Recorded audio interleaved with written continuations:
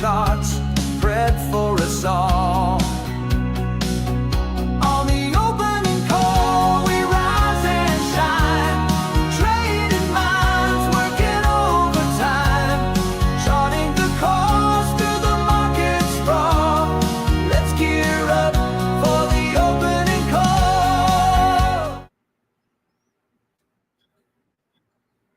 Check, quick sound check. Can everybody hear us loud and clear? Good morning. Welcome to Topstep TV. I'm Coach Jay, doing a takeover today. We got Coach Vince with us, Hoag, and JD. How we doing, guys? How we doing today? Good morning. Awesome. Good morning. Good morning. Good morning. Doing really well. Good morning. CPI day. It's always a good CPI morning. day. It's inflation day. We were looking at that 1 minute opening range bar in gold. We didn't take a trade.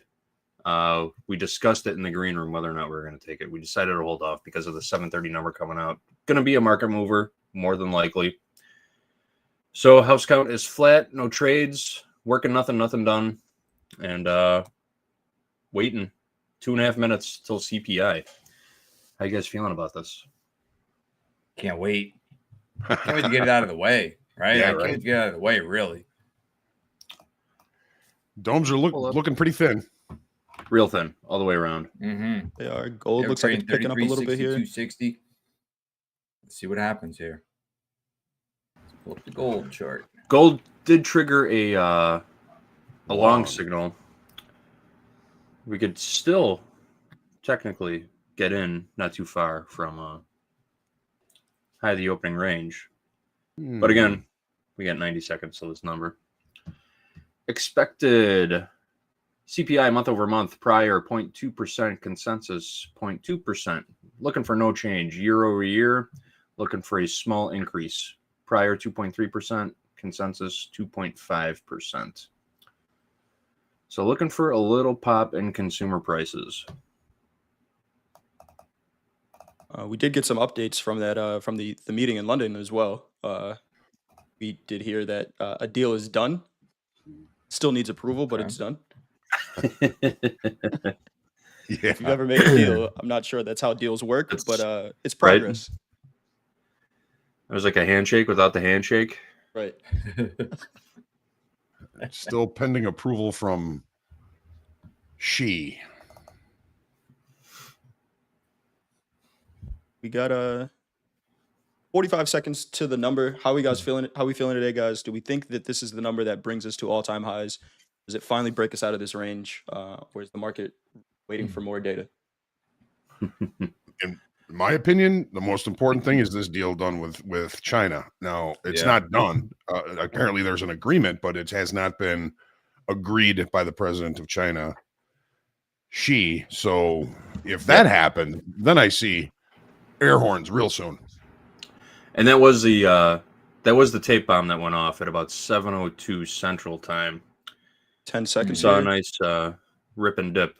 10 seconds. Flat and all. Right inside of range and value from yesterday. Settlement sitting down there at 33, 43, 40. Oh, spiking gold. Overnight Nice highs rip. taken out. Nice. Equities as well. Forecast is 2.4%. Whoever sees it first, yell out the number. But looks like it just came in. Equities responding positively. JD, did we buy those 15 lots we were talking about before? I've got them here. They're a little, well, the CPI month over month for May was expected at 0.2%. That came out 0.1%. The CPI year over year for May was expected at 2.5%, came out 2.4%. The core year over year for May was expected to come out 2.9%, which was up 0.1%. That came out at 2.8%. And the core CPI month over month for May was expected to go from 0.2% to 0.3%. That came out 0.1%. Cold. Those are good numbers, man. They are. Yeah. Market seemed to like like ass low too. Just that one minor increase year over year from 2.3 prior to 2.4%. That was the only negative outlier I could see on that report. And it was still lower than the expectations. So I think these are really good numbers, and we get Yeah. a deal today. Good night, To the moon? Irene. Yeah. I might win that bet with Dakota about new all-time highs before next Friday. Keep going this way. Got a dollar on the line. Right? We're making 1% You know- moves per day, and we're only 2% Jay, in from inflation all-time highs. can't be $1. It's got to be $5. Gentlemen's bet is $5 now. Well, it's inflation. That's true. That is true. Yeah, Baron and Dakota wanted to bet a cup of coffee, but I did have to inform them that the neighborhood that we'll be staying in Chicago, you won't find a $5 cup of coffee anywhere near there.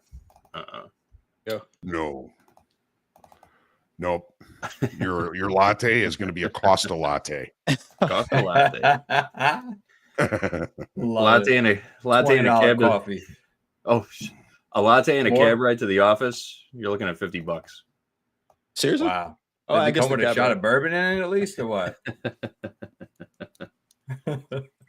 Wait, that's a $5 shake. You don't put any bourbon in it or nothing. Don't put any bourbon in nothing. Yeah, it's milk and ice cream. It's $5. Wow. It's crazy. You know, Jay, when you guys are in town next week, it's going to be rollover. We're probably going to be switching in the equities to the September contract. It might actually be a good time for you guys to be kind of horsing around. And I know you're probably going to be trading at some point, but just remember it is rollover this week and next week. Makes things a little bit goofy. Rollover. We have a holiday on on Thursday, right? I think markets are closed for a half day. So yeah, not a whole lot of trading. We'll just have some fun, enjoy the city, see the sights. The team has a ton of events planned, so I'm excited for it. And to get off the charts, I think since I've started, and I was talking to Coach Paul about this, since I started at Topstep, I don't know that there's been a 2-day period where I haven't looked at the charts. Right. Outside of maybe a couple of days, but yeah, it'll be fun. It'll be fun. All right. Any other news that you guys see from overnight? Anything we should be looking at? Well, I do want to show you something. If you could pull up my charts real quick, I just found something very interesting that I've been watching.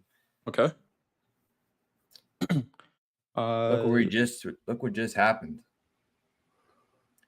Talked about you this looking with at? Hoag in previous opening calls. Look at that, baby. There's that trend line. Look at that. Look at that. Wow. Oh my goodness. To the tick. To the tick. Well, we are going to go to chart time with Hoag and Coach Vince. We know we have we'll check it out then. But wow. 25 minutes before that crude oil opening. We didn't do anything in gold, and it makes sense. You know, we got that CPI number coming out.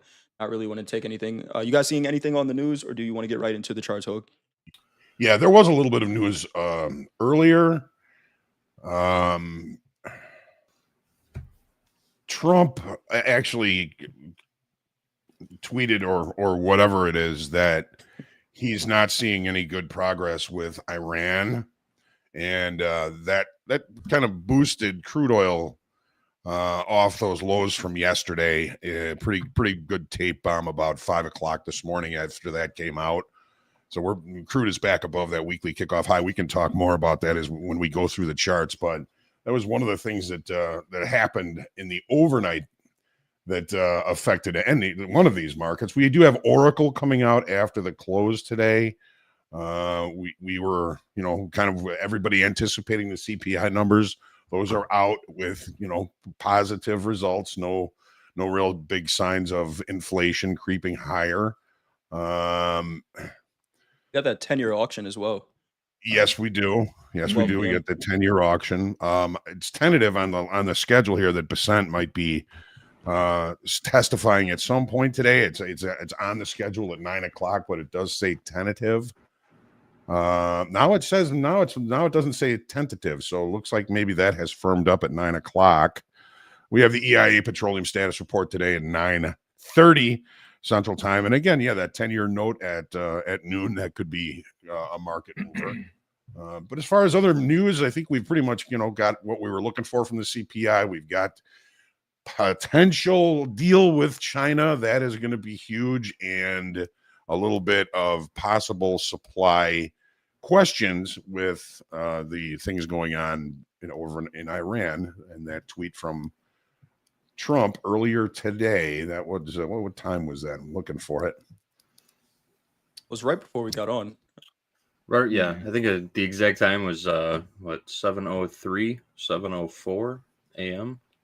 Yeah, I'm Central? talking more of what he mentioned about Iran. He's not pleased with Gotcha. negotiations with Iran. So that I think was a little bit of a booster for prices in crude oil again. Some question as far as supply is concerned if things go sideways over there. It's a fresh one. Traders boost Fed bets, nearly pricing in 2 cuts this year. So they're really looking for a rate cut in the September meeting. Nothing expected next week. We've got a Fed announcement next Wednesday, the 18th, 1 week from today. 2-day Fed meeting starts next Tuesday, followed by the Fed announcement, 1:30 Central Time next Wednesday, and a Fed chair press conference after that. But nothing expected. Kicking the can down the road to the September meeting. That's what all signs point to, at least. Not expecting any surprises. Gold ripped higher. Seeing some sellers step in now. That was the trade of the day, Hoag. We should have just taken it. I'm done. I'm We were done just talking about tiptoeing. putting on a 15 lot, weren't we? I'm done tiptoeing Just around okay. these economic reports. We're just putting the trade on. That's it. Accept the risk. Yeah, I mean, I think the one thing about that 1 minute opening range trade is that the risk is so small that even if you were short there, would you have been wrong? Yes, but it wasn't going to cost you this entire move, right? It was going to cost you No. whatever your risk Mhm. was. So, you hear traders say it sometimes. News expedites the move. What's going to happen is going to happen. It's just that the news might make it happen a little faster. That was a great trade. Dow popped 400 points on that Wow. in 5 minutes. 400. But JD, you got anything before we hand it over to John the Wow. Goat Hoagland and Coach Vince for chart time? All good right now. No trades in gold. We're going to look at the crude oil opening range trade at the top of the hour. So I'll check back in with you guys in a few minutes. Let's see some charts. Sounds good. Awesome. I'm going to step away and prep for the next segment. But Hoag, Coach Vince, I'm going to hand it over to you guys, and we'll be here in the background. Thanks. All Thanks, right. Coach Jay. Seeing treasury yields at the 10-year dropped pretty good here. Down 0.03% right now, a big pop in the 10-year. But let's take a look at these charts here in the ES, NASDAQ, crude, and gold. So the daily, we know we're in the teeth of rollover. The upside auction still intact. We're in full rollover blur, however, Vince.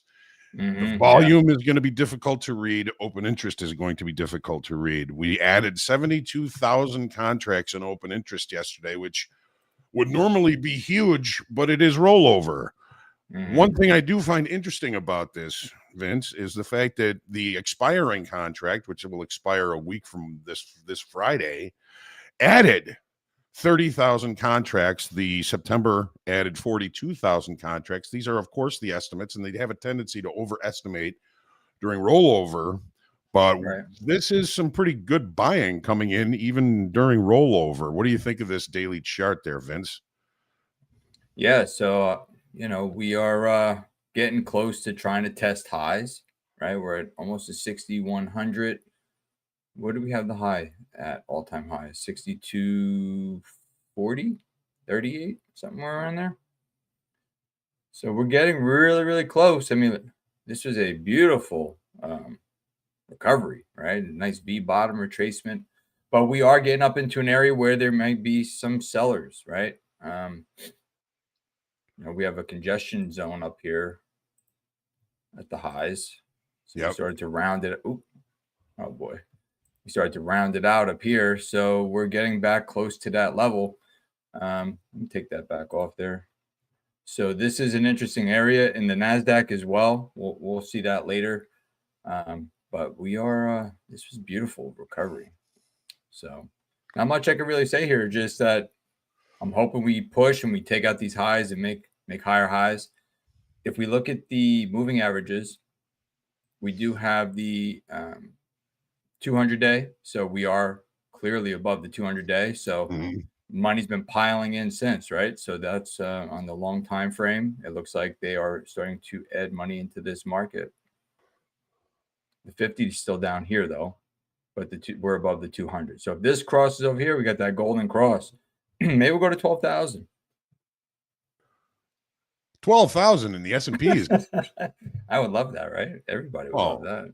Well, I mean, it's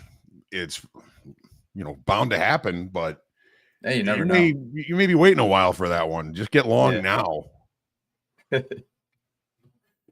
No, but on a serious note, though, I think we might find some trouble up here. If we could blow through it, then I would love to see that, right? But I think we're gonna, hit a little bit of a wall at some point. But we'll see. To be determined.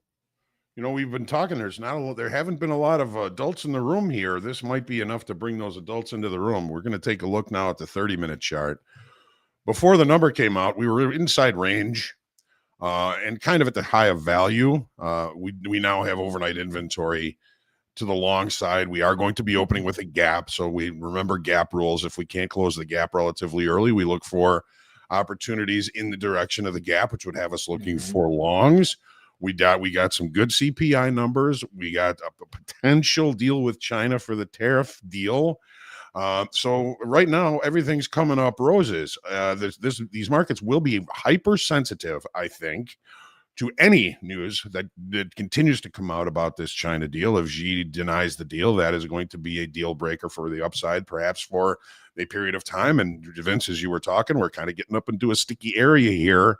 And I think, that sticky area, and, if this deal falls through, that's going to shake things up a little bit. But, if we're looking at, I was looking at this morning, we have a cup and handle off to the moon. And overnight inventory is now long. What do you think about these numbers? What do you think about the S&Ps today? What levels are you looking for today, Vince? Well, right now, like you said, we're opening with the gap. We have settlement sitting at 60.45. Yesterday, we had this megaphone pattern, right? And it looks like we're still continuing this. So I'm going to actually project this out, Hoag. Let me just see something here. Your megaphone there? Yeah. So I just want to just bring this. It's pretty high. But, we are... I don't know. A lot of times these big moves, we get a snapback, right? And maybe we'll come here, test settlement at some point. You never know, right? We might find some sellers up here because we've been in this range, where, well, not the range, but in the long time frame, there's sellers, there's sellers up here. This is a big move down. There's a lot of congestion here around this 6,200 to 60-80 level.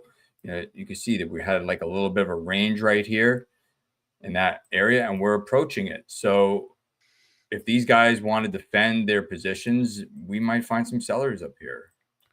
Okay. So we'll have to see. I would really like to see how we open. And, if we open with a gap and we cannot close the gap, then I'll probably be looking for longs today. But if we close this gap and get here to settlement, there might be some trap longs. Whoever is buying up here now, if we open back inside a range of value, they might be caught. So I might be looking for a rotation. So we're gonna have to see how we open, Hoag. It's rollover. It's gonna be blurry. Yep. I was just gonna say that, Vince. The fact that it's rollover may take some of the directional activity out of anything that happens, but of course, in the longer time frame that has all those contracts to roll over, they're going to be hypersensitive to price action. Absolutely. Probably a little bit more on this rollover than some of the past rollovers because of all the uncertainties and the things that could go well or could go bad. Who knows? Why don't we check out the NASDAQ? I mean, I feel like we're looking at the same thing here in the S&Ps. So rollover, blur, and full tilt, right? Look at the volume yesterday, though. I mean, the volume yesterday in the NASDAQ, which I consider kind of a breakout day. The S&Ps was doing a lot better as far as the auction process to the upside was concerned. And now I think we can actually put a grade probably on the upside auction in the NASDAQ. And I'm going to give that grade a C. S&Ps, maybe a C. That could change today, however. So yeah, the volume wasn't bad yesterday. We added 6,800 overall in open interest in the NASDAQ, which a lot of that has to do with rollover. That's part of the rollover blur, right? If this was not rollover and we added 6,800 in open interest, that's the estimate, of course. I would look at this as, new buyers continuing to come in at higher pricing. And that, if it wasn't rollover, I'd probably give yesterday's auction and the auction today so far a B. What do you think, Vince? Yeah, I mean, with 6,800, the previous day we lost 2,100, we gained 1,900, lost 2,100. So it's kind of been teeter-tottering, right? So you have open interest gain and open interest loss and open interest gain. But yesterday we put in some pretty good open interest to the long side. So with rollover, it's definitely going to be blurry for us. But if we go on my daily chart, we did hit a level that I've been watching and find it pretty interesting here. I don't know if it's going to sustain itself. Hold on one second here. So this is the daily, and I had this trend line drawn on here, which is from 22, I believe. Yeah, December of 22, we would put in higher highs, higher lows, higher highs, higher lows, right? And then we broke the structure, and then we got the big sell-off. We got the death cross happened. We sold off pretty good. And then I had this retracement up here where I had this area of interest, and we just hit it to the tick pretty much. So if I was a seller, longer time frame seller, I'd probably be loading up to the short side, defending these highs from the previous all-time high or whatever these are. And I probably would load up and see how things happen. If we break above this upward sloping trend line, I would probably adjust my position, start looking for longs. But we're in a very interesting spot right here. We're up against sellers. These guys got short, and I think they may want to defend this area here, So that's why I had this little target. It was bigger, but as we kept proceeding, it went higher and higher. So, long time frame, I probably would have sold a boatload up here. But we'll see. We'll see if we break structure. Took some profits, maybe, huh? Yeah, or profit taken. Either way.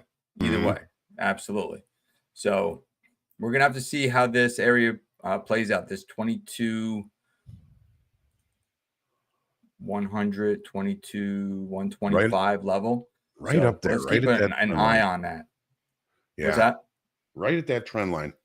Right at it. So if you're long, maybe lighten up. If you're, if you're looking to get short, I don't know. But let's look at the 200-day on the daily.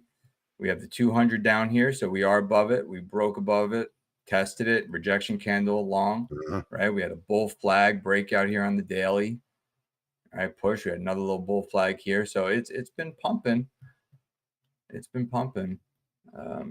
the 50-day? So the 50-day is still below the market, like the ES. So we'll see if this crosses above here in the coming days or the next week or so. We might have a pretty big event, right? If we get above this trend line, we have a cross, we get the golden cross, that would be beautiful. So, but that's what I got right now. So this is an area I've been watching. So we're gonna find out what happens here. Yeah. Either way. Maybe today. Maybe today. Maybe today. Maybe we get some fireworks here. All right. Well, let's look at the 30 then. Overnight inventory. Yeah, we got pretty long. We got the cup and handle here as well. But it certainly got some news, certainly got a boost from that CPI number. It's to me, it's the same story. Watch that 2,100 level about because of that trend line opening with a gap. Session gap high yesterday was 21,990. We open with a gap. If we can't close that gap relatively early, we still might be looking for possible longs. The one thing that again, we talked about this yesterday in one of the markets. We open above range, above value. We get back into value. That could bring us back to value low on this platform. Value high is showing 21,920 approximately, and value low is all the way down at 21,820. So that's 100 point value area. And if we do reaccept inside value, the probability is that we'll reach the other extreme of value. So just keep that in mind as you're going through your trading day. That's, my first hypothesis is, we're going to be looking for possible longs if we can't close the gap relatively early. If we do find ourselves showing acceptance inside of value, then I'd look for the market to kind of rotate to IB low yesterday, which is right near the value area low. 21,1875 is the IB low from yesterday. Seeing some support at the IB high from yesterday so far today.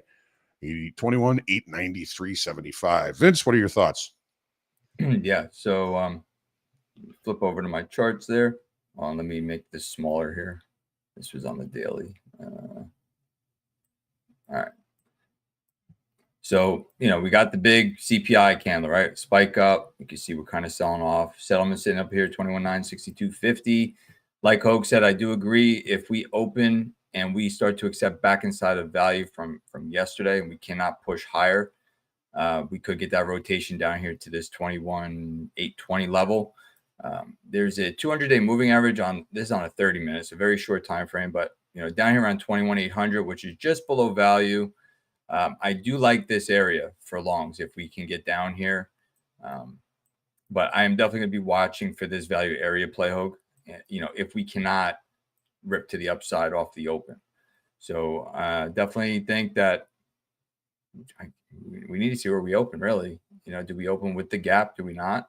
Right? It looks like we're trying to maybe some profit taken up here, right? Up against this trend line for the long side, just selling it, taking profits, waiting for see what the market's going to do. But the laggard buyers up here right now, they're hook, line, and sinkered, right? I mean, they're hurting. Whoever bought up here is hurting right now if they didn't have in the stop. So if they bring this down here, guess what? They're going to take them to max pain, and then we're gonna rotate this sucker down. But right now, we just have to wait. We have to wait for the open and see what's going to happen here. Buy the rumor, sell the news. Yeah, for sure. All right. Well, let's take a quick look at crude oil before we start looking at this crude oil opening range trade. So yesterday, we had our first play above weekly kickoff high for the week. We didn't really add a lot of open interest. The estimate was 400 over all of the contracts, and it is entering rollover. Okay. Actually, the open interest is actually higher in the August contract than the July, but July still has more volume. That's going to change soon, probably or beginning of next week. Oh, there's 1,000 on the offer in the S&P is at 60-64 even. 60-64 even, I can see right now. So I was looking for more continuation to the upside yesterday. It just didn't happen. It was an emotional, toothy profile on the way down yesterday. And again, it didn't add a whole bunch of open interest. We had all of that open interest piling in down here. And when we broke out above these highs, I said, okay, this is an event, and it may end up being a big event. Now with a little bit more news, we're getting more buyers coming in. We're up against the 200 session simple moving average. 66.44 is where that has come in, and we're at 66.45 with our pre-open high now. This would be more of the activity or the direction that I would be looking for after that breakout, with all of that open interest piling in. There's a lot of energy in this market, and again, I'm not saying that as a pun, but it is. There's a lot to this market right now, and it's going to be a real stretch for the rollover traders to keep this market rotational or range bound, which is their preferred market state when they are in rollover. What are you seeing, Vince?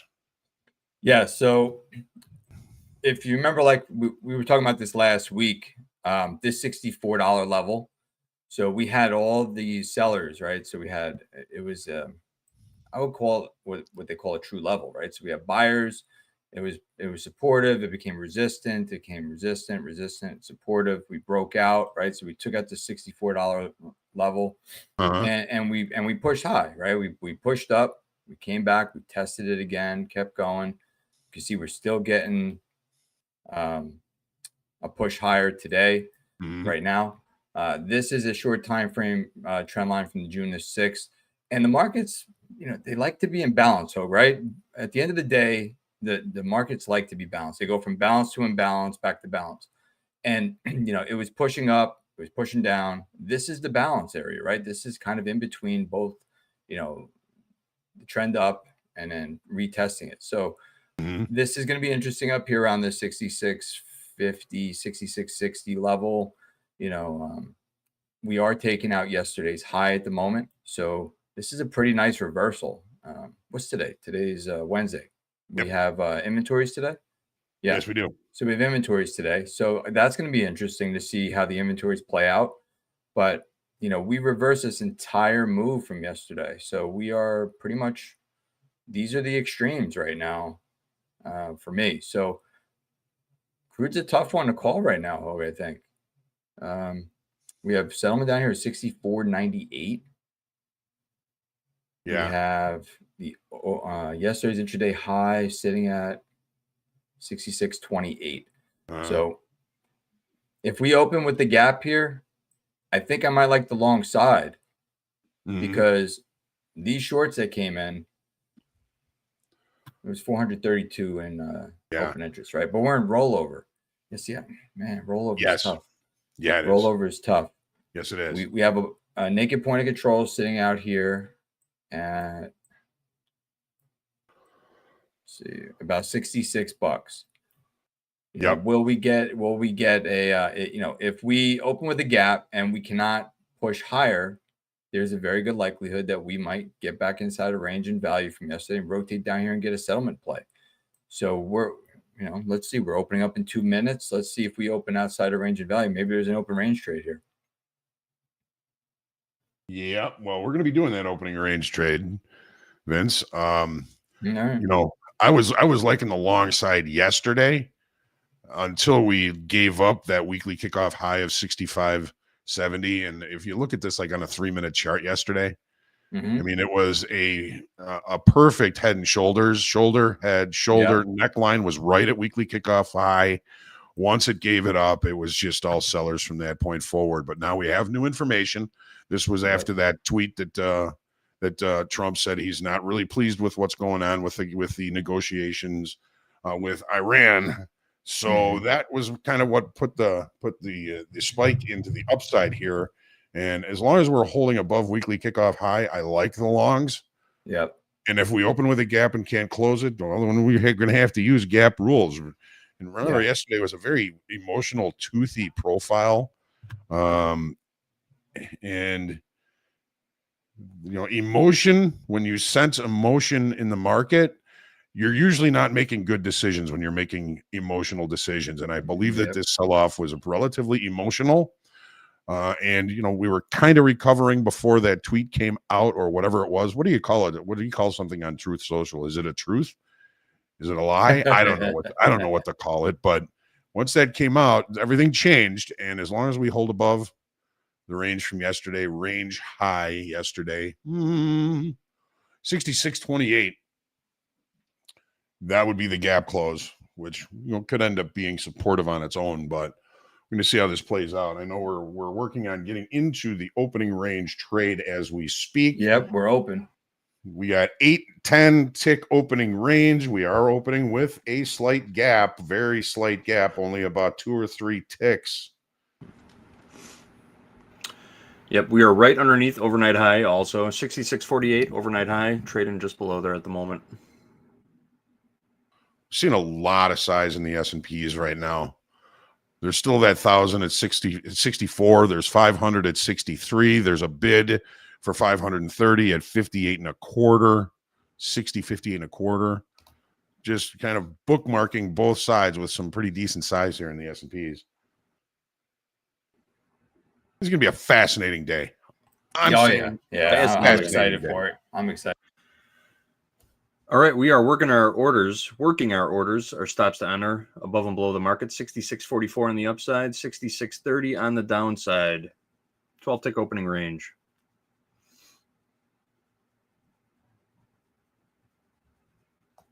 I think it's kind of what? Is it unusual to see this kind of size coming into the S&Ps before the open, especially after a number like that? The dome was pretty thin when the CPI number came out, but we certainly What's the attract size we're showing? Pardon? We just got in a trade, guys. We are short All right. one Short. crude oil contract. 66.30. House count short one. We will take. I'm going to put the stop just underneath overnight high. If we get up there, I think if we put the stop at new highs, we'll just turn into liquidity and risk slippage. So I'm going to put it right underneath. Well, we just closed the gap. To the tick.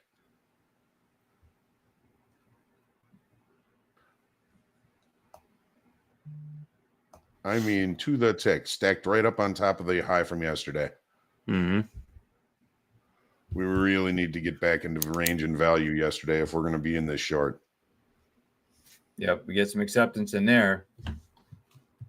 We might have a nice little trade on the line here. Seeing value high. Volume value high, 66.26, just under the high here. If we can start by showing acceptance there, I'm okay. Yep. TPO value high, I've got at 66.06. And if we can start showing value, if we can start showing acceptance there, then I'm really comfortable with the short. All right. Crude oil has not been very cooperative with these opening range breakouts the last couple of days.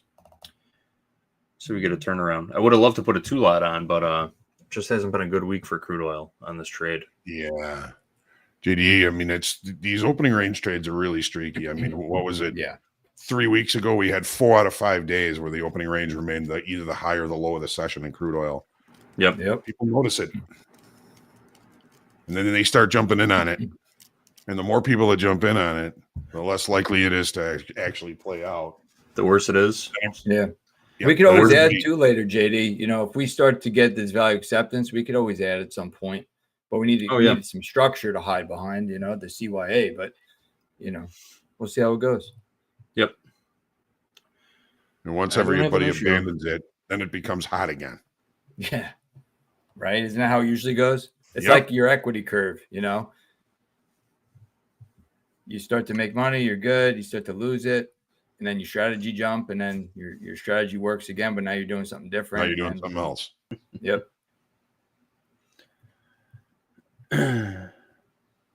Still seeing that side. He's up there at 64. Just hanging out up there. You see that comment in the chat, Hoag? Jerome Powell says setting his stop losses for losers. If we had direct feed, we wouldn't need to stop either.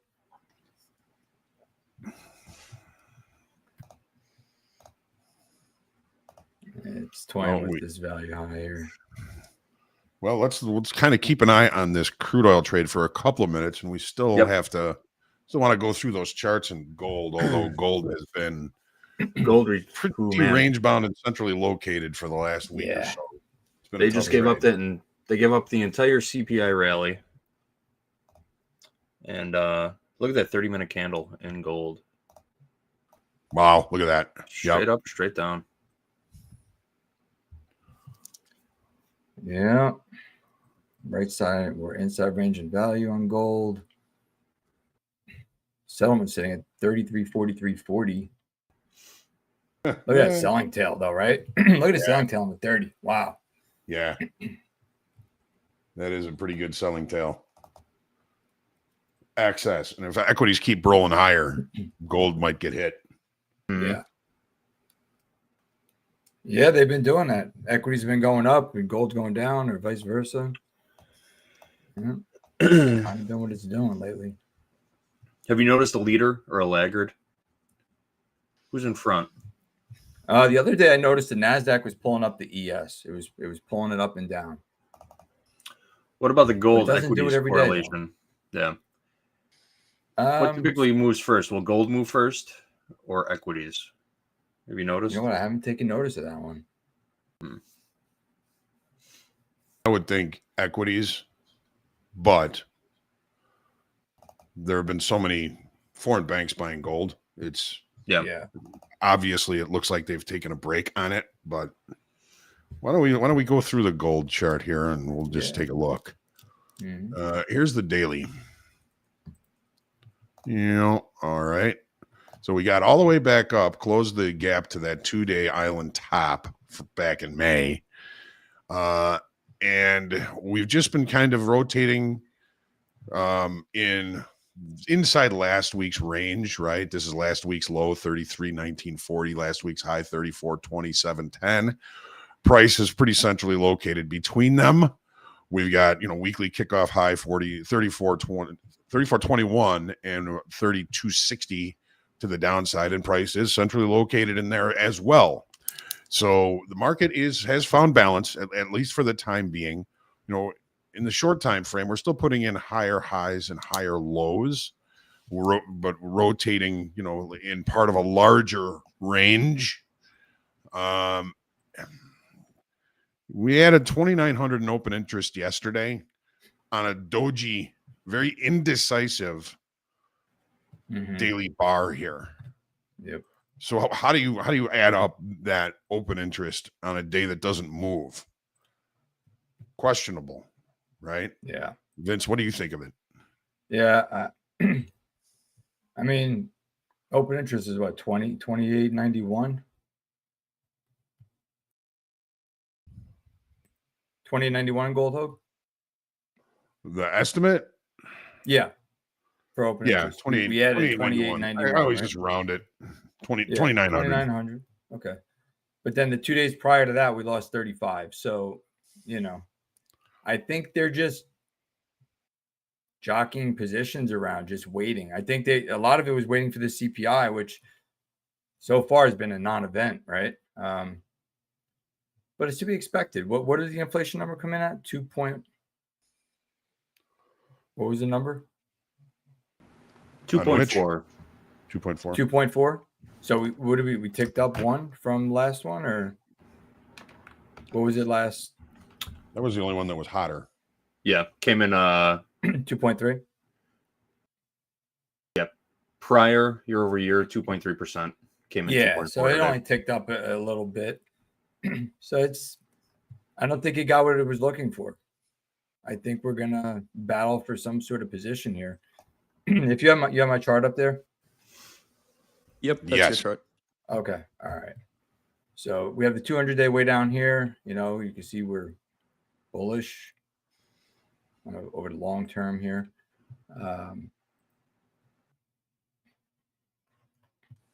Pull this up here. So I'm going to use this high here right now, since we failed. So we are in this pendant formation, right? And it matches. We're grinding.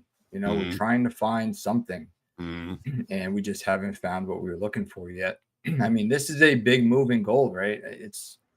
The market needs to take a little bit of a break. I mean, you push so much, you have to consolidate at some point, right? You need to find some sort of balance until they don't want to trade in that range anymore. And then we seek, we extend the ranges. But this, with the waffling open interest, don't you feel like it's short time frame control right now? Yeah, that's what I was kind of saying. Like we're up 3,500 over 2 days, and we're down 29. We were down 3,500, up 2,900. Then before the previous to that, we were up 800, up 13. So I think they're just, like you said, they're waffling it around. Open interest is up, it's down, it's up, it's down. The market isn't really going anywhere. The last 3 sessions, we're in balance here, over this 1, 2, 3, 4 sessions here. And then this little range down here, 3250s, we're inside of that range, right? So we're just chopping around. I mean, I would like to see a breakout above 3,400 if we can get up there at some point. But if not, I can see us rotating back down here to 3250s, 3260s until we break in a direction, right? But I think we're just going to chop in this area, this 3380, 3400 to 3250 level until we break out and find direction. All right. So Coach Vince says gold is chopping broccoli. Chopping broccoli. suey. Yeah, The 30-minute chart, I mean, we opened in range and value. Yep. The CPI came out. Big pop. Mhm. Boy, anybody that was in that long that fell in love with it is heartbroken right now. Yes, sir. I mean, we're right back in the initial balance from yesterday. I'm just going to try and stay real patient. I'm not going to do anything if I'm trading gold today until after the establishment of the initial balance, which is really in about 10 minutes. Mm-hmm. A double distribution trend day lower yesterday. Maybe see how toothy this profile. You can even see it on this volume profile. Look at this. Yep. Toothy, emotional, toothy and emotional. Mm-hmm. Usually emotional decisions aren't going to be the best decision that you can make. Yep. But we're still right in that range, right in that value. Stay patient, folks. Stay patient in gold. Vince, any of your comments? Yeah. So go flip over to my charts real quick. So gold. There we go. All right. So the bottom of this gap, I think, is 33.32 or 33.33. You can see we came down, we tested the gap. We took, traded through the bottom of the gap, got below it, tested value from May 30th, rotated up. And we've been trading inside of this gap, all right, for quite some time. 1, 2, 3 trading days so far, trading inside the gap that, now it is filled. We just rallied up, tested the high of the gap again, 33.75, call it, fell back into the gap. So right now we're just sitting in here. I do like a potential long Hoag if we can open up, test settlement, and then get up in this area, 33.40s, 35.40, depending on you what like time that trend we get line in along here. the bottom there, huh? I might look to get long because we've been putting in higher high, higher low, higher high, high, very short time frame though. Not a daily, but I find this area interesting down here. This 33.35 to 33.40 area. If we test it today and find some structure, or leave maybe, a buying tail or something, I might try to get long. But right now we're range bound, so I'm definitely going to be patient in gold. And with CPI, who knows? This could be just a maybe it's waiting for crude oil. Maybe it wants to see how the equities open. If equities are dragging gold around, maybe they're waiting for the equity open to see which way they want to take this market, right? And then we have a 930 number for crude oil today. So there might be some information we're waiting for to see which way we're going to go. But right now, I'm going to remain patient because we're right inside a range of value. Yeah. Yep. Good call. Good call. Thanks. I'm going to jump back in here real quick. I want to jump back in here real quick, guys, because I agree with Coach Vince on this gold trade. I'm looking at a 30-minute chart here. We can see that 200 moving average, which is this white line. We start to settle above it, which is at 33.59 right now. I do like the upside as well. The only thing is, on that rejection after that CPI print, right? Do we actually get back up there? Is this a move that happens today, or is that something we look forward to later in the week? But I do like gold longs as well. I'm going to be trading in fast markets. We're starting in a couple minutes here, but I may be looking at gold if the equities aren't presenting a ton of opportunity. JD, you still in that? At least you'll get the initial balance. You'll have the extremes of the session so far. Right. And that initial balance low Hoag, you're looking at 33.47, 33.48, and 33.82 at the high. Well, the 720 open, the initial balance low is 33.52.20. Okay. Got you right at the low of that news candle. Okay. Yeah. Yep. I like that. I like that area for an opportunity. You don't, because it's not expensive, right? No. Especially if you're trading it with micros, but I do like this the gold to the upside. We like cheap trades. Yes, we do. Yes. We are sitting right at point of control from yesterday, pretty much. volume point of control. Right. And Right add inside the today's. range. Right inside the range. JD, how's that crude trade looking? Trashy, absolutely trashy. I think crude ran out of gas. What do you think? We got like 3 ticks in it right now. It popped on us a few minutes ago and hung out right on top of our entry price for about the last, I don't know, 10 minutes or so. Crude ate a Beano earlier. Yeah, right. I'm ready to Well- throw. If crude was my roommate, I would have thrown him out by now. Well, we got to Stay manage our rude. expectations there. We do have the crude numbers coming out at 9:30. Yeah, Petro. Oh man. Let's go over the schedule for the rest of the day. We are running a different segment today, a different type of session today with Topstep TV. If you guys didn't know, I'm also producing this in the background, so if I look distracted, I am. But we do have we got Andre, Jack, MP, Dakota coming in for fast markets.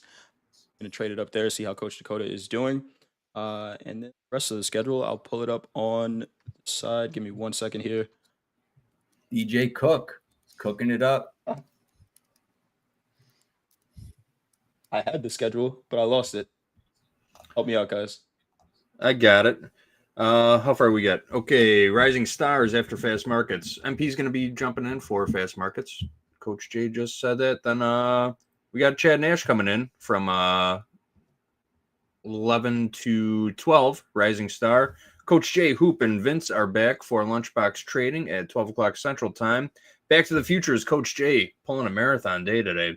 Joined by Mandy, the Salt Lake City sniper, coming in with Coach Dakota. And then Hoag, Dakota, Stephen L. for Power Hour. Actually, Hoag, you're not sticking around for Power Hour, are you? We're going to have to find a substitute. That is Either the schedule. one, I'm not sure. I think I might be. Going to the dentist, huh? A likely story. I am, but not till after the close. Make sure you get some of that funny gas, Hoag. It's just a cleaning, you know. I have really good teeth. Right. We could request funny gas, right? Just give it to me anyway. Yeah, there you go. You don't need it. Just give it to me anyway. All right. You guys have anything before we go into the next segment? I'm gonna play some music, play some tunes for our audience here while we switch over. But anything before we go into fast markets? Well, my usual: stay humble, grateful, creative, and centered, and pray for peace. Take a deep breath, folks. It's going to be a very interesting day, but aren't they always? Yeah. Absolutely. Coach Vince, what do you got before we go? Continue. Yeah, I would say just be patient. You know, let's see how the market starts to present itself, right? We have the CPI number, crude oil's coming out. So just be patient on this one. I think there's going to be a good opportunity somewhere at some point, you know, especially if we reject like areas from previous sessions from yesterday or if we accept them. So just be patient and wait for the right opportunity. Some stuff. Thank you, Coach Vince. And JD, what do we got before we go? I think we're going to see you on air later, maybe. I'm gotta going to read be that sticking schedule. around for a little bit. Yeah. I'll stick around. I'll be here if anybody needs me. But yeah, we're still in this crude trade. We're short, house count short, one crude oil, 66.30. We got our stop in, our CYA tucked in just underneath the overnight high. No profit target set. We're just going to ride this out and see what happens. But I'll keep you guys all apprised of what happens in this trade. It's kind of moving against us a couple ticks again. And profit target 64.98. 64.98. Coach Vince has set the price. Look at that. Escargot. All right, guys. I like it. But we are going to go to break. Thank you guys for joining. Like we said, Andre, Jack, Coach Dakota, MP coming in for fast markets. I'm going to be sticking around as well. This is Topstep TV. Enjoy some music while we get the next group in. We'll see you soon. Thanks. Thanks, guys.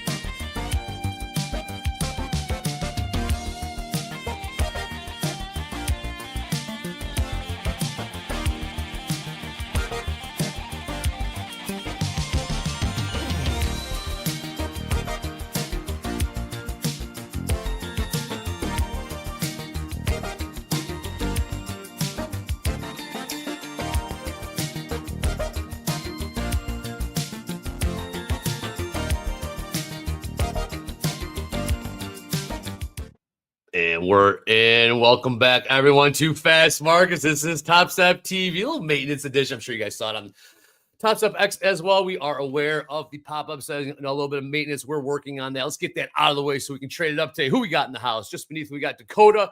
Beneath him, we got Jack. Then we got Jay in the lower left-hand corner doing double duty behind the box and in front of the screen.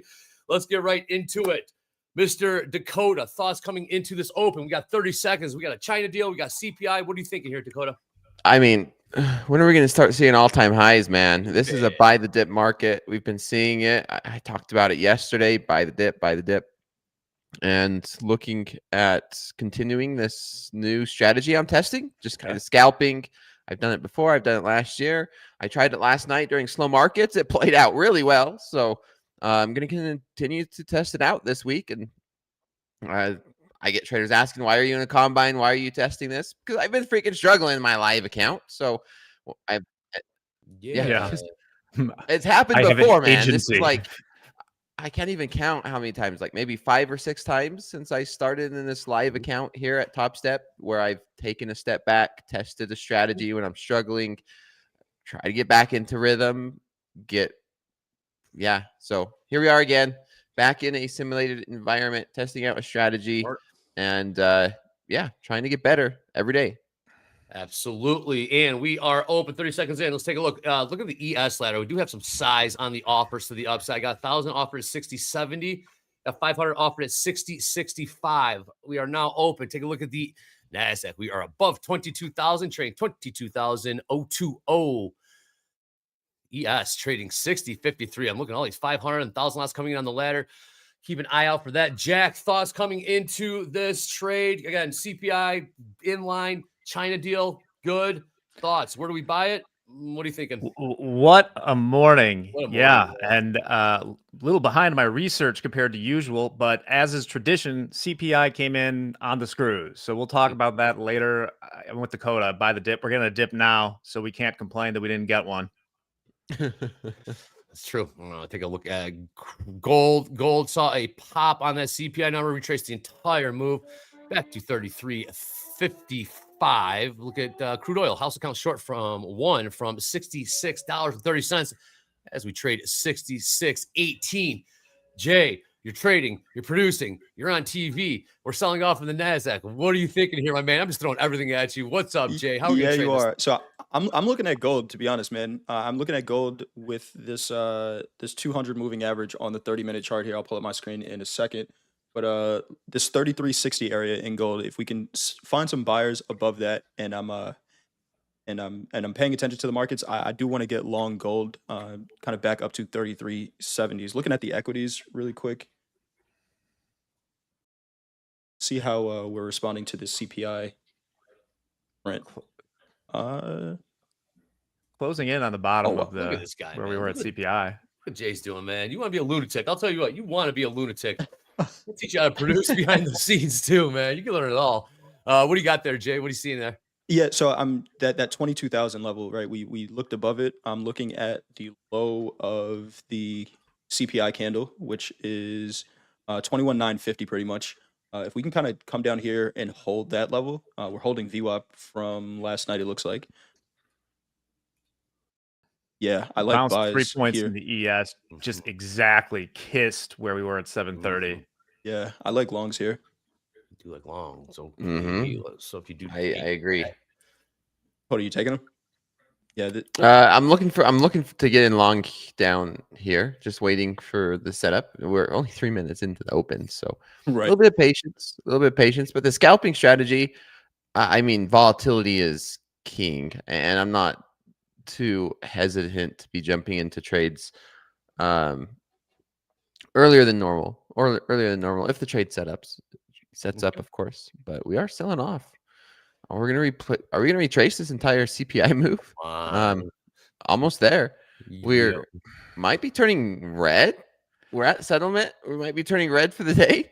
This would be an incredible setup for a rug pull, right? I mean, China deal, CPI, the screws, big green candle. Yep. Yeah. Hey, I'm not gonna front run that, but it would be undoubtedly funny. It would be quite the move. See if we can't get any more juice to the upside. Oh, God, NASDAQ on that CPI print topped out at 22,106. We're now beneath 22,000. Continue to sell off 21,975, about 10 points off overnight VWAP. What the fellows were talking about. Look at the ES. ES topped out at 60.74. My goodness. We're back to 60.45, right? Overnight VWAP here. Seen selling off of that CPI print. CPI print moved us more than the deal announcement? Question mark. So we continue to sell off here. Jack, I took a quick peek at the bonds. I saw a big spike in 10-year prices. Buy stop in at 980. Dakota, if you get in, please let us know. Jack, 10-year didn't move too much, 4.44%. I know you're eyeing a trade right now. It's not a whole lot there. We're stuck. Bond yields came in on it as one would expect. Just what was it, 2.4%? Pretty much on the screws. We're down to 4.438 in the 10-year at the moment. Yeah. I have a buy stop at 980 a quarter. Hasn't triggered me in yet, but if we break above 980 quarter, it'll trigger me in. I'm testing out 3 contracts instead of 2. Last night when I was testing this during slow market, I realized 3 contracts might be a little optimal. Let me leave a runner on, but we'll see. That's what testing is for. Yes, it is. Break up. First take profit's going to be 1 ATR, which is right here, 5 points. Just triggered me in. Stop loss is going to be right at the bottom of that. So let's see if we can. What price did you get to go again? I'm sorry. I got 980, but it looks like it's going to stop me out really quick here. Let's see if we can hold view up here. 21,000. Yeah, stop me out. All right. Hold it. Hit the bottom of the candle again. 61 3/4 my CYA. Okay, 61 the order. Stopped out. Oh, what you know? It did. 59 trade. But did we forget back in on this one? All right, 21,966 last trade. 60.42 last trade in the ES. What we got on the calendar for today? We got, we already had some of the big numbers out of the way. We got percent testifying at the top of the hour. Then we've got EIA crude inventories at 9:30 a.m. Central Time. Then we got a White House press conference at high noon, along with a 10-year bond auction. Right, We got federal budget balance this afternoon, and the president scheduled to speak around 3 p.m. Central. In, Andre. Go ahead, Dakota, you back in? Yep, Nice. back in. Like Just that took trade. profit for 13 points. Looking for one more ATR. Let's get that. So 2 take profits, moving my stop loss to break even. So I'm going to trail this. The ATR on the 5-minute is 30 points. So we'll see if I could get 30 points out of this trade. The ATR is pretty high because of that CPI. But 2 contracts take profit already. That happened really quick. And 1 runner, CYA at 967. 67. All right, last trade 21,990 just printed. Nice trade, man. We came down, held that overnight view up at 959 to the tick pretty much, and bounced up. We're at the high of the CPI candle, 21,933. We'll see if we can break that. Yep, moving But, my great CYA trade, man. to 5 points in the money at 975. Just a nice little scalp, locked it in, got the 1 ATR on this 100 tick. It's the 100 ticks usually around 5 ATR. I've traded this long enough that, I mean, slow markets, fast markets, 1 ATR for my first take profit is usually about 5 points in the NASDAQ. But the 5-minute, depending on volatility, that's a real good gauge of volatility. An ATR on a 5-minute chart right now, it's at almost 30 points a tick, or 30 points every 5 minutes, which is extremely volatile. And I think it's because of CPI, the New York session open. And so that's why that runner I'm looking for 30 points on that. 29 points, give or take. Should start to decrease. Let's see if we can get up to those 22,000. There's about 5 points to go here in the NASDAQ, getting up to that 21,993. Pulse off view up around 966. ES catching a bit as well off of overnight view up. Let's trade in ES 60.47 quarter. Got some size to the upside on the ask. Looking at the ladder here, nothing on the tilt. About 65%, 66% long in the ES. Saw some heavy long tilts yesterday, NASDAQ and ES. Continuing to push to the upside here. Jack, any levels you're looking at in the ES? They're all lower. That's why I was kind of talking about the bottom of the CPI candle. It's a little as I say, freeform jazz Yep. above these highs here. You have to go back a good way in the contract to see it. Still, the big one is, 6,000, but also, the 60-50 area is All right, interesting. take profit hit. For buy. 22,000 even. Way to go, 30 Dakota. points. Dakota, nice Ping job. pong. Nice Yep. trading. Yep. Conviction. That's why you manage your risk. That's how you manage your risk. Paper cut, boom, get back in. Good setup. Stop was a better entry, essentially. But look, 1 for 1, 1-1, 1 winner, 1 loser. Yeah, What's your stop was better. It's okay. An It's amazing okay, though. entry. It's Stop okay. would have been Yeah. amazing. But you got back in it. You stuck to your plan, stuck to this strategy, and boom, back in. What's your P&L right now, Dakota? 976. All right. 976. Sweet. Let's stay locked in. See if we can know. I gotta say, I like this this scalping Dakota. It's not a, every trade doesn't have to be a home run, and it's hard, right? And I think about it all the time. It's just like, we want to try to catch 100 points or whatever it is. It's $976, and we're 20 minutes into the market, not even 10 minutes in. That could be your day. Nice trade, man. I feel like but that can't be Muhammad your is day because smiling. you're on air all day with me. So let's keep it going. Yeah, we're Yes. we're just We're here getting for the started, man. marathon. Jay Just getting and started. Dakota gonna be here wall to wall. The real bell the bellers after the bell 2, and it is a Wednesday. Let's see if we can get back in this. Yes, Dakota's testing his strategies. That's what you do. That's what the sim environment is for. Testing strategy. I can assure you, he tested the strategy in the live. Failed 600 lot filled on the bid, 60-45 in the ES. Probably gave his test in the live account. That's the only way we learn our lessons here as live funded traders.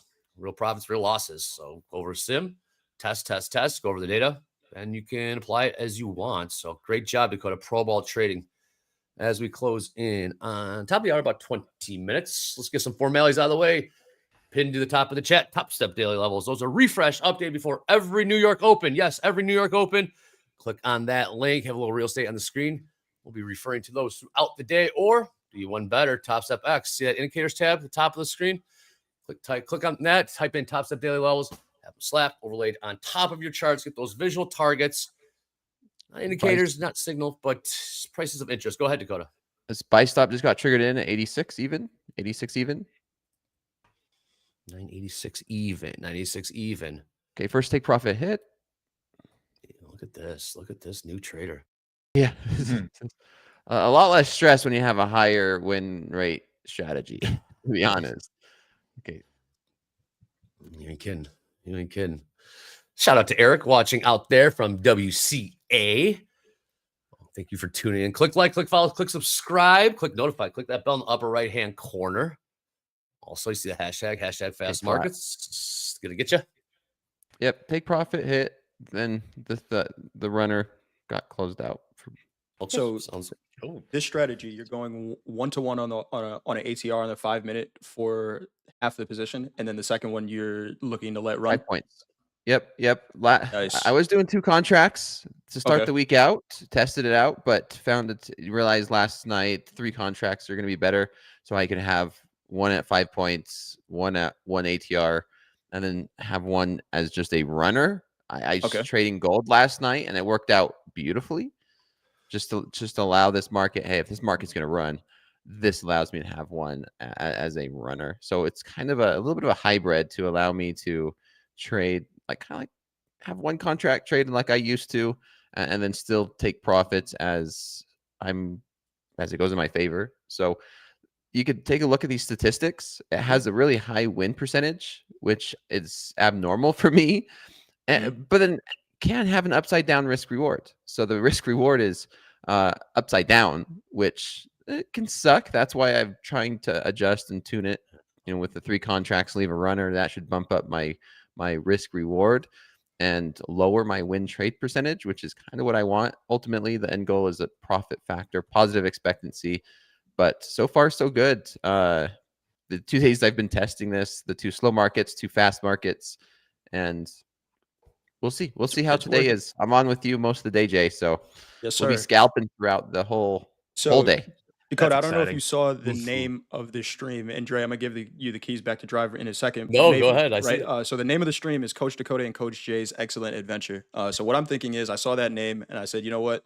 What would I, if this is my adventure, right? Like Goosebumps, choose your own adventure story. What would I want to see on a stream? So I know, Dre, that you're driving. Please But go ahead. Your market analysis is I don't think it gets enough attention. So if you could put a trade on for us, if you see one, we're not gonna force any trades. Oh, hell Yeah. But Oh, if you see a good one, yeah. that if I had to imagine my trading adventure, it would be an Andre trade. No pressure. Win or lose, we lose trades all the time. But I want one of those. And Yeah, Jack, Yes, sir. I got you. you got the keys to the house, right? I do. All right. If we all agree on something, we're not going to do check marks, right? Because that's not my adventure. That's a nightmare. But if we all agree on something, let's if we Yeah. can put it on in the house with some size. Nothing crazy. Gotcha. Nothing crazy. But so Dakota, anything on your rider? Anything you want? Before we I want to see. Underwriter. I want to see Red Andre Skittles take a only. trade. Red Skittles only. And Fiji water needs to be room temperature. And Nag Champa incense only. And then we can proceed. Yes. Frozen peas need to be a cool 33 degrees. Yes. Yes. Well, absolutely. you know the story behind, I forget which band it was with the brown M&Ms was. Metallica. Who Well, was they requested I forget who it was, but they requested only black M&Ms. It seemed like a huge diva thing, but they explained it later that it was basically they have pyrotechnics and all this crazy stuff with the stage build that can be dangerous. So if they saw that they had a bowl of brown M&Ms, it means that they paid close attention to the rider and everything in it, and it was like a safety thing. Oh, it was a test. Yeah, it was a I like test. that. Van Halen, I'm Van told. Halen. Oh, okay. Okay, very interesting. 500 left downside. ES 6044. 6044. Jay, take it away for a couple seconds. We're gonna something here in the background if you don't mind. Yep, I got you. You want to go, Cam? No, I'm still here. I'm still Okay. here. Just, All right, cool. working All right, something. let's take a look. Pull up my charts really quick, see if looking at still here. So we are holding this VWAP. I do see some traders saying, we may just kind of need to get out of this range before we see a trade. Selling below VWAP right now, but Just turned red, man. where is settlement Insane. price? I should pull up Topstep levels. Basically, here? right where we're at. Right Okay. where we're at, like 960, I think. We're at negative 0.05, 0.04. So Okay. NASDAQ turning red after a China deal, after the CPI. I think it's important to add one Fine. thing. The China deal, as far as I can see, and I only read the tweet, still has 55% tariffs on China, which I believe was just what the tariffs were right before Liberation Day, which were causing the market to sell off for most of March. So maybe there's some realization of that. Like, hey, guess what? We had the deal, but what's really changed? I think what stood out to me the most in that was that it still needs to be approved. Yeah, the details too, I think, right? Right. We get magnets. What's a deal without a handshake? Art of the deal. Art of the deal, indeed. Coming to the top of the hour here. We got all the plugs. Oh yeah, hashtag fast markets. I already did that upper left-hand corner of the screen. It's up at Topstep TV on the X. I already did that one. Got the schedule out of the way. Keep an eye out for that. And yeah, we got Besant testifying here at the top of the hour. Selling off. Jay, I will take you up on that. We do see a trade. Indeed. Get ready to mark it in. Mark it in. Maybe the Shit, man. That's how it's gonna go. Mark it in, mark it out. I'm gonna wait for a headline. Just jump in, ride the wave. All right, so man, we are retracing the entire CPI move. 21,921 now 922s in the Nasdaq. 6037 on the ES. Got some size to the upside on the ladder. Got a 900 lot up at 6070. 6070. The ES. Saw JD in the chat saying oil is a bum. Oil is a bum. Oil, would you wake up? Don't be a bum, oil. You start selling off. How's it gone short from right about here? $66.30. 10-year. Chilling right All now. right. Starting to consolidate here at 920s. Might see a nice little bounce. Yeah. Well, Yeah, I have a buy stop at 28.5. 928.5. Buy stop, get in long. Let's see if we could get something here. 28.5. All right. Last trade, 21,922. 922. Nothing on the tilt just yet. Okay, trigger me in. Okay. See if we can get any fall through above 28.5. 933 last trade. Looking to push again. Overnight view up at 965. Dakota 965. Yep. First take profit hit for 5 points. This is Deletian. Uh-huh. Let's see if we get any follow through on this. Push here. Come on. ES1 want to go first. And then. Okay, Yeah, second all right. take profit hits. There we go. CYA moved below the next pivot. Uh-huh. So basically, that's basically break even. Look at that. Basically break even. So 2 take profits.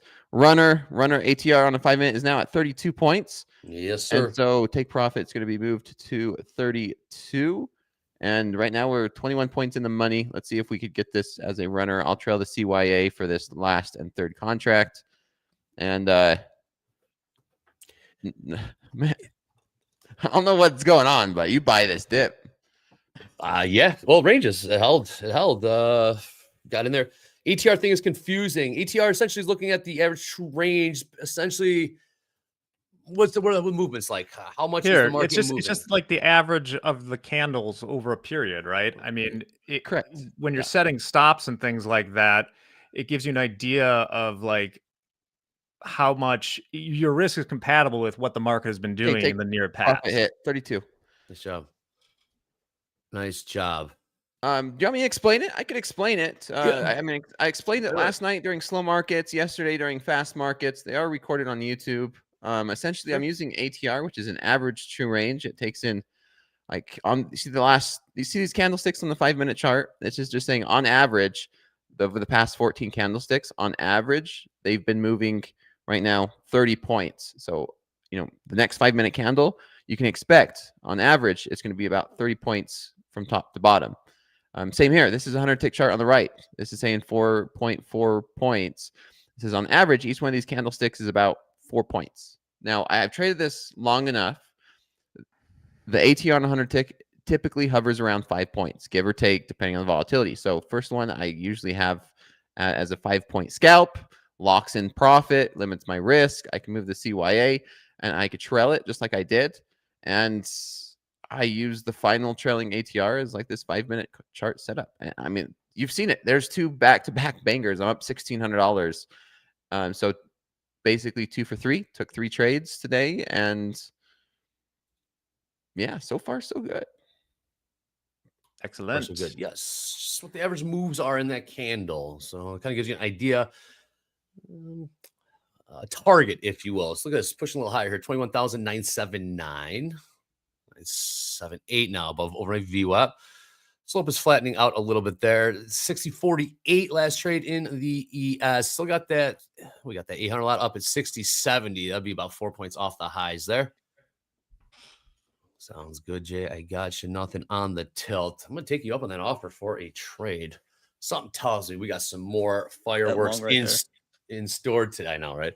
In store today. Like today. Because your site. Fidget fan. Yeah, you might be able to talk directly. Hey, click like, click follow, click subscribe. 166,000 subscribers. It's getting close to 167. Let's see if we can get there today. Today, indeed.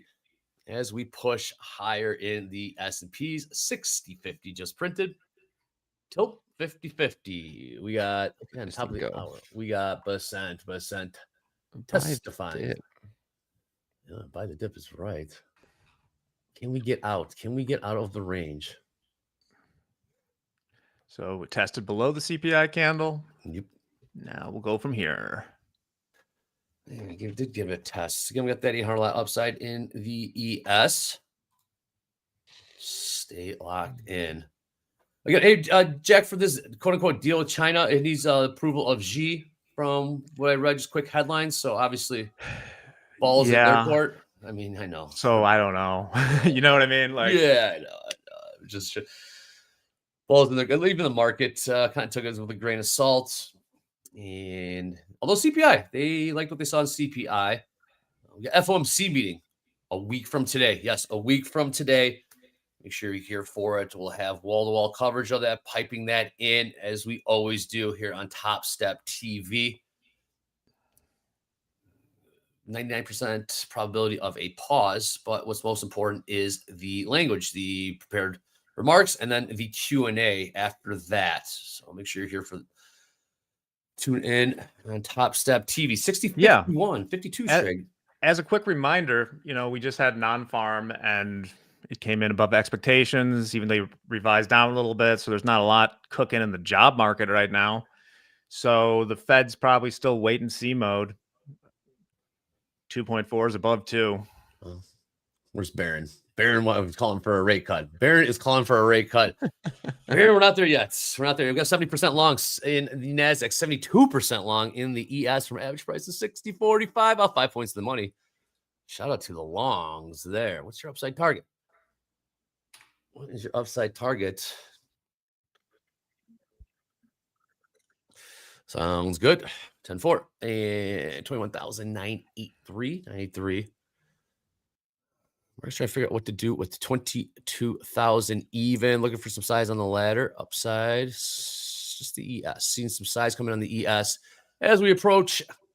Oh, I guess we're kind of in roll. Not roll week, but we do have June expiring in a couple weeks. And we'll roll over in September. Definitely seeing roll orders in there. Yesterday, there were so many. The choice du jour seemed to be 500 lots of ES. Mm-hmm. Love it. Love when the size comes back in. Saw a little selling there in the NASDAQ. 21,971. I just got triggered into a long here at 974. 974 is okay. Yep. Okay, first take profit hit. I know that voice. I know that voice. Second take profit hit, and I have a runner. All right. First take profit, long from 974. What did you get? 10 points higher. Look at, we are cooking here. 21, yep, 5 and then 10 points higher. I have a runner looking for 32 points here. So let's see if we can get that. Another 32 points. Good. Oops. 60.52 last trade in the ES. So 1,987. So your first take profit is 5 points, then 10 points higher. Correct. Yeah. It's based off an ATR on this 100 tick, which has been hovering around 5 points, and 2 ATR, which is 10. And then the last one's going to be 1 ATR as a runner on the 5-minute chart. And then I'll just trail it up based on these pivots on a 100 tick chart. Okay. Can we get through the still? How about this? 73% long in the ES from average price of 60.46 now. They're about 6 points in the money there. Yep. CYA I just moved to 980, which is locks in 6.5 points. Okay. Gold selling off. Gold saw a big spike on that CPI. Topped out at 33.82. We are $30 lower, trading 33.50, about $5 off the lows there. Top of the hour in 3 minutes. Scheduled to testify as the equity 74% long in the ES right now. 74% long. Flat. Yep, flat. Okay. Cool. GameStop down 4%. Oh yeah, what happened there? How'd it come out? What? They were kind of silly. You don't say. They you don't say. Yeah, revenue's down, earnings up, but they only made $44 million in a quarter for a company with a like $12 billion market cap. What's their revenue stream exactly? Still renting video games? Zombie stores and stuff like that. I can go look and break it down. Do they own real estate? They're making 700 million plus per quarter in revenue, which is kind of shocking to me. So there's still people are still doing it, huh? Still going to rent an old CD or DVD, whatever. Pop that sucker in the PS3 or what is it, PS5 now? Hello, Andre. You're old, man. You are old. 75% long in the ES right now. PS3. Come on. I'm telling you, that trade's dead now. Just like the options are so cheap. It's just not fun anymore. It's like fun anymore. It's like holding T-bills or something, only it could go to zero. I hear him. Love the card. The voice of God. The disembodied. Oh, we cannot. Okay. 60-50, 60-50 last trade. Pete, take some trades today, man. Take some trades. It's 33.51 last trade. Look at crude. Crude closing in on the high, $66.48. High about 5 cents from that. We are in the range. Crash Bandicoot. Yes, we are. 74% long. 74% long. Is Yes. Andre still playing Scott, or was it Crash Bandicoot? Yeah, absolutely. I'm still playing GoldenEye, man. That game was the shit. I don't want to hear anything else. That game was awesome. And 64. That was a good time. Laser tags, a couple pizzas. 64 into the wee hours. Wee hours of the night. Right now, stay locked and loaded as we come to the top of the hour. See what Percent has to say as he testifies. Nothing really else on. Who says I'm not Pug Traveler? Exactly. All right, we got headlines coming out of the present. The Fed should lower 1 full point. 1 full point? That's a lot, Mr. President. That would, yeah, I mean, hey, it would be wild. 1 full point. That would be. Point. You want to see some volatility? Yeah, that would. I'd love to see it. It would be amazing. It would be absolutely. Trying to test out. Knock on these doors at 22,000 even. 22,000 even. 14 points from there. Yeah, I got a buy stop in at 89. Just got triggered in. 89, you are in. You are long. Yep, I'm long. 89.5. 89.5. Let's trade 21,990. See the direction of these trades, lot. chat? I'm buying this market. What are you, Yeah, 80% no- shorts? No contrarian bangers for Dakota. He is. No, we exactly.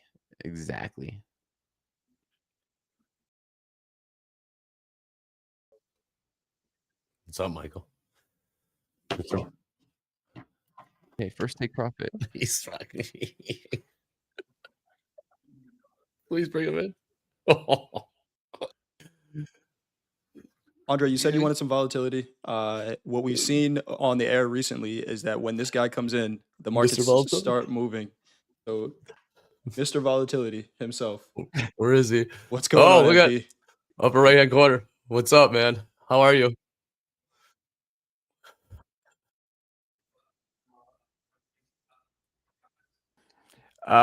They made 44 million or something in net revenue, but their revenues overall or net earn. Yeah, what's up? Q1. Yeah. Hold on. I don't know if they're hearing MP. Give me Really? 1 second. That's on my side. Yeah, give me 1 second. Middle of the week, Michael. Middle of the week. Crude trade stopped out. I don't get it, but Yeah, okay. down $203. On $203 there, we are stopped out. Should be good now, MP. Michael, come on in, Mr. Volatility. Hello. GameStop. What they make Jack? Yeah, no, I was just asking behind in the green room, Jack. You said GameStop netted what in Q1? 44 million. 44 million. Stop. I know what you're gonna say. I'm doing some math here. Trader math. I know exactly what you're going. 5 a week, 5, 10, 15, 2, 4, 6. Our traders at Topstep took home probably 60 million that first quarter. So they made more money than GameStop. If you want to lump it all together, Look at and that. say who made There more you go. money? Who made more money in Q1? GameStop or Topstep's funded traders? Uh-huh. I want to do that math for you guys. That's you were pretty saying good. that. I'm like, That is good. well, yeah, they didn't do 800 million top line, like you said they did. They did 800 million top line. They only bring 44 to the bottom. Physical It's a really- stores, Michael. What are they? A grocery store? Was there one right down the Yeah. street over there on Clark and Wrightwood? Wasn't there a GameStop right over there? I think there was. Was it LA Tan now? Something like that. There was one right there. Like, who's in there? All right. The Treasury Secretary is testifying before the Ways and Means Committee right now. I'm seeing it. Begin to sit down, keep an eye out for that. Coming up to these 22,000s in the NASDAQ. Seeing some selling coming in there. Michael, we got a deal. We have a deal, quote unquote, with China. Waiting for Xi to approve it. And the China side, ball's in their court, Michael. So we have Promises made, promises kept, Dre. Hey, come on. my guy. My guy. I mean, yeah. What else can you say? I love Lo. So much fun. Absolutely so much fun. Peanut gallery. I love being the peanut gallery. Yes, you do. All right, Michael. So No, we're gonna- it's good. I think it's good. I don't know. Yeah. All right. So we're doing a little bit of maintenance today. We got doing it on a different stream, using a different way to do this. We'll clean it up in the background. We got 75% long in the ES, 72% long in the NASDAQ. Dakota is testing out new strategies here, Michael. Getting in, focusing on base hits now, Dakota. Yeah, working out pretty good. Pretty good so far. 4 sessions, 2 slow market sessions. This is the second fast market session, and both is showing a positive expectancy. And then probably I might test it out in some micros later this week, and then if everything goes smooth, be back into my regular sizing come early next week. I like it. The secretary has begun. Let's sit down. We got crude oil inventories at the bottom of the hour. Michael, what is on your mind today? As we trade. As we... You ever been to College World Series, Dre? I have not. I've always wanted to. Always want Omaha. It's this weekend. It is. Yeah. Will you be attending? I got 11:35 flight departing Aspen to Omaha. Rosenblatt Stadium. Is it still No, called? not anymore. It's not Rosenblatt. I think it's TD Ameritrade Stadium or something.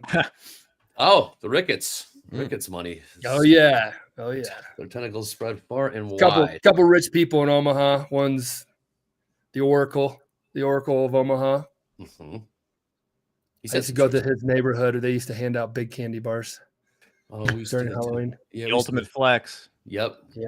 King size. Go to the rich neighborhoods for Halloween, indeed. Then change your costume about hour and a half later, and go double dip on the same house. Yeah, we're going real low rent on that one. Yep, that's what you do. Nick. Hey man, go knock the hustle. Go knock the hustle. Here we go. 21,985. And we get And then the Ricketts. So they started Ameritrade, which then became TD Ameritrade. I was with them when they were Ameritrade in like 96. 96 is when I opened my 1996. That's crazy. Just a quick update. We're getting those maintenance warnings on Topstep X. I haven't seen them pop up in a little bit. I just had it. It's just a little thing that there is no maintenance. there's no maintenance. It's just Dismiss. It's a little tweak. What do they call it? It's like the check engine light. Use the sensor. It's faulty sensor. It's about it. Put a piece of tape over it. I was once driving the car with Michael. There's some rattle in the back of the car. It was driving him nuts. He's like, what the hell is that? I'm like, I don't know, man. What is that? He's like, well, back in Nebraska, when we had a rattle, couldn't figure out what to do. Just turn up the music louder so you don't have to hear it. That's the old country way of doing it. Well, no, I know. I didn't say it like that. Your deliveries, I said, you're like, they said something about it. I go, want to know how to fix it? Yeah. And I looked at you and I just turned up the music. Play the music. Problem gone. Yeah. Problem solved. That is a problem. I got solved. long 3. Ooh. Dakota's a scalper. What price, Dakota? I got 94. Okay, 21,994. Dakota, I'm noticing the way you get into these trades, you're using a buy stop, a trigger to get in, essentially trying to catch the momentum. Correct. Yeah, getting in when the market's going in my direction, especially for scalping, has a higher probability because you're getting in with, like you said, Andre, momentum, right? And if you get in with that momentum, especially with the NASDAQ and how crazy it can be, 5 points is like nothing. That one I did get stopped out. I'm still getting used to it. Like I said, scalping is a little more, this speed is a little more something I need to get used to. I might come into these settings and test out these bracket orders to see how I could utilize these bracket orders. For example, like that order happened so fast. I was 5 points in the money, and if I had to take profit, it probably would have been filled.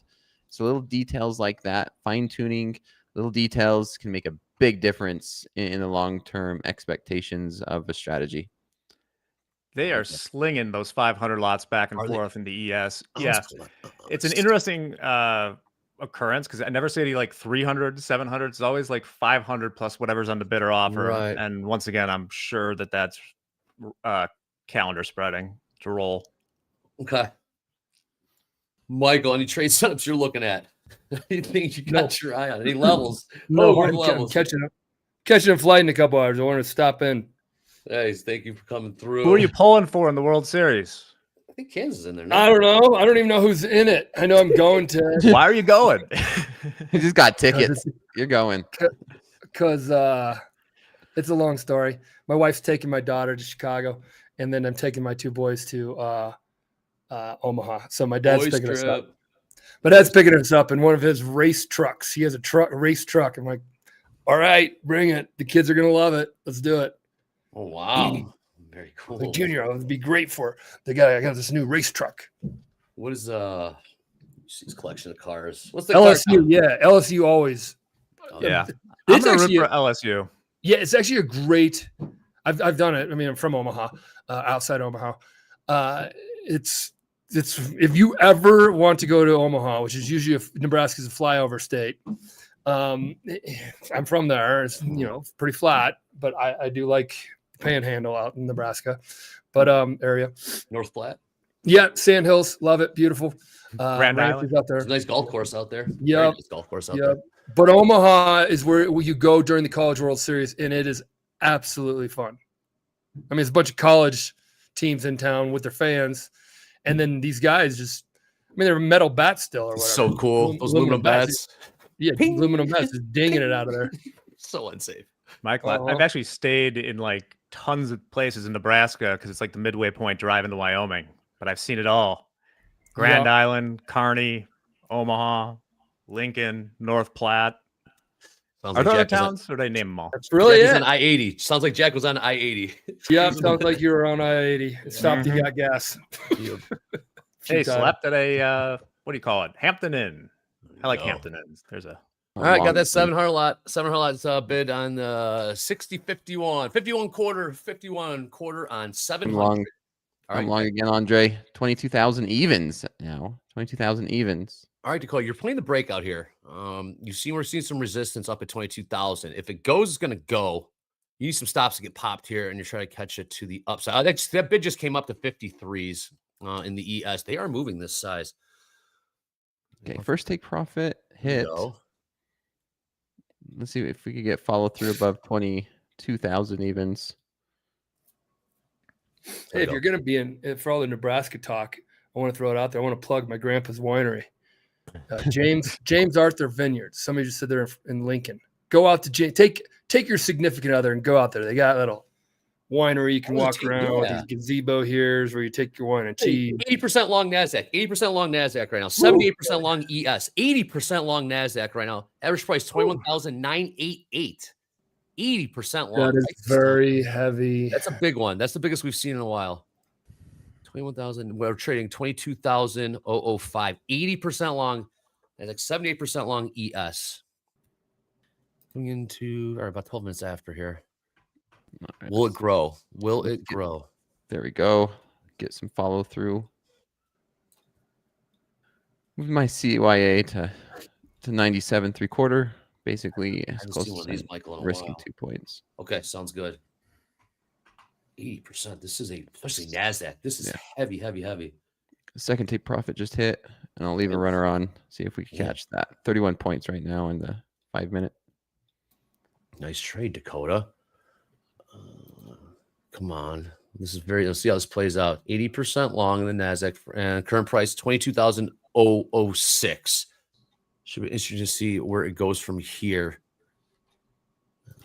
ES 78% long as we trade 60.53. Will the longs win this one? Will the I'm part of them, man. Back up into I'm that long opening too. range. going here? Opening range high. I have it on the 3 minute 22,024 here. Mm-hmm. And we're kind of right at 50% of this that's right at 50% of that CPI candle also. 81%. Sorry, 81% long go. now. 81% long NASDAQ. You guys see why Dre's getting all jumpy on this one? Because it's getting tilty. 81% means if 1,000 positions are open, which are way more than 1,000, it's in the multiple thousands and some's over 10, multiple 10,000. So lots of thousands. We don't really tell you guys how many open positions, but there's a lot of people with trading right now. A data set greater than 30 is randomly better. Jack, you know the statistic definition of whatever. I don't know. I remember that from Stat 101 class. So it's bigger than 30. Look at this. 810 of them in this case, if it's 81%, are all one direction.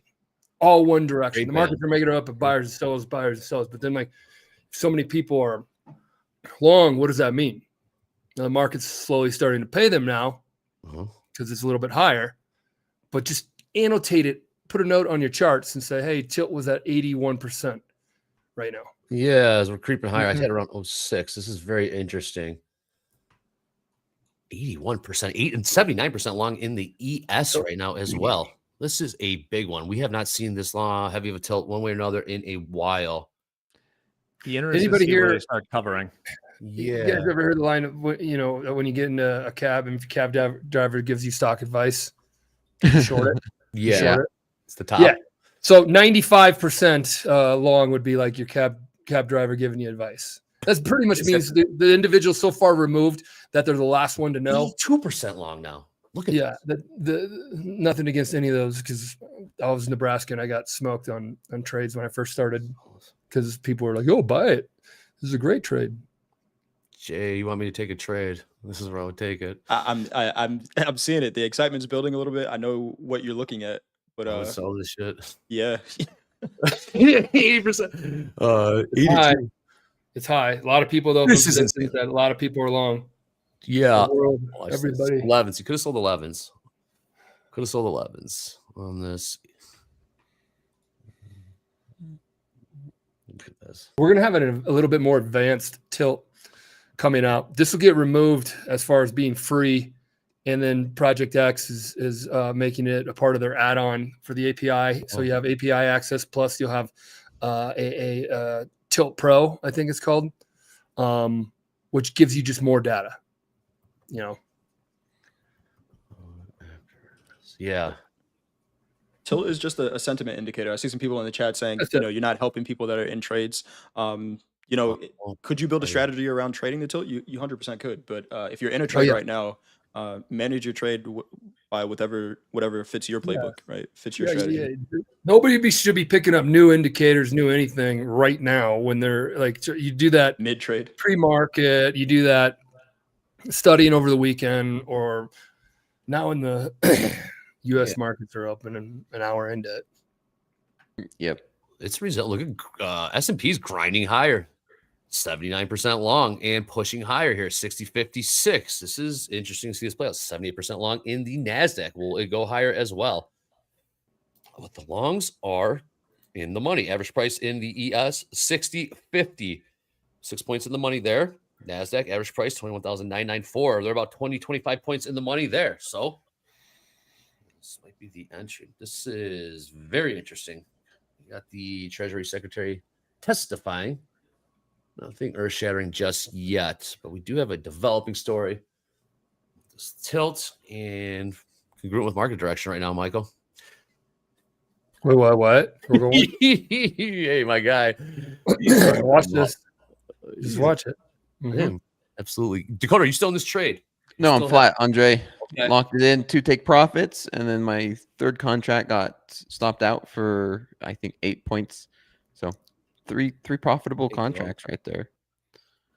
Nice job. So 2 winners, 2 losers, I believe. Today is 3 winners, 2 losers. 3 winners. All right. 3 winners, 2 losers, $2,200. And we're not even an hour in. That's a lot of trades, man. This is a lot of mental capital, focused, scalping. But 83% long ES. 83% long ES right now. That's what it requires. Oh, here we go. Is this the turnaround? 83%. 83%. This is a big one, man. It's a big one, man. But it's when it sits. I've noticed when it stays high tilt and it stays firm in the market to the majority bias. It goes with them. It's kind of like almost like more people piling on. I mean, this is a 84% long ES. I can't tell you last time we saw something like this. Which price? 60.51. And staying strong. Right, look at that popping higher here. ES no stop right now, 84% long on this move to the upside. 60.58 just printed. Average longs in the money. Well done to them. 79% long in the NASDAQ as we pump higher here as well. What were some old levels up here? Is there any old levels up here? Old levels? Well, we got new levels because we Well, I mean, refreshed not like old those levels, levels but before like- every New York Open, Michael. So stand by. I will get you those levels in the ES. shit, We are in I don't have my zone. top step levels. That's why. I was wondering. Yes. Have those. Click on the indicators tab, top and top step X, type in top step daily levels, Michael. Yeah. Boom, have them slap overlaid on top of your chart. And we're cooking here. Look at those levels. Look at this. Wow. Okay. 83% Okay. long. Look at this. What do we do with this? Well, there's a clear target for the longs. It's just they want to see that CPI candle. Oh, You guys notice, it goes out to everybody here. You guys notice like when it starts to creep up like this, and then there's an area where it starts to get really finicky. Like when it does these powerful creep ups, we're just like, it's just not even selling off. There's just no look at this, man. No pullback. Yeah, I like that. Just Look a at zombie this. rally. Yeah, the zombie rallies. 84. We got that. Is there? Do we have like updates of the tilt to make sure it's like pretty crazy that people are still 84% just from what I've seen of retail traders? I can confirm. No, I mean I got the one Looking that at has more data on 85% it, now. and it's growing. 85%. Getting close to 85%. I'll give you some of the information that's on there. You know, but 82% of the people that are in there are positive on the day. Average price is what are you? Man, it's moving on me. 60.52. I got 52 average price in the ES long. Okay. We got 600 lot to the upside, and the ES. Oh boy, we are seeing some size. They are lifting these offers as we continue to grind higher here in the ES. This is good on them. Get with the momentum. Get with the move. I'm leaning on that 700 lot. Well, okay. Tick. Right now. You in? I'm not in, no. Just came down. Just came down. So they're looking for these fills. 60.58 in the orders. As we trade 60.58, 60.58. I would just be careful because these large lots are likely just buying 500 in the next contract. I would think they've been popping around all day. Jack, your voice of reason always gets me to pause. I like it. Go, get in there. I think there's other reasons to maybe sell it here, so I don't hate it. Mhm. I like the short Me side too. for just a pullback. Yeah. Kind of right at the high of this opening range here. Yeah, Seeing we the are. market slow down a little bit. Volume slowed down, but This is definitely. Come on. 58 in the orders, offered 600. They did trade. Offers came in front of it. Did not get fully filled. 300 filled. Still working 300 on that 58 in the orders offer. 83% long. We end. Michael's in, locked in, man. Trader. What's a trader? I love it, man. I love it. What's a trader? Always a trader. It comes down 60.58. It's got that long tilt. NASDAQ, 79%. Jay, are you flat? Jack, are you flat? Everyone? yeah, I'm flat. I'm flat.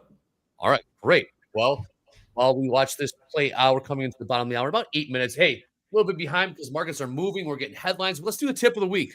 If we're good to go, bring in that tip of the week because it's a good one. Talked to Alex Ferrer about this yesterday as well. Kind of cross over between skiing and trading, but optimize your trading environment. Eliminate distractions during trading time. Phone, get that phone out of the way. Make sure you're locked into TopstepTV to eliminate those distractions. Use reliable hardware, software setups. Obviously, hardwire is ideal. Get the most reliable connection. Gives you best advantage. That's what you need. Ensure a comfortable workspace setup. Indeed. Also, backup internet and power sources. I got backup power source, backup internet. That's a tricky one, but absolutely optimize your trading environment. Very, very important to success. Just helping yourself out. Don't play defense against yourself, essentially, is what that's saying. Tilt's getting paid. Yeah, it is. Yeah, it is. Eliminate distractions. That's a big one. That's a huge one. Phone's the big one. That's probably the biggest distraction. Yeah. It is. Some people might think, Yeah. Yeah, Topstep like TV distraction. Tops are not a distraction. ever made to mankind, you know. Period. Wild one. This grind higher is not. It's not stopping. It's pretty strong. Michael, did you take the short? Yup. You still in it? Yup. Good. Give us some space. Give us space. 22,027. Give us some space. Sell some more if it gets heavier. 81% long. All right, we got that 500 lot downside. 60.57 in the ES. See if he wants to go get that. And beneath that, This thing, somebody is just buying the hell out of this. There's John did an iceberg, like breakdown of what iceberg orders are. Yeah, infinite bid. The infinite bid, yeah. Very tricky. I remember in the trading pits when the big order would come in, say that the markets were trading like 78, trading price is 78, and a big order came in and say buy 1,000 at 80. Then they would go 80 bid 1,000, and then everybody would be like start to hit them a little bit, but then the markets would pop up, and then they have such a big order sometimes, or like 1,000 or 2,000, that then they would turn to the pit reporter and said nothing below 80 bid. And that basically means if there's a 79 print or 78 print, he has to make that customer good on that 1,000 lot. So then the broker is just protecting his customer, protecting his own ass from getting from taking the fill if an 79 or anything below 80 would print. So they're very they would hold markets right at positions, right at levels. What a feeling. Nothing lower. Well, this thing's grinding 22,030. Aaron says, can MP start a podcast, please? I think this is our best bet. What is this? Is this a podcast? Is this a vlog? It's our podcast. It's a podcast with images. Yeah. Yes. It's our podcast. You know, just turn it, yeah. Put your headphones on, go for a walk. It's a podcast. Yeah.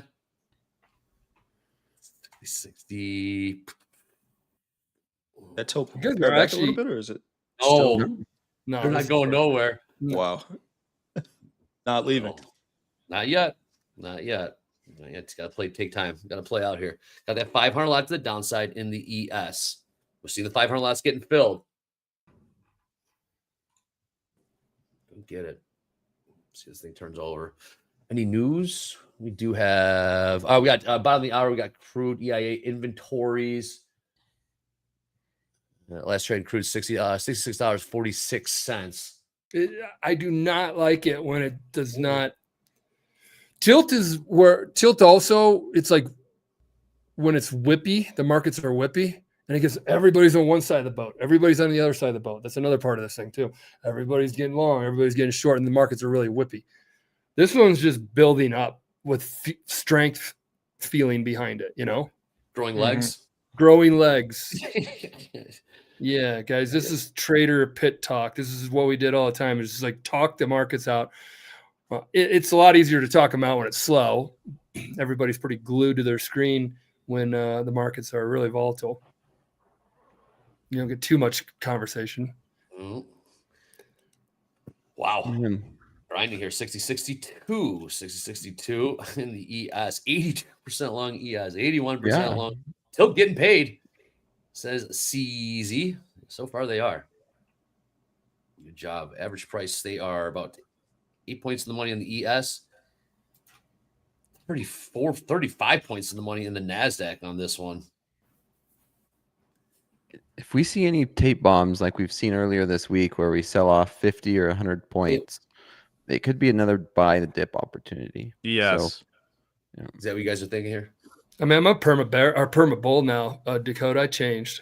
Yeah, you have? Which means the markets are making highs, are like have made their highs, I should say. I mean, it's a lot less stressful. It's a lot less stressful. I mean, I know Topstep's 401k matching program. We have 200 and some employees, and you know, we're pushing money into the markets like they're pushing a percentage of their every week. And we're not the only company that does this. There's Every company pretty much does this. Yeah. Established one, 401k matches. That's all natural bids that come into the market. Money's got to be parked in equity somewhere. Yeah. Yeah. That's the That's perma just that bull. All right, I know, Brad. I'm short a 2-lot in the Nasdaq, 2-lot micros, Good. What price? 34.75. Risking Good. about $100 on this. Just looking for this to kind of fall back into this range. Volume on the way up on this move has been decreasing. Thank So I'm you. kind of just fading that. Not risking a whole lot on this.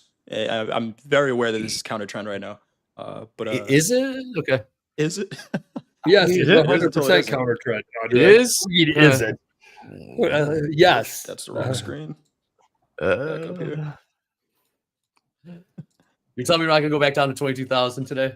Or you're telling me we're never gonna see 22,000 today again? We might. Yeah. I like the play to 22,000, but the question's when, right? Timing. Are we going to go back and say, yeah, it was right. It was just early. Yep. The markets can be irrational longer than you can be solvent. This is very true. That is the truth. And we're seeing that happen right now. Of course, see that happen. Offers coming on the ES. Seen that a lot. Just starting to see some You ever hear signs. that? You ever hear that line? I said right when I got back from traveling vacation, I'm technically going to Omaha, which could be considered travel, and I'm sitting with 3,000 unrealized right now, down. So, Mm-hmm. You tell me you're not going to go down back to 60-50. We're not going to see 60. Get out of here. We're not going to see 60. I'm just saying, man. You tell me. Come on. We're just going to hang out long. These long got to take profit somewhere. Yeah. Nasdaq's went down to 75% tilt long. So Yep. some profit I'm taking. just saying. I'm just saying. What do we got here? So we have 1,000 people today. 1,000 getting an email. Oh, yeah. Out of the blue that just says, hey, you've been doing a lot of the things that we like to see. And for that, we're giving you a free. Well, almost free. Well, it's almost free because they can't do free for some reason. And it's 99% off. So it's like $1 or something. So you get a free 100K for $1. And that's if you want to expand your strategy, here you go. If for some reason you need a reset, you can use it for that. Just 1,000 out of the blue. 72%. And these are all people on the new dashboard.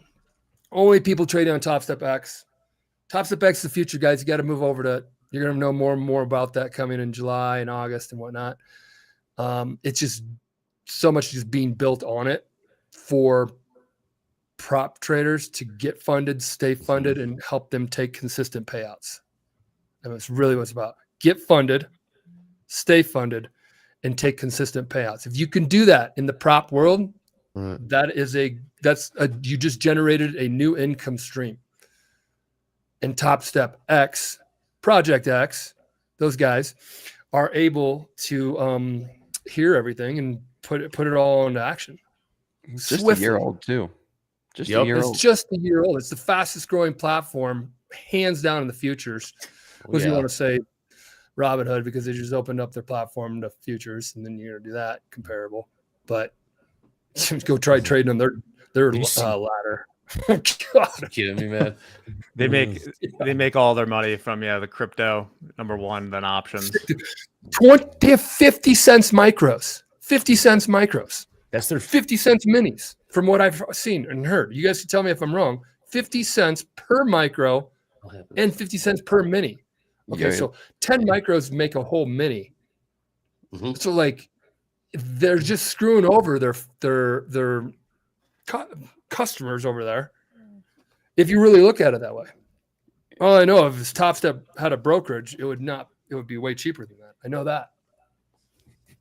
If or when. Last we do not. So- 60-60. Look at that. 65% long in the NASDAQ. What is going on? This is getting they got out. Still 72% long. Interesting. In the ES. Yeah, I'm taking that off. Okay. Sellers kind of failed there. I still like the idea, but they had a chance in 15 points, and we're right back up to the highs. So I may take it again though. What do we have on the schedule today? Yeah, but then still scheduling. The Trump tax bill will bar U.S. profits tax elsewhere. The U.S. tax and spending bill will prevent corporate tax revenues from being drained to foreign treasuries. Headlines there. Yeah, crude came out pretty much in line. Finally, some semblance of a pullback. Tell us then. Yeah, Well, the this tilt's freight not trains strong. kind of takes a while to slow down and put in reverse. So you could always just use whatever it is to talk yourself into your position's going to be good here shortly. I think Mhm. it will. I think it will. 60. Oh, I've been doing this too long. No, you haven't, Michael. It's never long enough, dude. You love it. You love it. Oh, I love it. It's been a fun endeavor since 1997. I've only done one thing in my entire life. That's be like trade. Yeah, I've done entrepreneurial stuff that I was mentioning yesterday. But as far as like profession that I went narrow and deep on, Did you ever consider quit trading? dude, it's a love-hate business. Yes. Well, Every yeah, morning. What's the longest you Every- quit? What's the longest you quit trading for?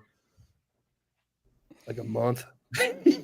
That's a vacation. Take a break. I know. That's just a sabbatical. That's called roll week. After a month of it just laying in bed being like, I could have done this, I should have been doing this, I should have been journaling more, I should have been staying more disciplined. I don't need to, if I'm down on this much money in a day, every time I did that, it was like 3 times that, and I just let my emotions get a hold. And then you're like, I can fix all that. But that's good. You're reflecting, because you're supposed to reflect and then prep and then go, so. But then, what really helped is breaking it down. Like, what do I really need to work on? Well, diluting the power of FOMO. Who cares if I miss a trade? It's an opportunity making machine. It's been around here since way before I was here. It's going to be here way longer than after I'm here. Mm-hmm. So opportunities are every, moment of the day. So no FOMO, Michael. And then I've talked to myself like that way. Yep. Stay patient. Oh, did you fly in an airplane yesterday? I was doing ground training, Dre. Ground training. Okay, so Which classroom. basically just meant filling out all their paperwork. Signing all the waivers. I got a 21-year-old kid. That's my flight instructor. I go, how many hours you got? He's like 600. I'm like, okay, thank you. Okay. Yeah. Flying since birth. Yeah. Where's your goal to fly to, MP, as you embark on this? Lawrence, Kansas. And I don't know if he's listening. Probably not. He should be in his aeronautical engineering class right now. My nephew, Grant, who's been on here on Dorm Room Traders, is getting his pilot's license and in aviation or aviation engineering or aeronautical engineering. I don't know. I'm not barely past college, but he is very smart and he's got a full ride and all that kind of stuff. And he's getting his pilot's license. So I'm like, hey, I would love to fly to you. And then you fly to me. And we do this kind of uncle nephew kind of thing. So 600 hours. Okay. Flying into Aspen, out of Aspen. That's difficulty. My instructor's from Purdue. I'm like, it was a little bit different flying into here than it is Purdue. He's like, oh yeah. Purdue, they pump out all the pilots and astronauts. Yes, they do. And Yeah, money manager. And it's a money good program. and private wealth managers as well. And Kyle Orton's. And Kyle Orton's. Yeah. Don't care. Oh, Cutler. Where's Cutler at? Oh, that's Kyle. Sorry, I'm thinking of Jake Cutler. Yep. Kyle Orton. They were together at one point. Yeah. I mean, Kyle Orton was a legend around the Chicago bars. Yes, he was. Altoona, Iowa, I believe Kyle Orton's from. He was in Altoona. Dylan, you work at Aspen. I work at Aspen Airport. This wouldn't drop my bags off there. Dylan, Oh, really? Bontempo. Dylan Bontempo. I'll be at Dylan. If you work there right now, I'll be at a Here we go. 11:35 flight. Or, UA 5772. oh my God. What is happening? What? She was changing his will yesterday. God, Now come he's- on, Dre. Come on. I know what flight you're gonna be on. Airport's a good place to meet security anyway to meet me. Yeah. Well, you gotta get through Dylan, yeah. UA 5772 flight departs Aspen Airport at 11:35. You come meet me there, and I'll bring you. I'll What? hand invite you a VIP invite. Top Step Damn. VIP. 3 months free. Damn. No monthly cost. 2 resets a month. No activation. A Wow. coach. Maybe your coach is Dakota. You get picked up on his team. I don't know. Wait, Or is Coach Dylan, Jet. is Dylan working right now and at the airport? Or I don't know if this is yeah, like true. we'll, guess we'll find out. You're gonna On the have right- 20 people show up, and they're all named gonna be Dylan. That would be great. Hey, thanks for tuning in, I'd say. Okay, Dylan. Dylan is his name. I'm writing it down. Because I will forget. We're asking when is draft? Draft is in a little bit. Draft's in a little bit. Still have some more check-ins to do. Still have some more check-ins to do. Michael is writing it down right now. Take a picture. We want proof. Oh, you're not working today? Oh no. Oh, okay, we're actually here. Not an Aspen. I think look at some of these prices. $66.50 last trade in crude. Gold $33.54 last trade in gold. 22,042 in NASDAQ. And this is long tilt just hanging out. This is a new one. This is I did make a deal with my flight instructor who's 21. He's like, I sit down. He's like, yeah, you're one of the older guys. They usually do like younger kids. Like Aspen School has a flight simulator literally in the school. Jeez, how rich is your town? They did a ski lift hell's going out on? of the school. It's just like, I remember 10 years ago or whatever, when I'm like, came here to ski, I'm like, what? That high school has this thing out.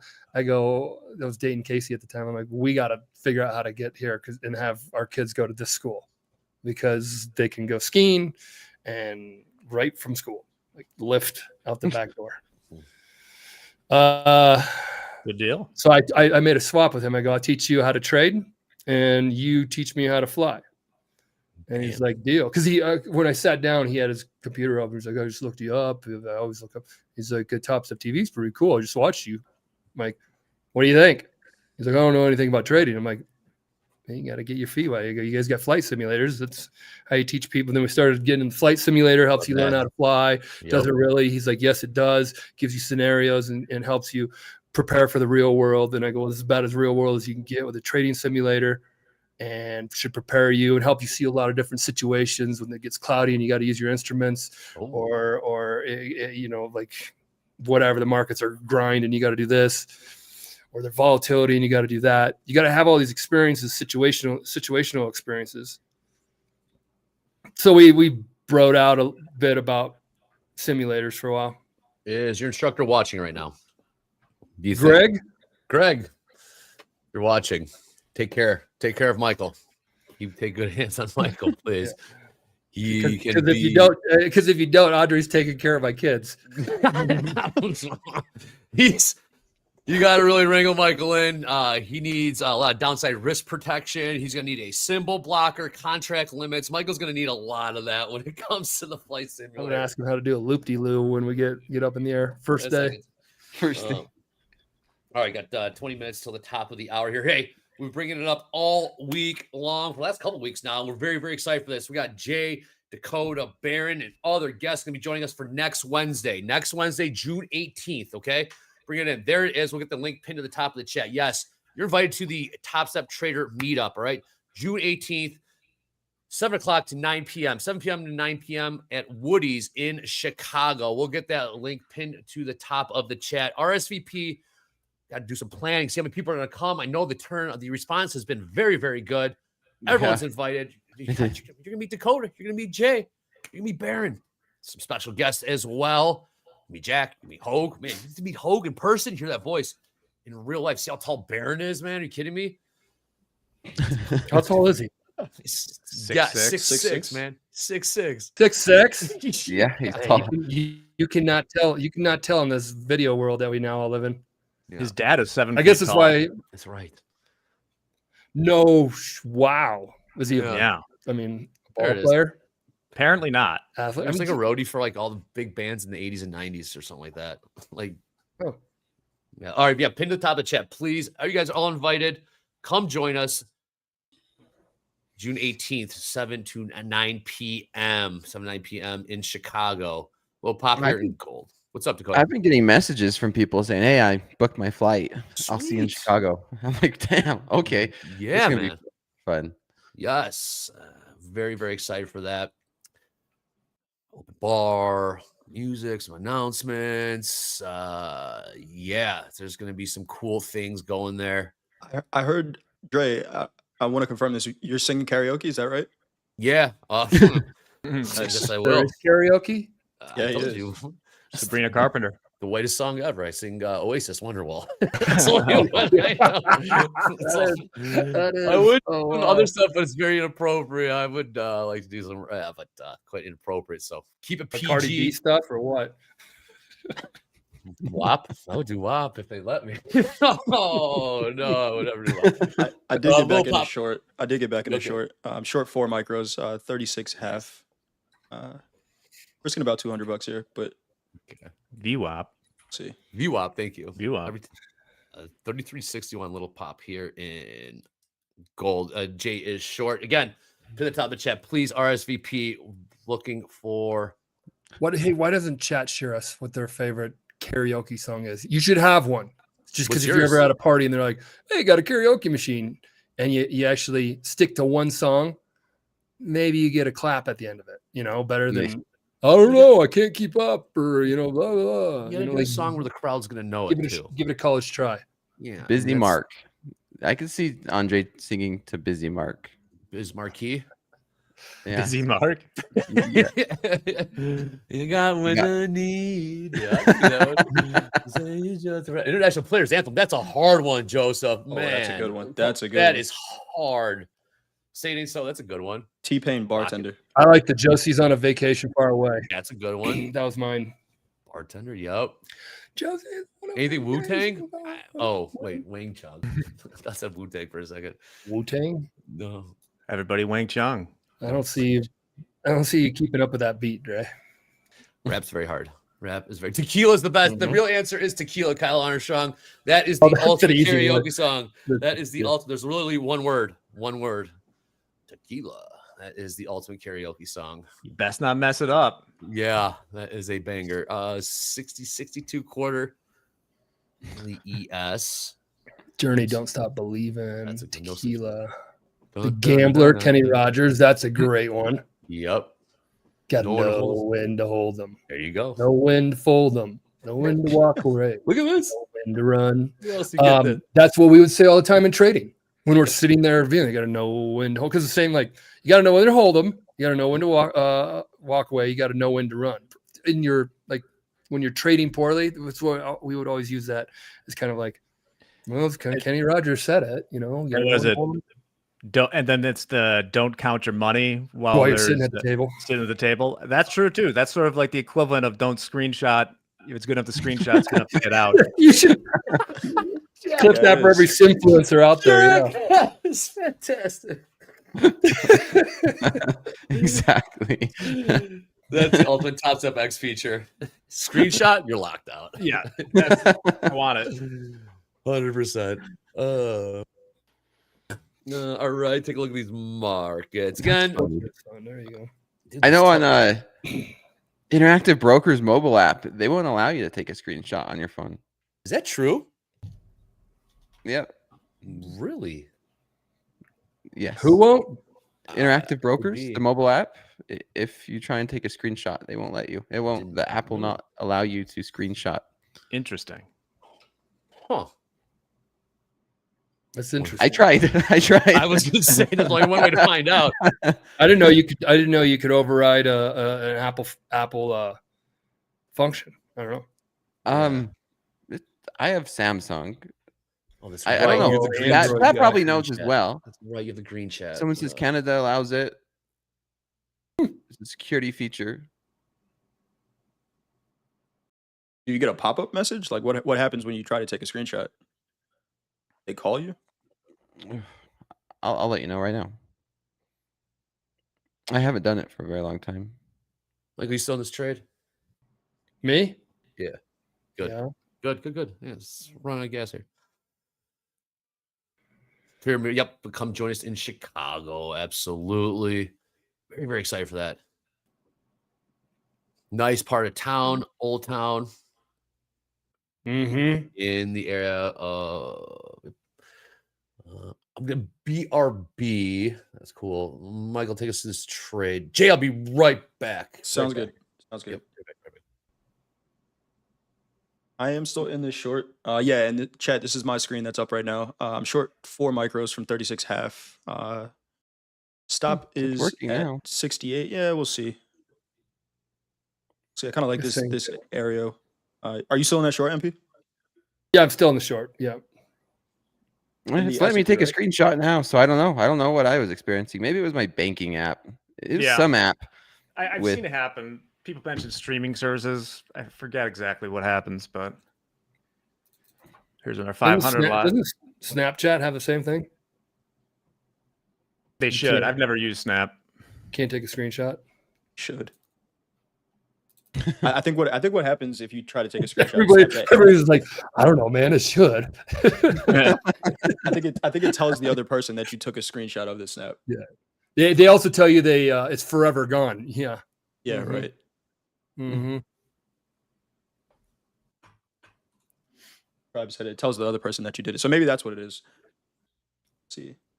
Short works out here. Little hesitation in these markets. And someone said my profit target is unrealistic. If you don't dream big. But I'm really looking for 22,000s here. 22,000 on a retest. Dakota, so you scalped for the first hour of the trade, and then you slowed down a little bit. Is it Volatility's not- gone right now. There you go. Like this has been just like MP was saying, a zombie rally. There's not much opportunity that I'm seeing in this market right now. right? Even for little scalps, because I would like to see a pullback to maybe 22,000 even or something, but no, we've been grinding higher, and I'm not seeing anything great. Even though there are opportunities for 5 little quick point scalps, like I said, I want to see something good on the 5-minute chart first, and I can't really place a trade and Right. expect a full ATR on the 5-minute chart when we're kind of Just chopping slowing around down. in a 10 And just point range. a heat check on this grind too. We're only up 0.3% in the ES. Good point. Good So- point. All right, MP. While we're slowing down a little bit, you are a Chicago guy by way of Nebraska. What should we be looking forward to in Chicago? Right. You come in with Well, a I friend was that hasn't been in the city for a while. Oh Where you yeah, taking? Chicago wise, you just need to put your if you're with your buddy, you don't have to wear your headphones. Put your headphones on and just walk around the city. That's great. Yeah. That's always awesome. Of course, take some get on LSD there. What? Yeah, get on LSD there. Definitely. You know what's so funny? Lakeshore Drive. Okay. I was a chaperone. I was a bartender, and the bartender friend of mine, this is when I was trading in Chicago, I was like 24. Bartender friend of mine goes, "Hey, I got my class." He's a teacher. He's like, "My class tomorrow gets a tour of Chicago, and you want to come chaperone with me?" So I'm like, "Yeah, okay, yeah, let's do it." So I woke up in the morning. Him and I met there.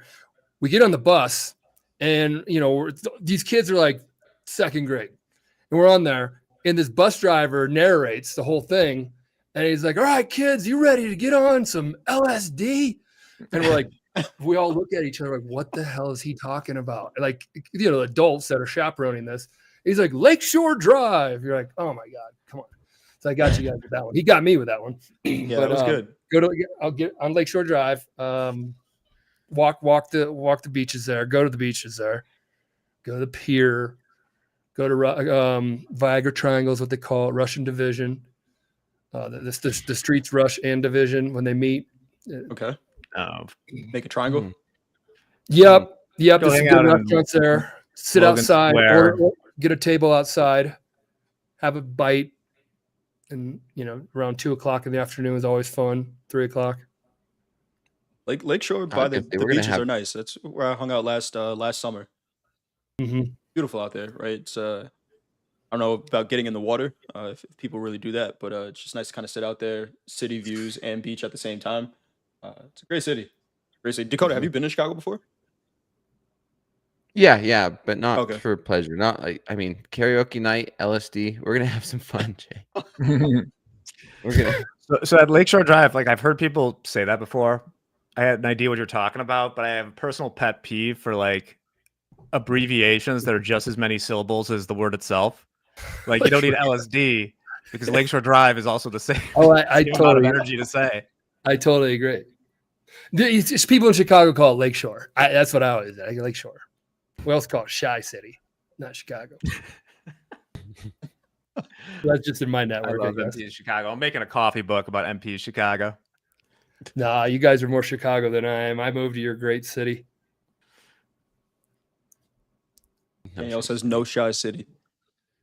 No Shy City. Chi-Town. What about Chi-Town? Does that work? I tweeted Chi-Town yesterday, and if it doesn't work, Danielle, it's probably too late to edit the What tweet. Danny But says no Shy. Okay, I mean, I would take a poll that Shy City is. I mean, it's like SF. You don't say San Francisco. You don't say San Fran. If you're from who hears you say SF. People that are San Fran sometimes. yeah, those My the SF people make fun of the San Fran people. From From what what all dorks, so whatever. So it's a good comeback. Well, we were Yeah. dork. well, here we Yeah. go. Danielle says no Chi-Town. JD says shy anything is totally cringe. All right, so this is good to know. This is good to know. If I'm I don't want to get in trouble walking around saying welcome to Chi-Town. Well, So. I'm very because these are Chicago people, and I've been there 18 years, and I've been using Shy City. I've been called by. I'm like the guy in San Francisco who's been there for like 20 years, calling it San Fran. They're like, dude, photographer just like doesn't get it. Show up, wear a Bulls jersey. Everyone's fine. SF, the city. It should be good. Um, MP, city. with this trade you got on, would you add to this at all? Just kind of letting it work. No, I'm probably about to get stopped out here. Yeah, I'm just risking what. Yeah. I'm Accept the risking risk. Accept the risk. Accept the risk. Uh, There's definitely like buying pressure in here that just holding this up, or sellers just aren't interested. Gold's not doing anything either. I thought gold might be selling off a little bit more than what we're seeing too. Also, have your buddy go to the board of trade if they can. I mean, Sears Tower, looking out that glass window is cool. Once, yeah, I've done that before too. It's pretty cool. MP, since you're becoming a pilot, I don't know if you're on the schedule to come in next week, but could you have your flight instructor just say, hey, let's do a test flight to Chicago on Wednesday? We'd love to meet you. We'd love to meet you out there. oh, I get where you're going. Flying there. yourself Okay. in. Yeah. Yeah. I mean, I should run it past him. Yeah. I don't know. I mean, I filled out paperwork thus far and got a whole tutorial on presentation with him. So now I'm going to start really pushing some tough questions at him. Like, hey, why don't we just make this a Chicago trip tomorrow? Let's do it. Let's do it. Oh, wow. Welcome back, Dre. Yes, thank Welcome you. 60-64 still grinding here. What is this, man? Yeah. Markets are changing. Going for new Markets highs. are- Why not? Hey, you know how much this simulator is to use, the flight simulator? It's $85 each time. I thought it was interesting. I'm like, to use your simulator is $85. So he's like, yeah, it's $250,000 instrument. For an hour? Yeah. That seems pretty cheap, actually. I was expecting it to be more than that. Is it like a full blown cockpit? Like, or is it Oh, just- yeah. Well, just, yep. Damn. $85? Mhm. One of the arcade. Brand new. It's sitting in the middle school. I'm like the middle school or whatever. They're combined, high school and middle school. Wait, yes, man. You should see this place. Middle school has a flight simulator? I missed that part. Yeah, well, the middle school, the high school are connected, so they must have had an open room that they put it in. I don't know. He's like, it's in there. I'm like, what? Does Chicago still have Middle- that island airport from old? No, it is now a music venue. Daily It is- bulldozed the runways one night. middle of the night. Oh. Big field. Yeah. That what's it called? Power Blue move. Island? Now it's got the northerly. next field. Yeah, Andre is right. That's a great place to watch. That is really cool. Also, come to Lala. Lala is a great place to watch in Grant Park. Yeah, it is. Lollapalooza. Saw a little bit of a private killer show at Northerly Island Yeah, a we long did. time ago. Long time Yeah, ago. we did. All right, take a look at some of these markets. This tilt, this is the longest we have seen. I want to say a 70+% long tilt. ES, NASDAQ, heck, gold. Like, look, we got crude 74% short. We're just hanging out right now. This is interesting. Nothing. Slow grind higher. Zombie rally. MP called it. Yeah, These are the toughest days to trade. Yeah. Again, we got the 10-year auction at the top of the hour. Also got on tap for the day. We have, man, it is a Dakota and Jay takeover. But we got Rising Star Chad Nash joining us with Dakota and Hoag. Lunchbox Trading. Hoop, Jay and Vince. More Jay and Dakota for Back to the Futures. And we got 10 years Dakota. at noon, right? 10 years at high noon. Man, Jack, when that 20-year auction, when we had a little bit of a, I don't know, bluster, if you will, I thought we were on to something. Moody's downgraded. Shorts had more ammo back then. They've been so beaten into the ground. There's got to be some, some negative news of some kind for them to get back on their feet, right? Like, I don't know. Shorting's tough. Seems like, Every me dip's about it. getting bought up. Tell me about every it. time I establish a new level where I want to buy it, I have to adjust it again like a couple days later. Seems like the trade. What was that? A little bit of felt like a wiggle there. Even the tariff headlines have kind of dissipated in terms of what the markets, if they're reacting at all. As I say that, we'll see a Twitter beef break out and watch Tesla break by. Oh, by the way, the poly market, did Elon officially apologize? I saw that. I won. That's a slight apology. Is that okay? that. Time out. Wait, hold. Is that an apology? What I miss? Well, Oh yeah, how does poly market work? It was like, what did he use the word "I apologize"? Does he have to say that? he said, "I regret," I believe, or I'm going. Let's see. He regrets. I want to something get like paid. I said, "Oh no, it's never gonna happen." I'm like, dude, it's just he's still a kid at heart, and he's just super rich. So he's gonna be a kid at heart because he can do whatever he wants. So there's no restraining these folks. They resolved at least one market. Will Elon or Trump apologize first? And they resolved it to Elon, but this is a very small market. Oh, then I win. Who bet me? Wait, let me. Did I I don't know. Who bet me? I don't think anyone took it. my order's still working. I never got filled. Like, yes, I'm in the money. Declaring victory. Just declaring victory against everyone. Yes. I was like yesterday, the day before. I'm like, he'll do it in June. God, they have 4 million 600. volume each week in. I don't know if I want to advertise any of this, but they have Incredible. 4 million volume 4 million. in markets for each week of buckets of the number of tweets from Elon Musk. Incredible. You think this is going to keep growing, Michael? You think these what are they calling it? Future props? What are they calling these? Prediction markets? Prediction markets. Yeah, they're here to stay. There's so many things you can do. All it is literally putting your money where your mouth is. Something Could be a great hedge too. Great hedge. How would you use it? What kind of hedge would you use? If You can see there's interest rates. You can see there's interest rates on there. So if you are that's what Fed Fund futures are for, no? Yeah, I mean, there's a lot of ways to do that. yeah, it's just another tool, right? It's just another example. Absolutely. I think that it's definitely a place where it's interesting for people that can find. There's probably tons of inefficiencies there that people are trying to weed out.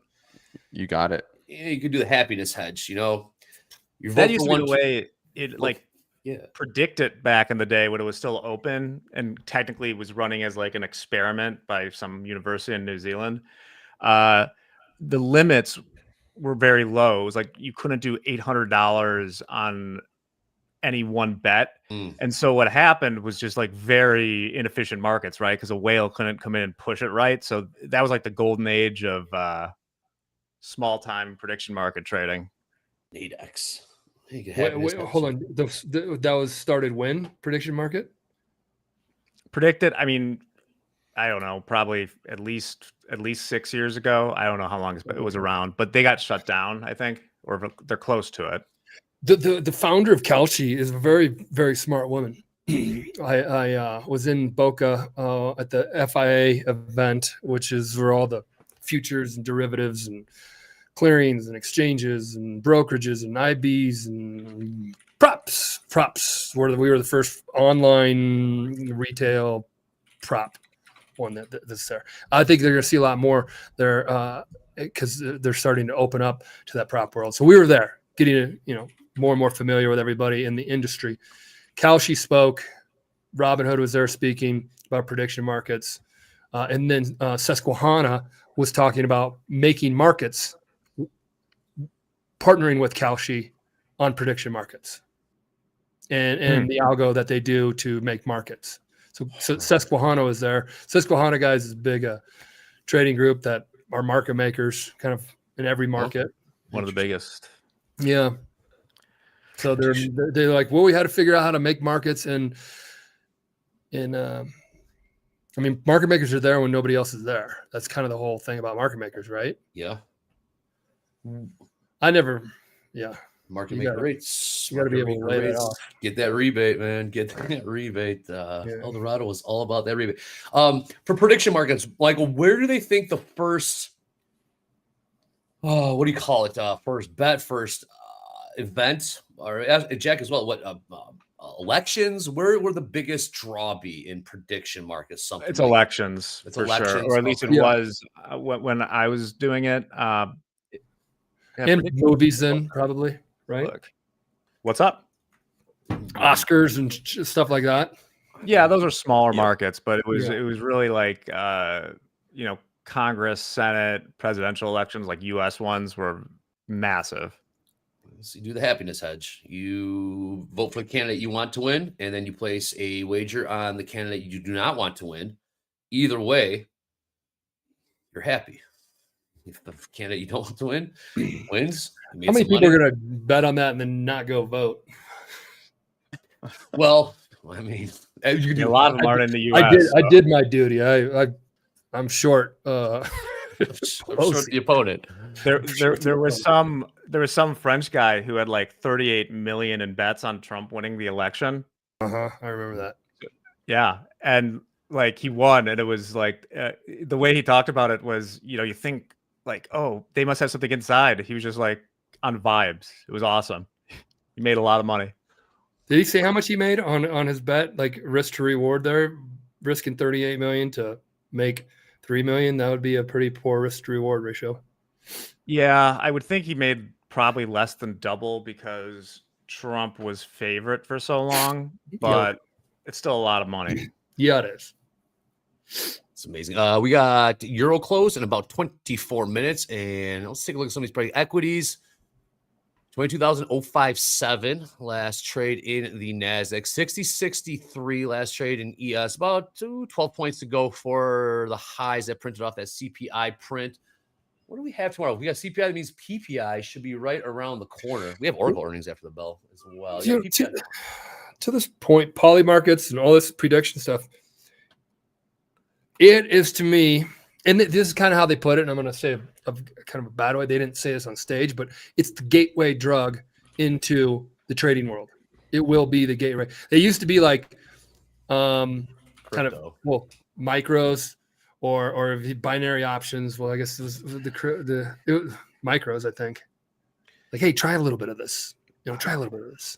You know where I'm going here. Like, ooh, and then you get them hooked, and then next thing you know, so that's what they're kind of saying. Like, top of the funnel is prediction markets.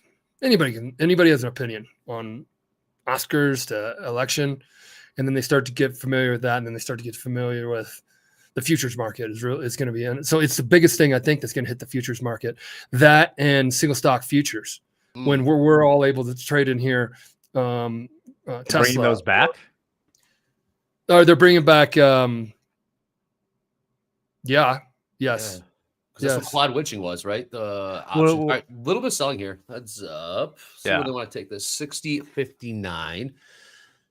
Down about 4 or 5 points in the ES on this 5-minute candle. NASDAQ trying to take it a little bit lower here. Down. All right. Hey, let's I'm up. go. Come on 22,000. now. All right, let's get out Sell of the it. way. Andre, just shut up. Just let the market do what it's going to do. Get out of the way. Jerome. 60.56. ES seeing a little bit, or NASDAQ saw. I'll call it. There could be. This is guess who's causing this? Huh. What? Andre, I'll give you one guess. Someone from the Trump administration talked. Who do you think it was? Oh, percent? No, Lutnick. This is gotta be a Lutnick. This is a Lutnick. Lutnick. You can say China tariff levels won't change from here. So Oh, boy. Lutnick is saying Lutnick. that 55 is where we're going to be. Okay. We have a deal, but the tariffs. Okay. Yeah. Lutnick. Here we go. They've agreed. Lutnick. You again, Lutnick. Is that gridlock? Every time Lutnick speaks. What is it, Jack? Percent? Oh, Here we Buy? go. Lutnick still? 5%, B for buy. Yes. Okay, percent. so what's the plan? What's the game plan for this sell-off? Mark it Are in. we going to be buying this dip? I'm short 10 from S&P's from 60. From 60. All right, let's No, take 60. sorry, from 62 half. Hell yeah. All right, Mike. Let's walk this trade. Let's take some part. No, but I was already down. I'm up 4,500 unrealized, but I'm down 1,600 realized. Shave. All right, let's go We'll to just overnight chase them keep up. off. 60. I'll bring it down to a 5 lot. Okay, That now trade it's a got to manageable within 5 ticks of my stop. Did Thank it you, really? Lutnick. You knew it was right around the corner. Thank you. All right, still Lutnick. selling off here. Let's get back to 22,000 Maybe- evens. Now 21,990 prints are selling off here. Lutnick hitting the wire. Yeah, just can trail the rest, Michael. Like Yeah, Yeah. Short 10? Yeah. short I was 5 short now. 17 total Okay. up there, and I was unrealized down about 5, which I didn't want to do. That's that shit I don't like. All right. Go. But All now right. I'm I'm unrealized 1,800, MP, are you sharing your screen? realized up 1,000. So I shaved some off. Nice Good trade. shave. Dip Yeah, fire dip. back. We're going to go look at tilt. Tilt flat now. 50-50 ES. 50-50 NASDAQ. Okay. Still 74% short in the This right is to the overnight view up. Right to overnight view. S&P stuff too. I don't trade the NASDAQ anymore, Andre. It's child's play. Mohammed's having a bit of a revelation of that as well. He is realizing that yes, it's It's I'll just be the last man standing. it's a great. Dakota will die on this island. What do you say? I'll be the last man standing. On NASDAQ? Nas That's crack. I'm not dealing with that anymore. That's just it. John says heart palpitations. What's that? Heart, something like that. Yeah. Yeah, I don't need it. I'm 46. If you're in your 40s, you should trade the S&P. How about Yeah. that? That's a new rule. 17 of them. Who bought the dip? 17. Great question. I'd rather have it because of the size rather than just the way it moves. Yeah. Mm. We're talking. All right, Lutnick. We are not going to give China our best chips. The CPI show. This is percent. Okay, we got Lutnick and percent. All right, percent. Tug of CPI war. showed yet another fantastic inflation number. Lutnick. China said that a fentanyl halt is not on the table. And we're going back and forth here. Lutnick, U.S. and China have a positive view. Sorry, we got Lutnick coming in hot right Dueling now. advisors. Yep. Lutnick, we use plain parts as a bargaining tool. Is any 24-hour window is incorrect way to. This is percent. Oh, we got back and forth going. Come on, I got to keep up here. We got both Lutnick and Besant speaking right here. Let's see when Besant headline hits. If we go higher, if a Lutnick headline hits, we go lower. But we did see a bit of a bounce off overnight view up in the NASDAQ. That was 21,985. Last trade, 22,020. This is what we were looking for, a sell-off for a buying opportunity, and that was, sure enough, a That's buying right off that view up, opportunity. yeah. You had to sit on Topstep TV. If you weren't on Topstep TV, you were blown out of that trade or Yeah. in a really bad emotional state. Mm-hmm. Who in had to chat have- bought the dip? You That's have the to talk question. about other things during that grind up. What were we I talking bet- about? I bet half the chat maybe bought that dip. Let me. I want to see who in the That'd have been a chat nice bought buy. the dip. Look at that. Jack and I was talking about it on the way up. You did say, right, whenever we get a tape bomb, right, is that the dip buy opportunity? That's exactly what it is, right? Look at that volume on the last 3-minute candle. That's not sustainable. Right? That just came out of nowhere. But I'm out of that trade. I'm flat plus $100. But I got That a is the feeling algos are getting smoked. Do you got a feeling algos are getting smoked? Yeah, they don't stay on very long if they're getting smoked. Yeah, it's true. During April, they were getting rolled in April. I'll tell you that. You could Absolutely. tell because there's the bids and offers on the order book, which Vapor. everybody should have level 2 data. You got to pay for that one. Topstep gives you level 1 for free. It's like $35 something. That's a pass through of what CME charges. You see the order book deeper than the level 1, level 2, deeper than the best bid, best offer. What's right. everybody buying the dip? We got percent. Yeah. What are you seeing there in the chat, Dakota? I see a lot of people. But Everybody in it. There's a lot of traders watching that was able to get into a good position on that sell off. A lot of traders were getting in at 22,000 evens. 20. Yeah. Wow. Impressive. stuff. Someone said, yeah. It's easy. I will buy the dip. There it is. Just Easy. one tape question in on the round. chat here. What do you guys use to get your news so quickly? I don't know about quickly, but we use financial juice. I use Topstep TV. Thank you. There you go. Yeah, great answer, Michael. You can't do CNBC. They'll be talking about something off the wall. Investing, you need to be like people that are hyper focused on active trading, and Yep. that's Topstep TV. Rico, like CL Trader, there does seem to be, and this is just anecdotal from what I've seen, different numbers of levels in level 2 for various products. Like the ES one goes on forever. NASDAQ, not so much. We have, and guys, you just stay tuned into Topstep TV because I've been approving these the kind of expensive licensing agreements with channels that have all the media, like, so then we can pump media into here. We can put streaming, in the White House videos. We can I think you guys, have we talked about any of that? When they're available, yeah. Behind the scenes, yes, we are getting a Also, fully robust. if we go to fully my robust. screen to point out something interesting, this is Yeah. just a casual, interesting thing. Went to the top. We apparently have like 100 points of level 2 data. Up at the top end of it, somebody has broken up orders in a very methodical way.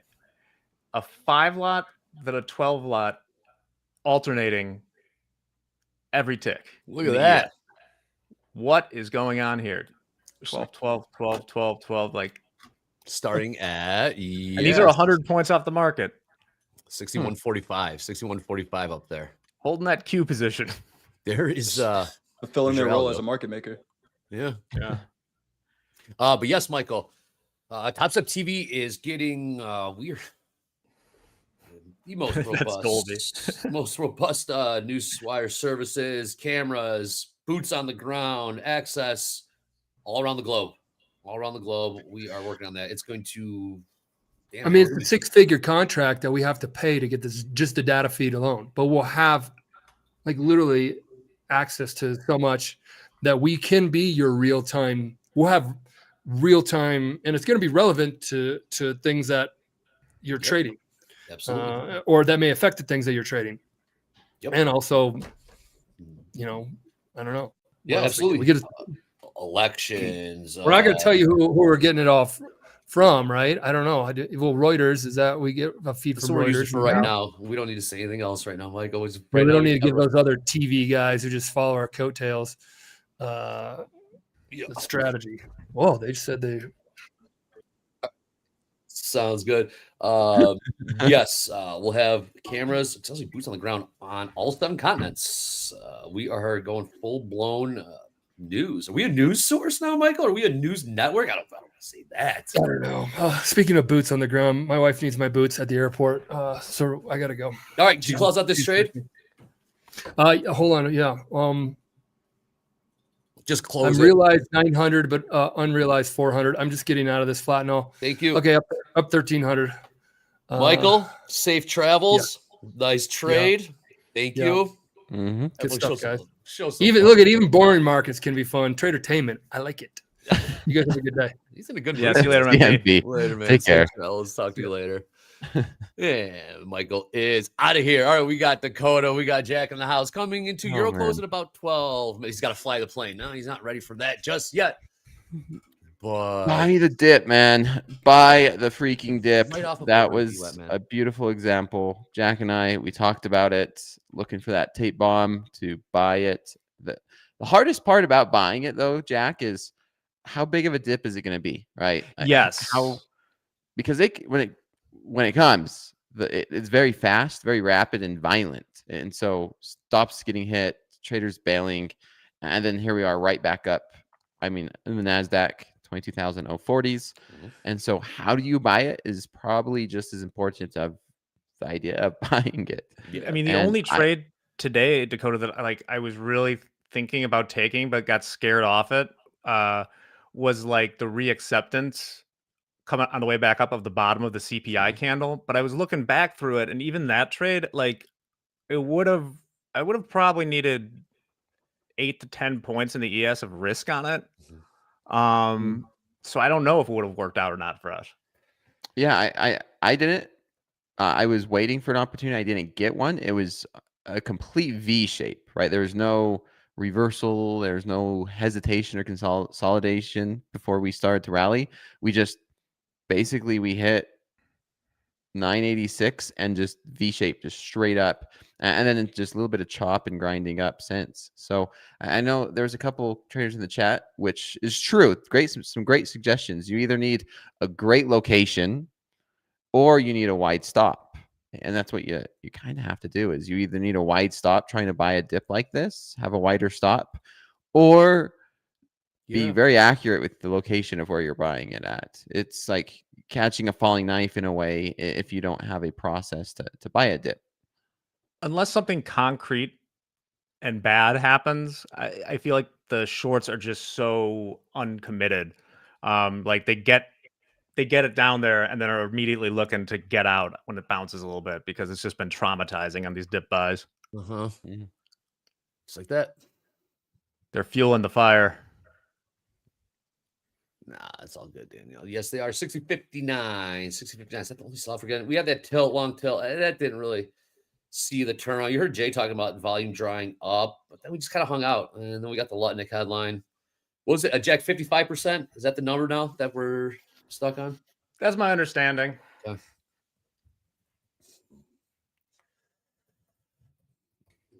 Yeah, Jack, like you said, right? Shorts want to get out right away.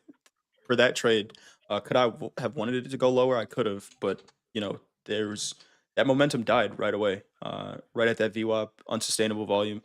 Just not a lot to hold on to for shorts right now, and it really hasn't been since. If we look at it on a daily chart, since the president said it's you better buy stocks or it's a great time to buy. Since then, we've just been moving to the upside. Yeah. Hard to short this. Besides the day after. Right. That was when we nearly got our circuit breaker. Right. Yeah, we never. But yeah, got it's been so overwhelmingly bullish that it's the market, man. The market is resilient. It pretty much can withstand. I don't want to say that. It's very resilient, and there's a natural bid. And like I said, after COVID, I am a perma bull. There's pretty much nothing. Well, yeah. I mean, you think The through economy shut down. everything Everything stopped for 2 months. Literally, business has stopped. And then 6 trillion, Daddy Powell, money printer go burr. And yeah. As they point out, it bounced off of yesterday's high. That might be the next place I look if we do get a pullback when it crosses back through, maybe. Okay. That's also basically the 60-50 options level in the SPX. Okay. 60-60 last trade. Get Oracle earnings after the bell. We had GameStop earnings yesterday. Ho hum. Indeed, ho hum. Yeah. GameStop currently down 4.3. It's so rock solid right now. It's not moving. Just like these equities. Any other markets really cooking right now? Take a look at the 10-year just for bleeps and giggles. Ooh, So 4.44, yeah. 4.4. Got Powell and the FOMC next week. Again. Bitcoin just below 110,000 spot market. Mhm. Dakota, let's how are you so far? Obviously, you're pretty few days into this new execution strategy method, if you will. Thoughts, anything you can gather from just your gut or your intuition, how it's going right now? Yeah, so I think with anything sample size, right? The bigger the sample size, the more confident you are on the data. Right now, I have 2 days so far. This is the 4th session. I look at these as sessions because I do slow markets, I'll do fast markets. And yesterday I was on slow markets and fast markets. Today last night I was on slow markets. Today I'm on fast markets. So I'm looking at these as sessions, and let's see if we could pull up. Are we able to get my Yep, I got you. 1 second here. Sessions. Okay. Yeah. There you go. Dakota. There we go. There we go. So let me pull up my statistics. These are the stats so far. So yesterday, 16 trades, and I've been watching them. I go through and I see the times that I've been trading. Is this a fast market? Was I trading this during the New York session? Yeah. And then again, was this trade during the slow market session, overnight session? How's all the trading's been? And it's been good. It's weird for me anyway. I mean, look at my risk reward. That's been going up. So last night it was at like 0.35. It's went up with having a runner, having that third contract on, which is nice. The win trade percentage is going down a little bit, which is also nice to see based off of what I'm looking at. And yeah, small sample size, base hits, and I'm going to continue to trade this thing throughout the day. We'll see how it performs during this type of a market environment, during the afternoon, maybe power hour, again tonight during slow markets. And if everything still continues to perform as expected, then I'll probably switch to my live account and trade micros and see how it performs with micros in a live environment. And then next week, maybe Monday, Tuesday, I'll bump it up to regular minis. All right, good stuff. 60.58. Are we going to go lower there? Thought we might have a chance. Ludnick's done talking as of 5 minutes ago. Okay.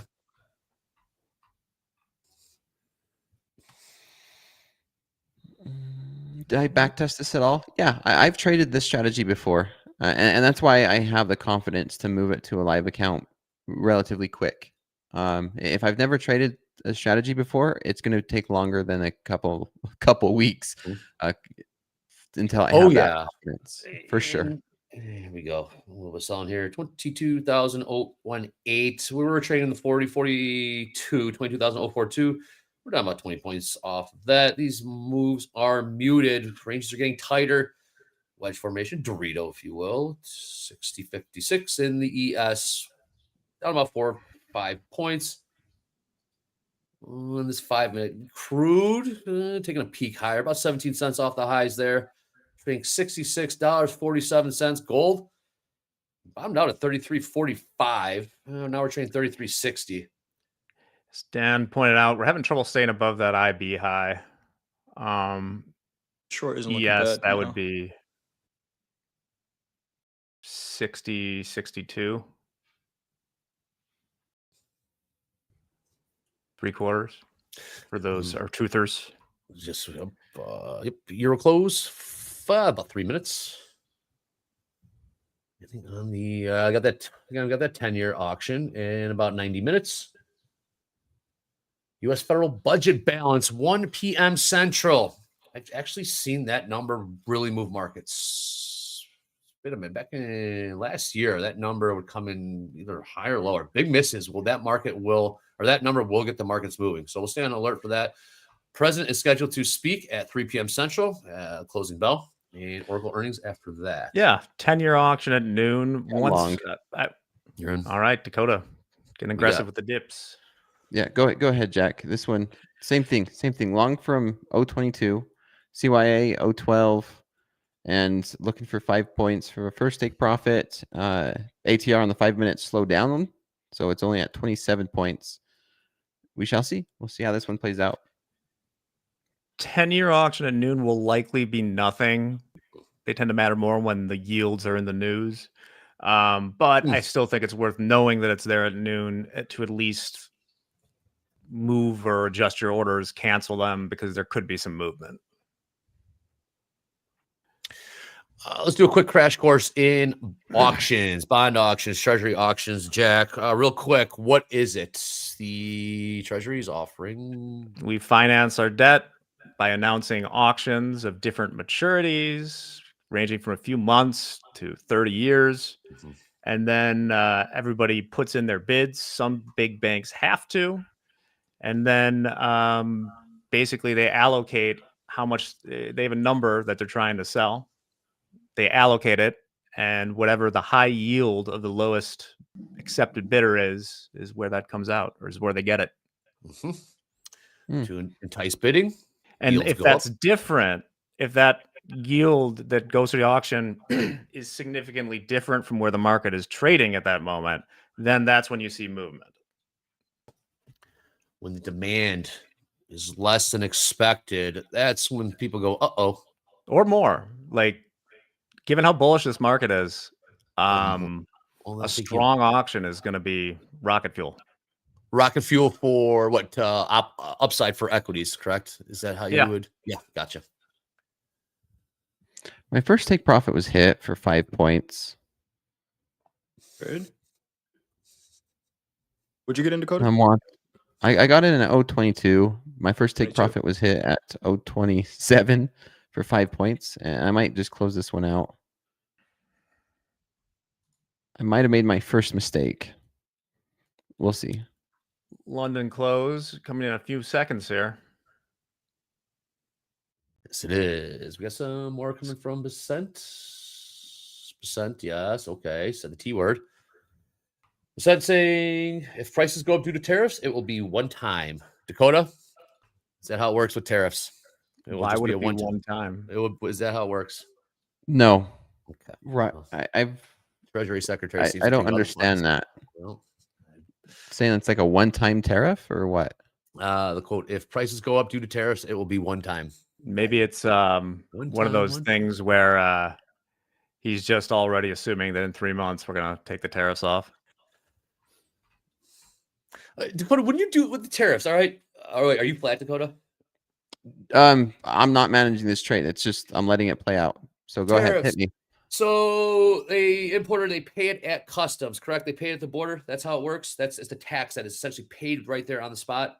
Correct. Yeah, they pay it when it clears customs. Yes, and it doesn't have to be at the border. We have a customs in Utah, here in Salt Lake. Okay. When it comes So through point airport. of entry. Point of entry. Yeah, port of entry. Correct. Okay, it's paid there. How many times does the importer have to pay that for? Would you have to guess for it to be passed on to the consumer? Is it right away? Is it? How does that It's built work? into the price. It's built into the price. Cost of goods. It's the cost of goods. For example, we'll do. I mean, it's not. Tariffs typically don't change. So when you are working with a supplier and they give you a quote, they say 32 cents per unit, and then you add the percentage on whatever the tariffs are, they build that into the cost that they're expecting. Then you have the landed price, right? Then the landed price, the price that it is to get to their warehouse, and then they have their retail price and wholesale price. But typically that's all calculated before the product even lands. I was gonna say, is that forward looking then? All the prices, it's all so are we seeing it hit the shelves? I guess that's my question. Have you noticed an uptick? I wouldn't know one way or another. Are we starting to see some places? Yeah, some places. What we seen here was everyone was rushing to get their products in before the tariffs actually came into effect, and a lot of uncertainty, but not as dramatic as what a lot of people think right now. Everyone that I talk to is concerned about the holidays. Like, they're looking Christmas. They're looking Black Friday. And that's what everyone was worried about. Everything that was that far out. Usually it's like a 6 months to 12-month window when producing their product. And then the bigger issue, I think, was all their predictions, everything that they had, 50%, 10% makes a dramatic difference. Okay. Did that answer your question? It does. Yeah, it does. I was gonna say it's when they pay their tax at point of entry. Are they we're gonna see it at the shelves on, I guess, on that shipping container. When that shipping container, they got to pay their tax. Whatever's in that shipping container, we see the prices hiked. Very elementary. Correct. Whatever's in the container, I would when it hits say the shelves, we'll see the price. I would say it depends. Yeah, I know it I'll does. give you that answer, Andre. No, it's true. I think you heard it from MP yesterday that you where I kind of got to the point where he was importing juice, right? Yeah. And then I said, "Oh, do you pay tariffs? What happens if you did? Do you pass it on to the consumer?" And so based off the cost of goods, it's like the landed price for this cost of goods was say 35 cents, and I'm charging my client $3. And now if the next batch comes in and it comes in, say, 38 cents, I charge my client maybe $3 if I have a competitor that I want to make sure I'm staying competitive with, or I'll pass it through. Maybe I pass some of it through, but not all of it. I mean, it really is up to the business to decide how much they want to pass through, if any. And a lot of our clients that, well, no longer my clients, but they chose to pass not all of it through because they wanted to stay competitive in the I was marketplace. just going to ask if Target and Walmart are essentially importing the same thing and putting the same thing on their shelves. Are they looking at one another, say who's going to hike prices more? Yeah. Essentially, they're paying the same. Yeah. Okay. Exactly. That's the margin shrink, profit margin shrink.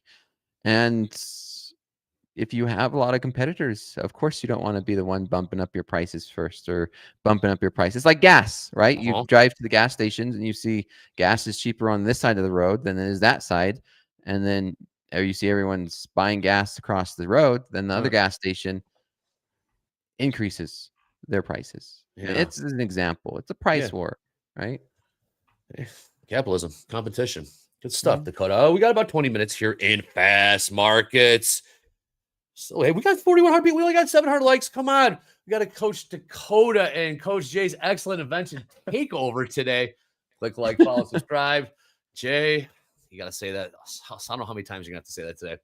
Click like, click subscribe. I mean, we don't have to say it if they just hit the like button, right? 2,000 likes, we probably don't say it again. Nope. No, we would appreciate that, everyone. They'll feed us. They'll feed us then. All right. P&L's payouts. P&L's and payouts. We had a wild market yesterday. So let's get JD in here, the disembodied voice of JD. If you're good to go, I know we are. Come on in, JD. Let's do it. Actually, we're going to do the big board. We'll do payouts and P&Ls in just a little bit. Excellent. So here's the big board. Top 25 live funded traders here at Topstep. Just a little shakeup in the top 5. Just a little shifting around, actually. KJ Futures still in the top spot. Had a nice trading day on Monday. Todd S. had a great day yesterday. Took home $15,206 trading the NASDAQ, and the Swiss franc popped up from 4th place into 2nd. Overtook SpyGig 1991. That's Lisa Y. She was on the show just yesterday. CFT 0718 and Coach DBA. That's Coach Dakota, who's on Fast Markets as we speak right now in 5th place.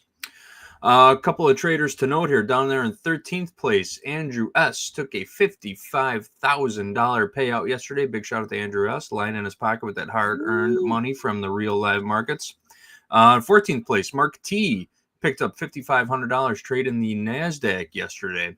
And then all the way down there in 25th place, Joshua M. took a $16,800 payout yesterday. So nice job to all of these traders. All right, get your cameras ready. Take your screenshots. You know what to do.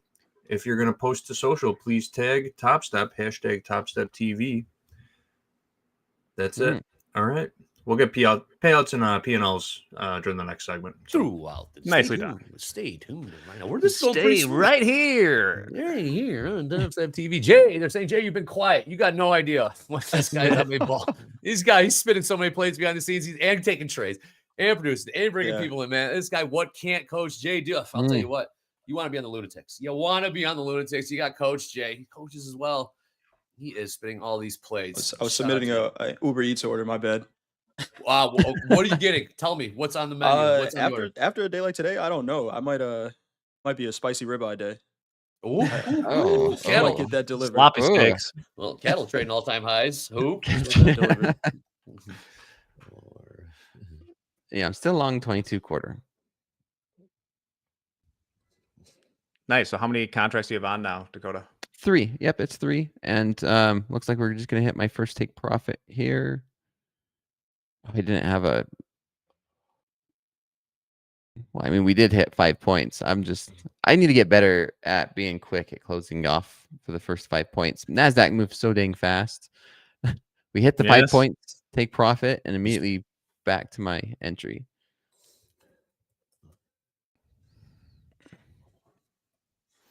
We got here. Yeah, 65, same prices. Same price. Michael, short 17 lot, just chilling. Talking about what was he talking about? Short of 17 lot. We were From talking the top rope. Talking about doing talking about LSD, short 17 Yeah. lots in the Which LSD? Lakeshore Drive? Lakeshore. Okay. Okay. Yeah. There's a couple there.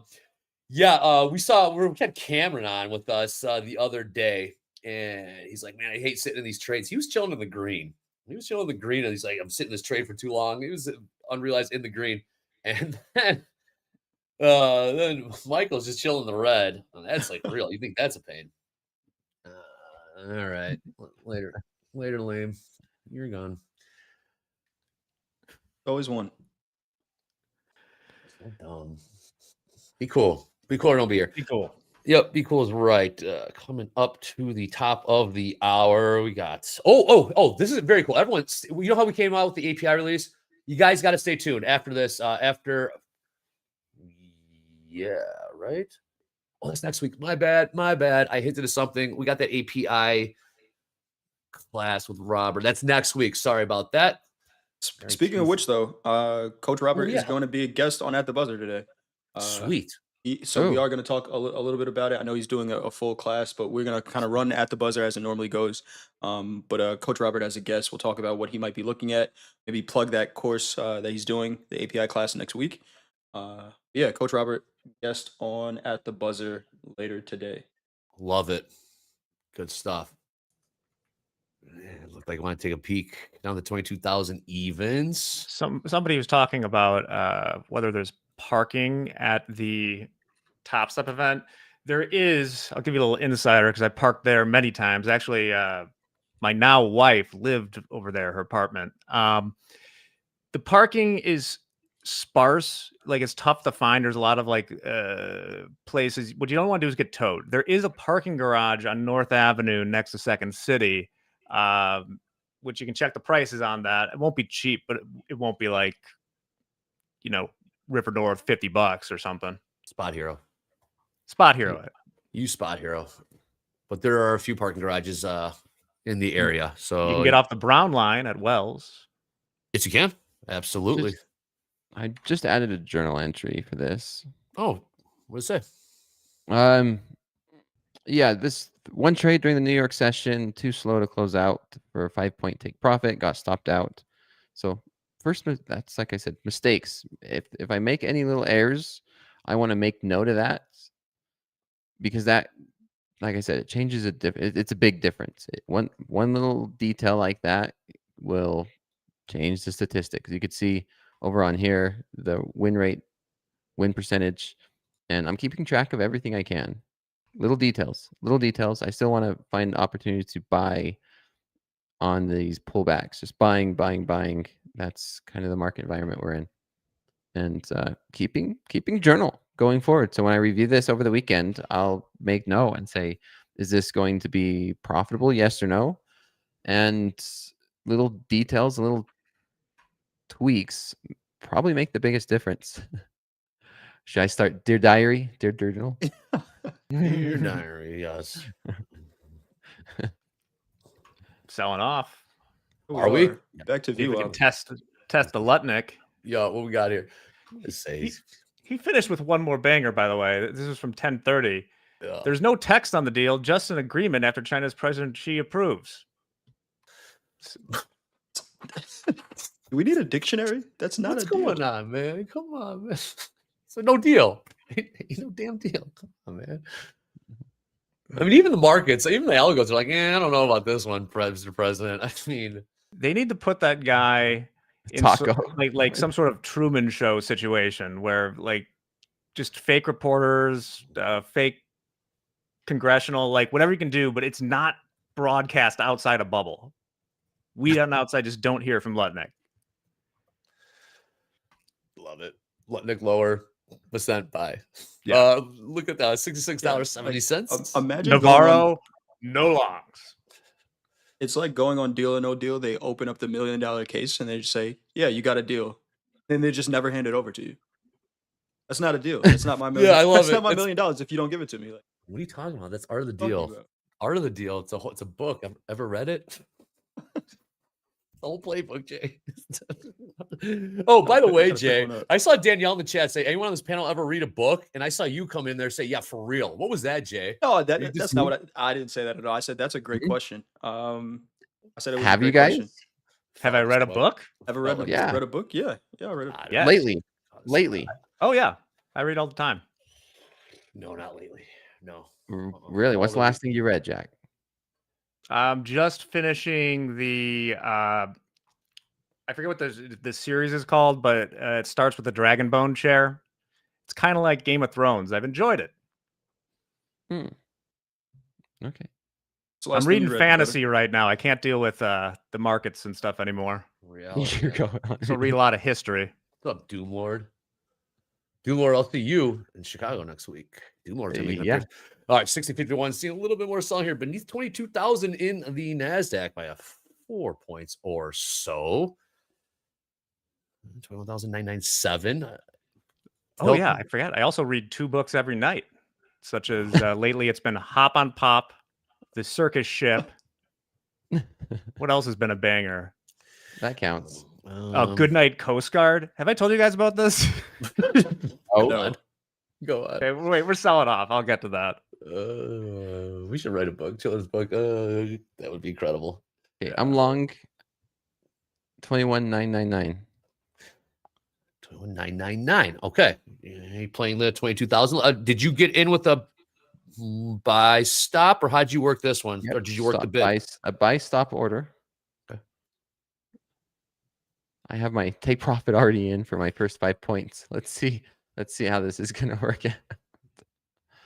ATR is decreasing still on the 5-minute. We're down to 24 points on the 5-minute chart. So, which is normal. Cat's fired up. So Because if anybody out there has like a 3-year-old or 4-year-old, I would highly recommend The Circus Ship. I've liked that book. I've read it too much at this point. So good. The book I wouldn't recommend is the novelization of Cars 3 called Driven to Win. That sucks. But yeah, Goodnight Coast Guard. So my father-in-law Here we go. is retired Coast Guard. He was in the Coast Guard for many a year. And someone in his family, when my son was born, got us a book, Goodnight Coast Guard, which is they've licensed out Goodnight Moon. And it's just all about goodnight things in the Coast Guard. And I swear that A, it's written by AI, and B, it's like Coast Guard propaganda. Oh, really? There's one page is just like, go U.S. Coast Guard, you're the best. Oh, really? Good night, powerful icebreaker. Crack that ice. Oh, there you go. What? We should do a Top Step one like that. Oh, Like a yeah, Top we Step should. children's book. Okay, I'm gonna work on that. Believe it or not, Jack is one of the most intelligent, smartest people we got here. Seriously, he's wicked smart. It's 33.50. You see a little bit Okay. of sell off in gold Yeah. here. Second take profit hit All here in right, very good. NASDAQ. First take profit hit, second take profit hit. I have my runner on. Let's see if we can get 25 points out of it. Dakota, with those take profits, are you just manually exiting the trade, or are you actually putting them out there? I'm trying to put them out there, but Okay. I'm using join ask, and this is Gotcha. one of the little nuances. Everyone to this strategy that I'm doing is sometimes this market, like the NASDAQ, moves so fast.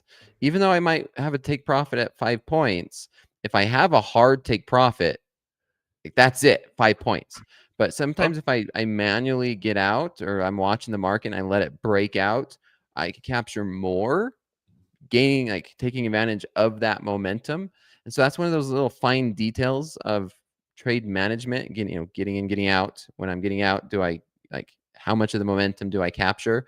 For example, like if I just had a solid take profit, 10 points. But since I got it, like trying to get out of it manually, I was able to get a little bit more because of all this momentum that's going in my favor, especially using a buy stop, right? Because when you use a buy stop, you're getting in with the market. And so the way the NASDAQ moves, that's one of the things that I'm trying to play with to understand, do I need to put a hard take profit in at 5 points, 10 points, this, and understanding those little details, because that makes a difference, right? Slippage, and then on top of slippage, you have, am I getting out at the bid, at the ask, at market, and then of course, yeah, there's a lot to this. I could continue to go into this for hours on the little nuances of scalping, which over a long period of time will add up.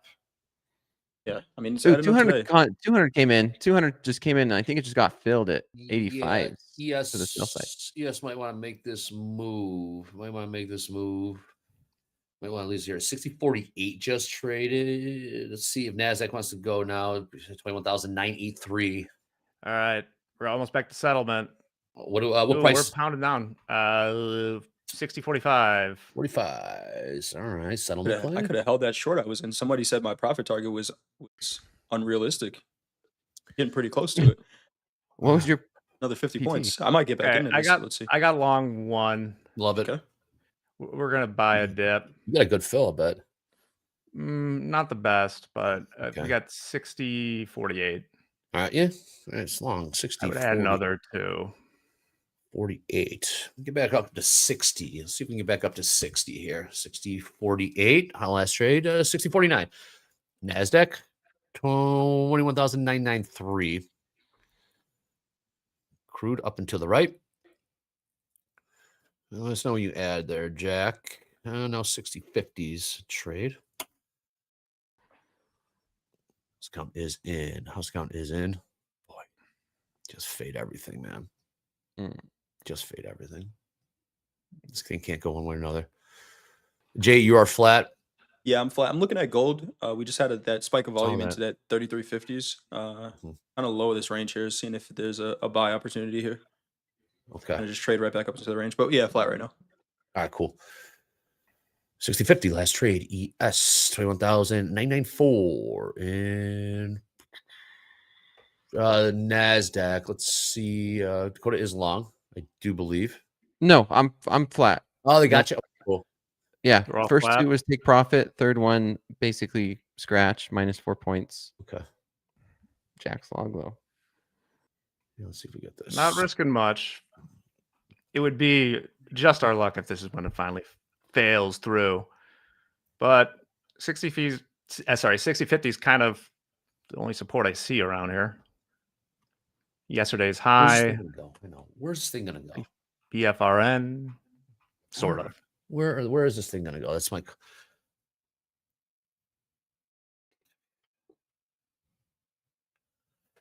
60.51. And we got a lot of Nick talking, percent high. I mean, what's gonna move this market? China. I mean, there's 10-year auction. 10-year, fine, Yes. fine. Yeah. Yes, Yeah, not until That'll noon. do it. yeah, no, 100%. Yes, I'm looking for something of substance. Yeah. I think I like this. I like this long jack tuck. But where's the follow through going to come from? Tape bombs. Every tape bomb just gets retraced. Every headline gets retraced. 60.52. Last trade. 60.53 is about to print. Gold rolling over 33.53 last trade. Yeah, I'm thinking about that gold long, but I'm seeing, whether or not what just happened gets any follow through above 56. I'll take it. Okay. Oh, the shit. 22,000 007. Jack Bond 007. Great entry on that long. Great entry for now. We got 1 or 2, Jack. Just one. That's fine. I was gonna fade into another one, but it was kind of up. I kind of chased on that one. Could have got in. Sorry. Right. at the I saw it bottom. dip down to 46s. I'm like, oh, Yeah. I'm good. How do you get in? Do you go market or you just join bid? I click in the dome. Okay. So you work off it. it, and then just go from there. I'm a Yep. dome clicker. I may have to change that just because, like, occasionally, because when you're using I'm not used to using a web-based browser like this. Is like the first because if I was just trading, I think it'd be fine. But because we have to look at like 40 different screens on here, oftentimes the first click will just be like on the screen. Yep. And then nothing will happen. So I click again and sometimes get overfilled. Yep. Dome, one extra day. The ladder. Need some of the ladder. Domes. DOM. Depth of market. Depth of market. Some people call it DOM. So he called it the ladder. Kind of looks like a ladder. That's how he's getting it. Some people are chart traders. Some people are ladder traders. We trade 60-53. 60-53. Yeah, we're at 1-to-1 right now. 10-year. The 10-year. 10-year. Come on, Trader Dog. You got me on that one. Yes, we are. Oh, we got a couple more minutes here, Jay. About a minute or so. Wrap this up. Then we got more Jay. You guys are on all day, man. Jeez. Hey, Dolby and I did it with Jay. Well, you guys were shooting crap. We got Hoag and Chad Nash and Dakota after this. Rising star, Chad Nash. Ask him about that. His app, biofeedback app. Look at that trade, Jack. Great What a trade. trade. I do want to go to the next segment, but I want to see this trade play out. Nice trade here, Okay, Jack. so we're past 1.1 1-to-1, and I don't want to lose money on this. I'm actually, because I'm not on the next segment, taking it off right there. So Nice trade. up 350. It could go further. I just can't spend the next hour sitting around. Nope, we got work to do. We got more work to I do. really behind want the 60-60 here. Yeah. You know what we're doing behind the scenes? You guys are doing all the work. We're working on your guys' experience when you get to Chicago. That's what we're doing. We behind the appreciate scenes. you guys. Great hosts. Great hosts. We ain't kicking our feet up. We're not kicking our feet up. Andre, Back here. can somebody tell me like what I'm supposed to show up for? I'm very unclear on that still. You're doing karaoke. For all this. Oh yeah, for that, yes. You're supposed to show for all of it, man. Dakota, Jay, Baron, everyone's gonna be like, all right. I'll get us out of here. We'll talk with you about this after, Jack. But yes, Jay and Dakota on all day. We got Hoag, Dakota, Chad Nash after this. Jay, great work. Nice way to close it out. Jack, with that trade, let's take 5. Stay tuned. We got more coming. 10-year coming at you. Trump's going to talk. Markets are getting tighter. Anyways, this is Topstep TV. Let's go. Dakota, Jay, takeover edition. Come on.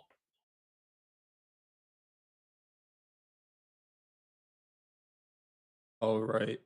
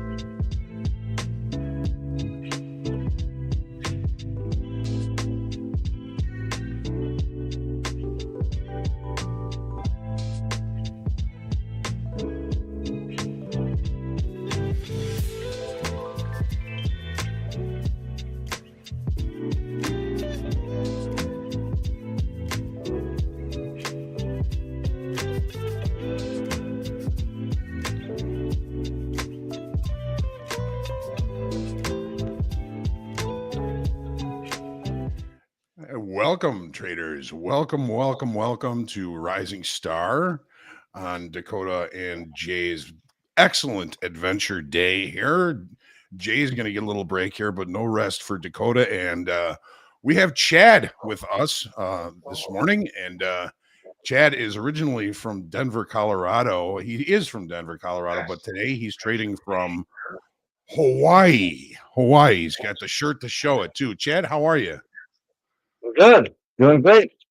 Yes, this is my real backdrop here behind me. You can see the sunrise coming up at 6 in the morning, and it's going well. Give me a Wow. second. I gotta just turn off the top step on the other side. In 1 second. Okay, yeah, take your time. Dakota, I saw you were in a trade. How's that going? So I got stopped out, and I am right back in another one from 972 half. Okay, there's conviction. Yeah, this is going to be a test of the strategy when this market's chopping and selling off. Right. That's all right. That's all right, Chad. How long are you in Hawaii? Weeks at the moment, but we're in the process.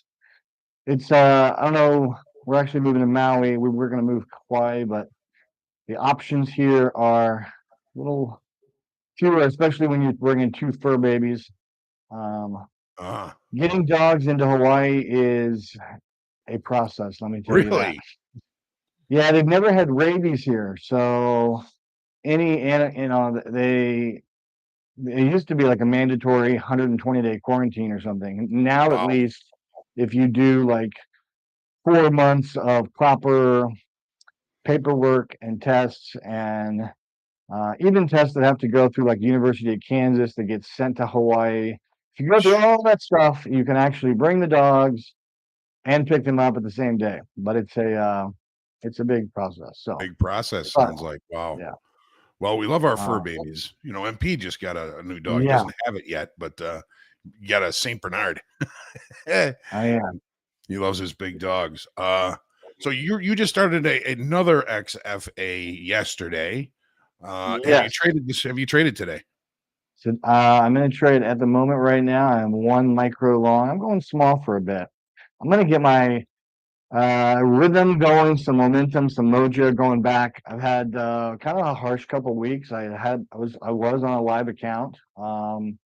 Did take a payout from that, and I've taken a payout from another XFA recently.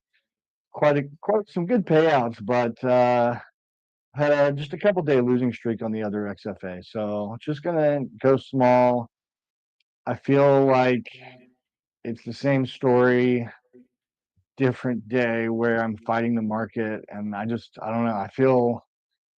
I think we've all been there. If you're bearish, you just think this can't continue, and then it does, and then you think this can't continue, and it does.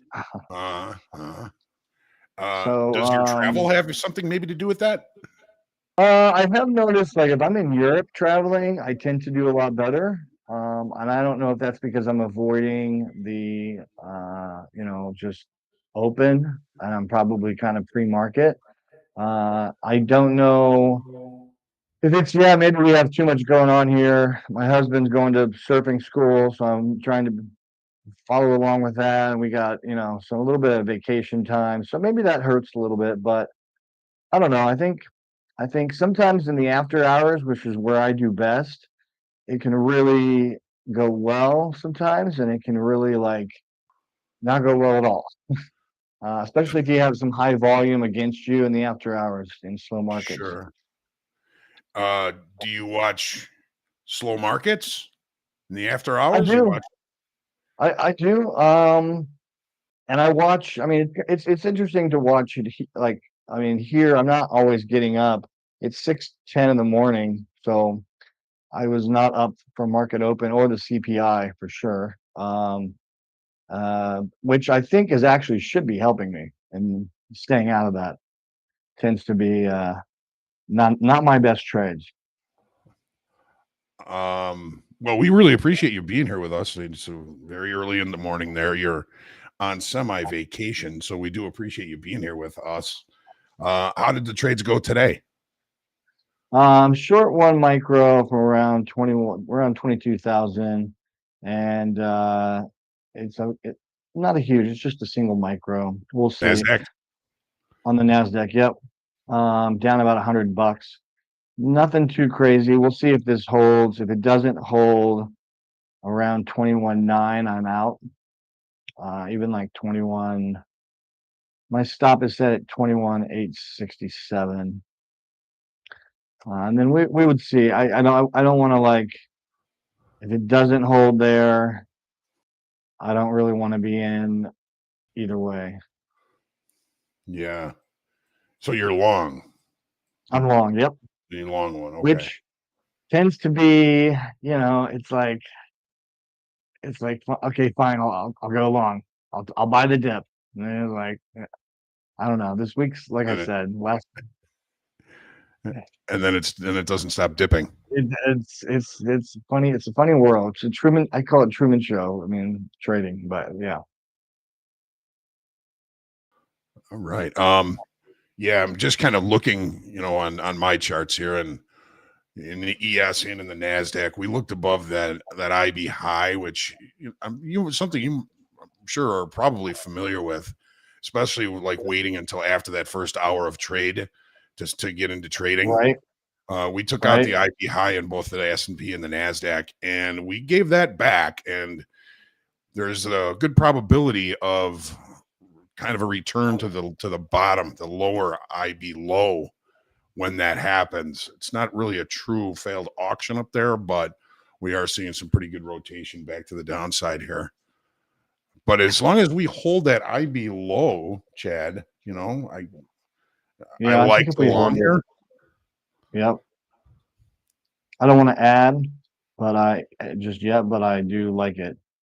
Trying to go with the Thomas approach of adding to the winners, and it can be hard, right? Like it's such an easy temptation to just get that one cost average in, and it's just, and when it works out, which actually is often it does work out, but when it does, it's just creating those bad habits. So it's such a good book. Best Loser Wins, for everybody who hasn't read that. It's my top book in trading in the zone. I think a lot of traders have that's on their top list.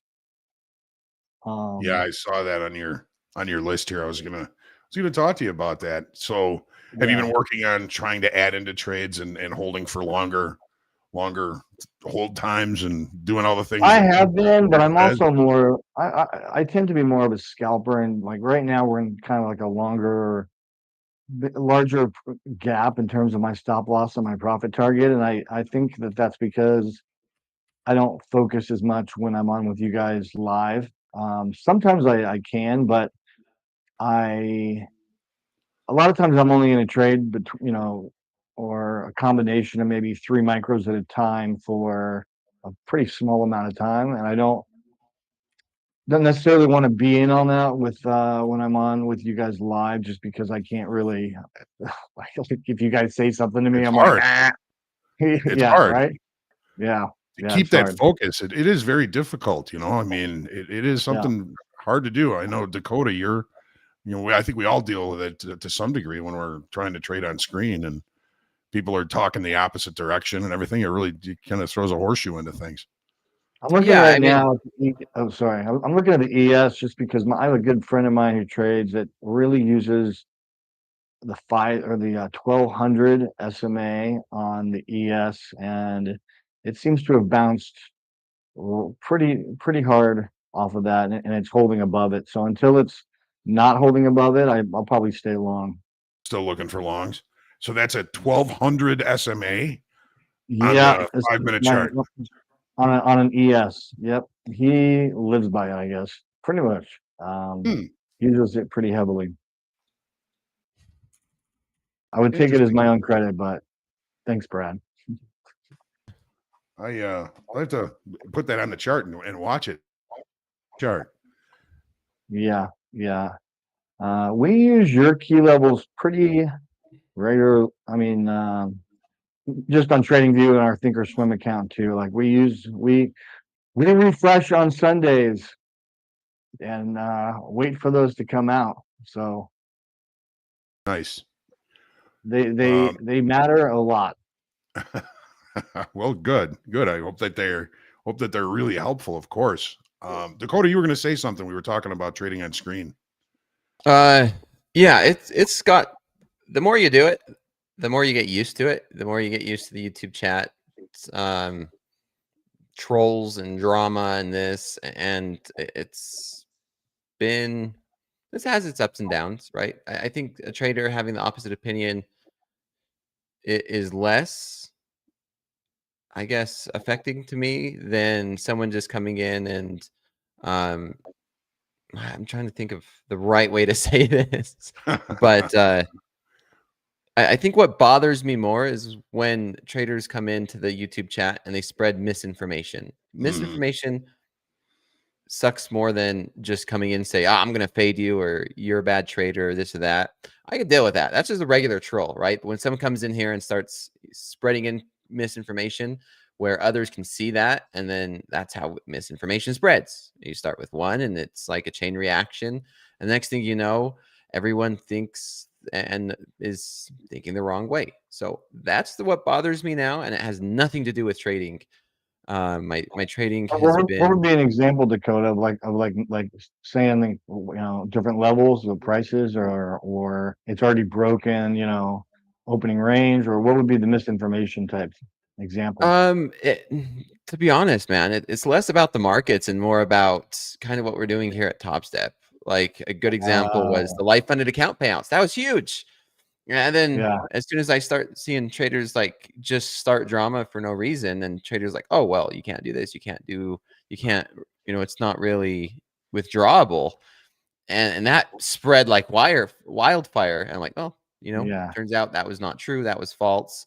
And that's more difficult for me to just watch and deal with than actually someone say, oh, NASDAQ's going up when it's really going down, or any of that, right? You're so process driven. You're going to be taking the trades no matter what anybody says. Unfortunately, yeah. Sometimes that's a bad thing, though. Well, just to do a quick review of the markets here, crude oil currently trading 66.67, right up near the session highs. S&P and the NASDAQ kind of hanging relatively close to those IB lows, relatively close to session lows. S&P 60.39, NASDAQ 21.942, a little jumping around. Gold having a little bit of trouble holding the initial balance low here. And we've got a couple of things to do here, a couple of housekeeping things. Let's do the P&Ls, guys, if you guys are ready. Give me 1 second with those, Hoag. JD. You got it. All right. Give me 1 second, and we should be good. If you guys want to keep talking about these trades, we'll be good with P&Ls in just a second. Yeah. So I'm not ready to short anything here yet. And we're right near those IB lows here in the equities. I'm thinking about maybe looking for some kind of a long here. I'm really kind of feeling that, we're in a buy the dip mode here. I'm taking a look. I have an order that's about to hit for one buying on the micro, as I don't follow my own advice about adding to the winners. But that's why I can trade micros like this, though, because at least if I was doing it with the big guys, it's much harder to cost average on a longer trade out for the day. Right. All right. All right, we are good with those P&Ls. If you are ready to go, JD. Let's do it.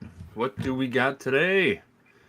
Right at the top there, Todd S. We talked about him momentarily with the big board. Number 2 on the big board. Moved up from 4th place to 2nd place.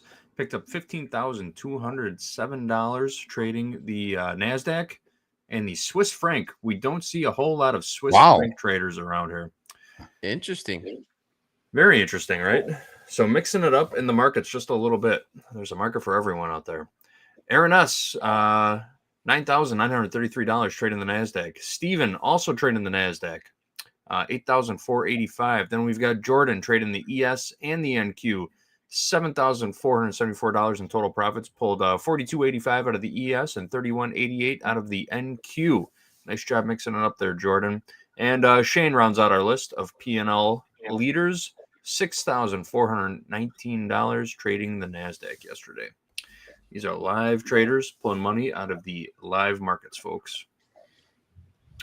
Nice. Awesome, And JD. Awesome. You want to do payouts now, or should we wait a little bit? Yeah, let's do it. Let's do it. Here are your live funded payouts from yesterday. Big day for Jimmy F. $78,000 right into his pocket. Lining his pockets with that hard-earned live funded trader money. Andrew S. 55 grand. Puppy paws for Andrew. Joshua 16,800. We talked about Joshua also, number 25 on the big board. Joshua M. $16,800 payout.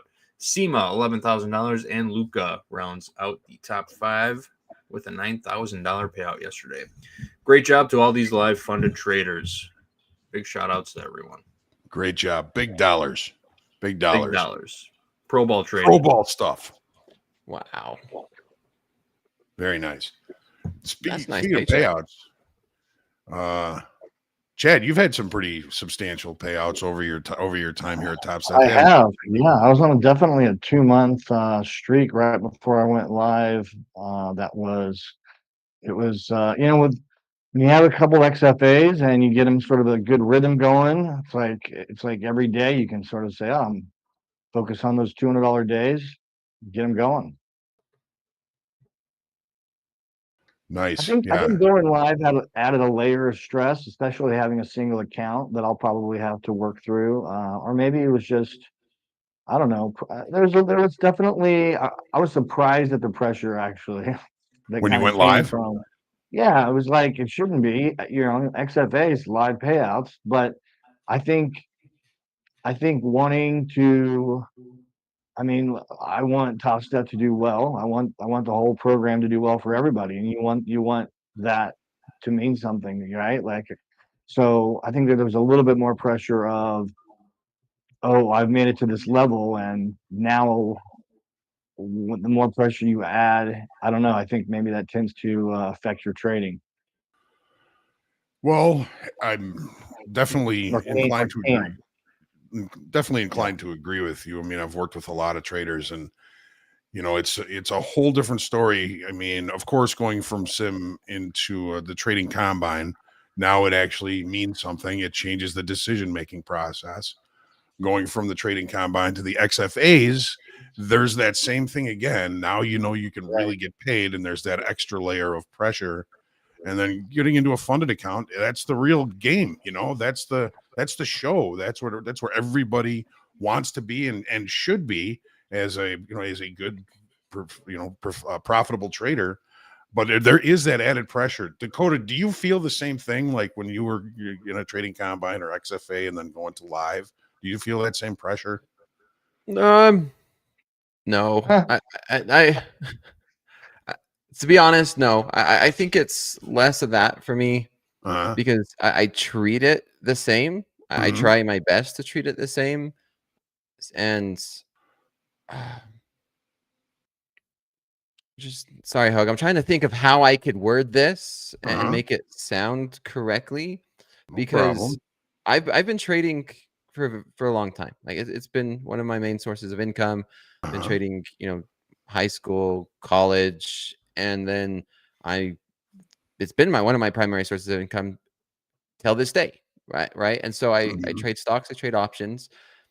This dollar amount here at the Topstep in the Topstep account is very minimal for what I typically trade in my personal accounts. But then doing it on air has been a bigger pressure for me than the dollar amounts, than the difference between a combine and a live account. I would say it's very similar just because it doesn't matter whether it's a combine or a live account. I'm executing it in front of thousands of traders. And so the pressure is just at the same level. Yeah.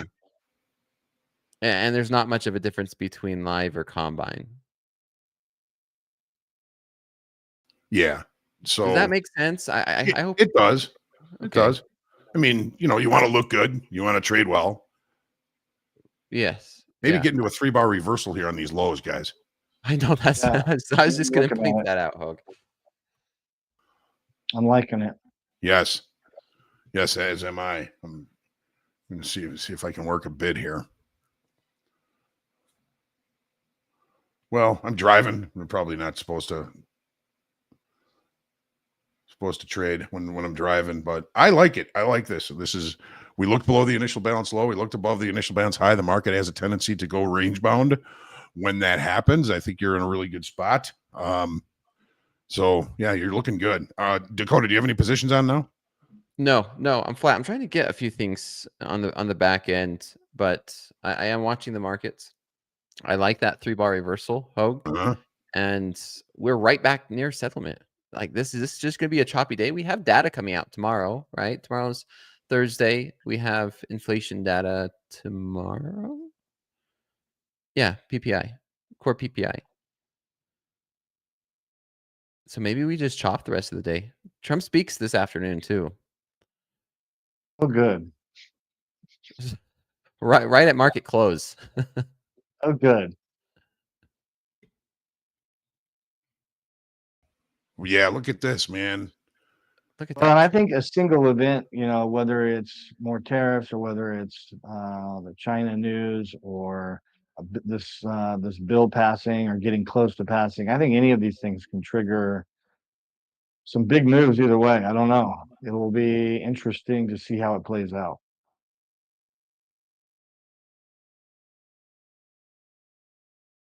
Did you take a long there? You're in long too, Yeah, right? he's long.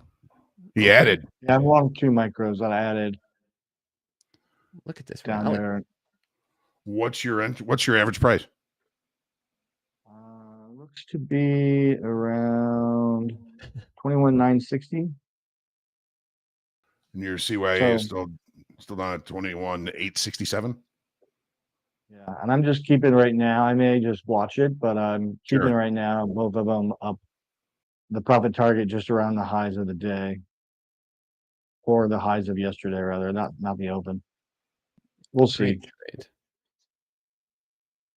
Very, very Hoping to nice. get a short squeeze that I'm usually the one stuck in. Ah, well, we do have You're the one doing negative the delta. squeezing. So negative delta is on your side. We've probably got a bunch of shorts in here down here at the lows. Mm-hmm. I could see this thing going back up to 22,000, to be honest. That's been the number Yeah. of the day. I wouldn't take very long, No. especially on the NASDAQ. Maybe to help better answer that question that I'm thinking about, Hoag. I've seen that so much over my career. The emotional difference from traders when they transition from a sim to a funded to a live account. They trade completely different. Yes. It's night and day when Uh-huh. it comes to trading in an XFA versus a live account, where traders have found some amazing success. And then as soon as they get to live, something just clicks. Something psychologically just changes in the way that I don't know if it's hesitation. I don't know if it's fear. Maybe it's a little bit of both. Maybe it's like realization. Just like Coach Jay and I was saying the other day, I'm like, man, I'm so excited for this Chicago trip. The closer you get to it. And then once you get on the plane and then you land there, you have like this realization probably just set in and be like, oh wow. Man, here we are. Yeah, like, here we are. This is actually happening. And it's the same thing with a live account, right? It's like, okay, here's your live account login information. You log into your live account for the first time and you're just like, okay, here we are. Wow, this is the real deal. Yeah, and if you're truly process, focused, it shouldn't be like that, obviously. And I would like to think at times at playing out with different strategies I am, but clearly, if that's what's happening, it's not a process because you're doing it differently. Mm-hmm. Yeah, I will usually suggest to people that I've worked with in the past when they succeed in a trading combine, they're going into the XFA or going from the XFA into the funded account, just to open the platform and just look at it for a couple of days. Just get your feet on the ground. Get the excitement over with, get, whatever else is going on in your head behind you, and just get back to business. A lot of people would feel as though, they'd reached the goal when they succeeded in the trading combine, and it's really just the beginning. Mm-hmm. So I've told, a lot of people, get your feet on the ground. Just look at the platform for a couple of days. Just sit and just watch. Don't trade.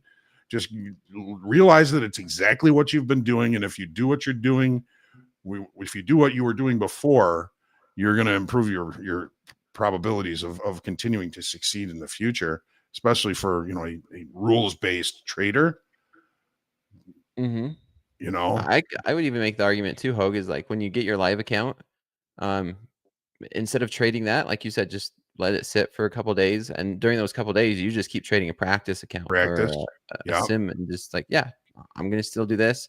I don't know how the copy trading works. I've talked to some traders who are like, hey, when I get my live account, I don't want to think about it. I'll just maybe trade in a different combine or a practice, and then I'll copy trade it to my live so that I don't get emotional when I look at the P&L or when I look up at the top left and I see live account. I don't know how that works, but I get it. It's a psychological tool that you could use, so that way you're not watching the P&L, not thinking about this live account, this is a live account, this is a live account, opposed to, hey, this is just a practice. I'm gonna follow my process and just let the market do its thing.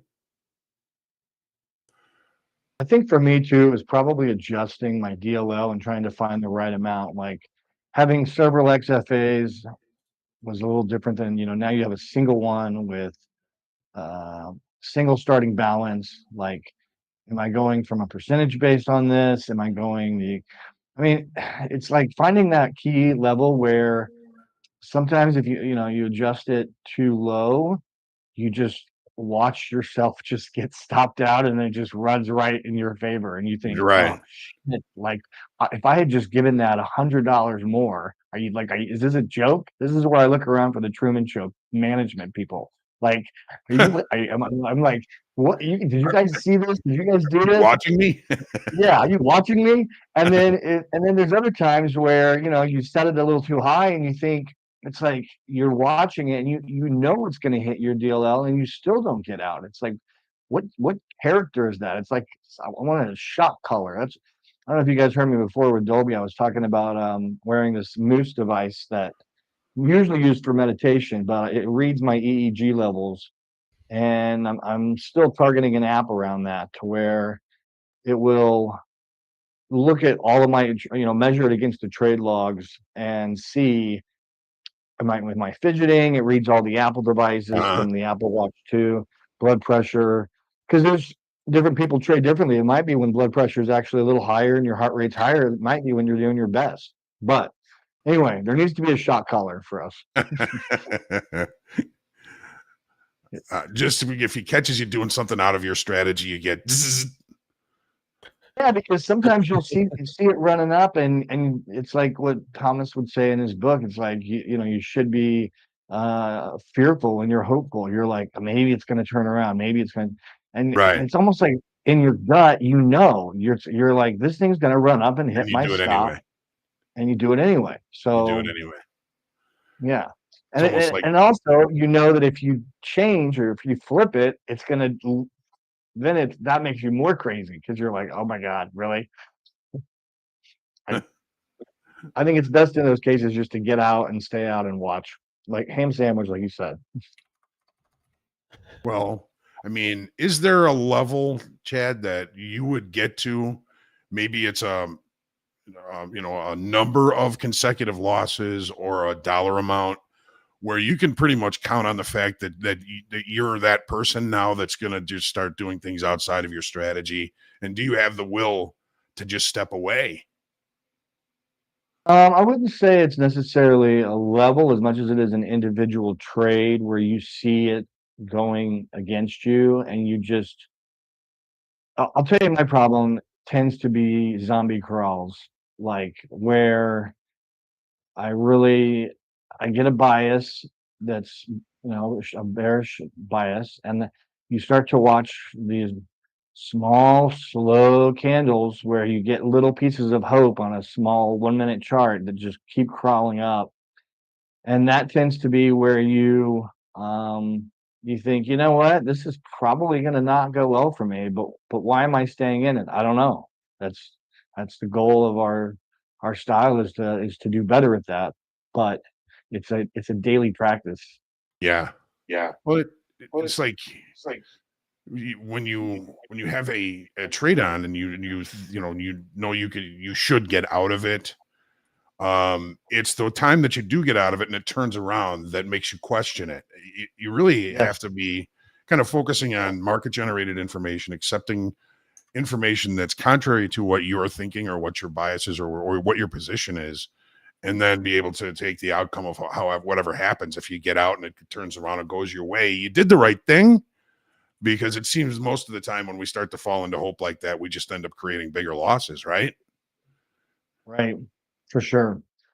I mean, I would actually say the setup right now would be, if I was short, this would be my trouble spot, where you start to see, even if you're looking at a 3-minute or a 5-minute, you start to see the bottom tails coming in and actually kind of pushing higher. It's not doing this on this exact minute now, but you know what I mean? Like you start to see some hope. So what would I do? Maybe I would have added to my short. Maybe I would have. And then later on, you're looking at this thing at 22,050 and you're thinking, what made me decide down there after it bounced from a level that was a pretty key area, and we had continued, slow zombie crawl characteristics. What made me think that was, the right time to be adding to a short? Now, Hoag says, yeah, you add to winners, you don't add to losers. Do you sometimes dollar cost average? Do you sometimes, like I call it, accumulating in an inventory in a zone? Do you Yeah, let I yourself will. do that?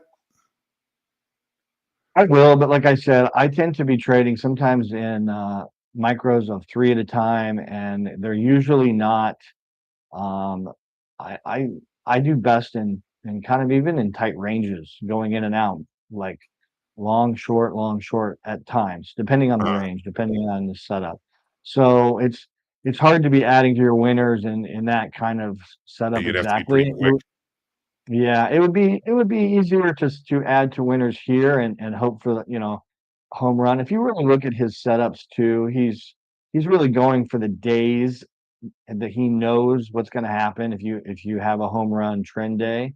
And they do happen, and you see those days later and you think, wow, if we had went with that policy, if we had added every 40 points, look what would have happened. you know but I think that those days, they're more home run type setups. Yeah, and those days don't happen that often, but when Right. they do, and if you're able to maximize Right. and add into those winners and just hold on to that thing all day, it's so difficult to do. And I think that there's a Dakota, I think you'll agree with me. There is a thin line between the difference of accumulating an inventory in a zone and putting on a moron trade, like it's going against you, so you put more on.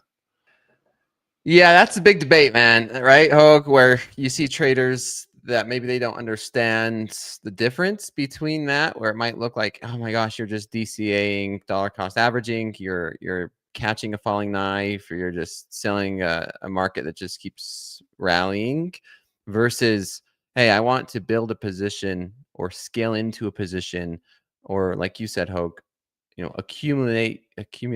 Well, man, can't speak. An inventory, build an inventory around a level of support or resistance, or this zone what you're looking to get in. So for example, it's like, yeah, I want to get into 3 micros, and you could either get in all 3 at once, or you can say, I'm going to get in one here, one if we get a 3-bar reversal, another one if we get like follow through. I don't know. There's many ways to do it. But yes, there's a major difference. And I think intent, like what's your intent here? Yeah. Are you doing it for a reason, or are you doing it just because an emotional reaction because the market just keeps going against you? So I think there's a fine line. It's a very fine line, and it's the difference between tilt. Like you think of it as anything, right? A balancing beam. You make one little mistake and then you just go on tilt. Yep. And You're that's what it off. could be. Yeah, exactly. They'll throw it off. Okay. Yeah, Intention. I'm guilty. I'm definitely guilty of that. Yeah, I would think we all are at times. I think the word you used was intention. Is it your intention to Yes. accumulate in a zone, right? We see Dolby do it all the time. Good range trader. He's getting in at the bottom end of the range and adding as it gets a little bit deeper, and then he's getting out scaled at the other end of the range. And that to me is a good example of accumulating an inventory in a zone. You're expecting the market to range. If it doesn't get to your one fill price for all, let's say 5 contracts, then you're not participating. Get in a little bit early, put a couple of near the bottom of the zone, and maybe you get filled on all of them. Maybe you get filled on 4, 3, 2, or even 1, and you get to participate in that move. Correct. Well, I will say too, especially on the XFA accounts, it's hard not to trade a little bit of your P&L when you get around that $200 level, just because, especially if you got a payout coming, or if it blows past 200, it's really easy to like continue on. Maybe you're having a great day. Maybe you can run that to infinity. But if you're hanging right at the $200 level, and like those days count, Yeah, they and you're do. looking at your dashboard later, and you're thinking, like, shit, this thing I was at 240, and I ended up closing down for the day. Like, that would have been a nice day to just lock in. And so, as much as I don't like to admit that trading P&L, that tends to happen if on XFAs. To me, I treat that number as a pretty significant day. It's like, hey, you locked in another $200 day. So I mean, you think about how hard people work to make $200. It's a lot. Right. Yeah. Well, for sure. And especially if you've had some big days, right? On the other XFA I've been trading, I had a 4K day. So 200 days matter a lot. If I'm going to, if that's not real money that's in my account until I've reached these milestones. All right. I'm kind of jealous that you're moving to Hawaii, Chad. Yeah, I'm avoiding a few things back in the mainland. No, I've always liked it here. It's been it's a good vibe, Hawaiian time. I don't know. It'll be a different chapter. You got to get used to those expensive $5 bottles of water. Game dice. Actually, a lot of people think it's expensive here, but it really I found it to be pretty, I don't know, very similar actually to Denver. Now, if you're going to certain resorts, and if you're Yeah. booking certain things, but for the average restaurant or average thing you're going out to do, it's really not, I think, as bad as people think. Especially, it's almost like a little bit lost in time. Like they forgot inflation and they're still using paper menus, so they can't change the price. Interesting. So maybe I love outside going your to tourist restaurants. traps then. Yes, yeah. I love going to restaurants that don't have the QR code. I'm like, because you haven't been able to change this price for a while.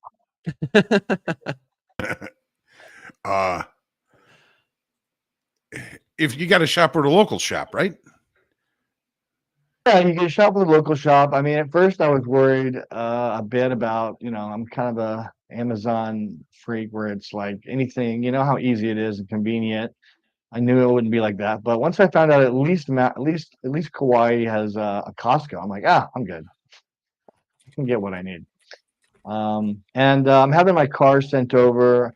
I thought that would be a bigger process, but It actually isn't as bad as I thought. It takes some time, Hmm. but it wasn't too bad. It does take about 2 months, so Interesting. Okay. 2 time months. involved. Wow. They just ship it on in a container or like Yeah, actually, this was like 3,500 door to port. So they pick up in Denver in my driveway, and goes on one of those trucks we all see that carry a bunch of vehicles, and then it goes to, I think, probably Seattle or maybe LA. And the one sad thing that comes with that is I was kind of counting on stuffing it full of stuff, because once you start moving stuff here, man, let me tell Mm. you, it is a like, we had 8 checked bags on this flight. I've never had 8 checked bags, like, plus carry on. And when you start getting into it, because even shipping a small box of clothes, and when I say small, like the size of a suitcase, maybe, it's going to be like $600. You're like, whoa. So Jeez. I thought, my idea was, oh, we just load up the car, and the car company said, yeah, nope, that doesn't work that way, Oh man. because they got their own weight issues and concerns, and also theft and Sure. all of that. It makes sense when you think about it, but we thought this could be an option. Well, I got a little housekeeping here. Traders, did you know that we have an easy way to connect with other traders and coaches?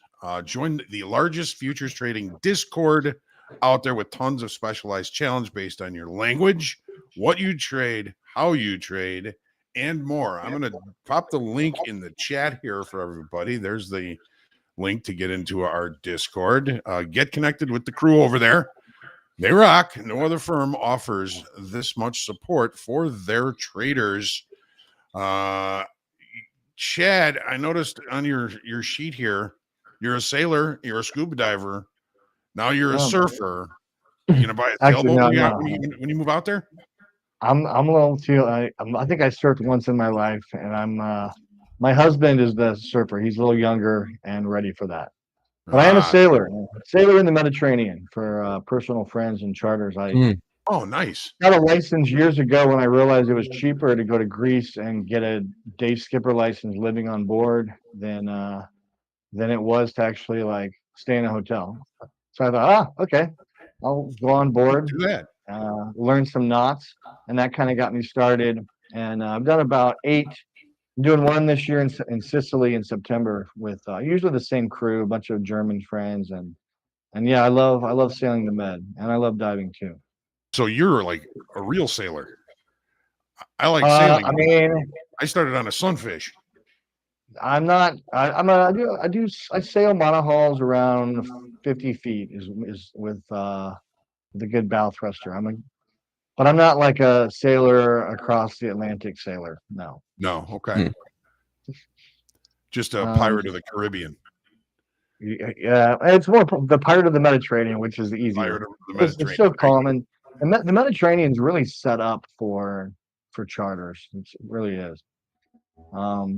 Looks like we're getting a little break here. Looks like we might be getting some movement. Yes, we are. Just looking at that. Do you guys know on the API? Because I've been using the API with a practice account. It's been working great. I got a setup that comes from Collective 2 with a setup there that kind of codes everything in Python, moves everything, enters and exits. Do you guys know if the tilt data is going to be an API connection at some point? I'm not sure. I'm not sure either. Yeah, I'm that would be nice. That'd be really not a nice to coder. have. We would have to ask Coach Robert that, I think. Yeah, Coach Robert would know. Do you use the tilt data in your trading? I mean, I would use it if I could get past or even present data. For example, like I have data on another setup pulling from Forex, and then finding the sentiment, and then when it gets kind of overextended, kind of like an RSI or something, it would take that and trade a setup for the 6E as an example, right? If it's looking at the euro to the US dollar, I would love to know. I won't say that I use the tilt now when I'm looking at it and I say, oh, it's 71% long on the NQ. Maybe if that gets to 80, I'm gonna short.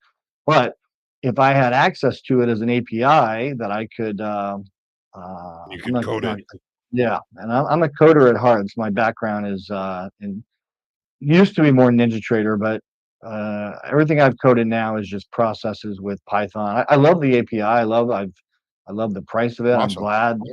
I'm happy to be doing setups with it. But if I could have access to the tilt data, for sure, I would look at doing some setups that might just some analysis even, right? Like looking at what we have, we got some good data with that.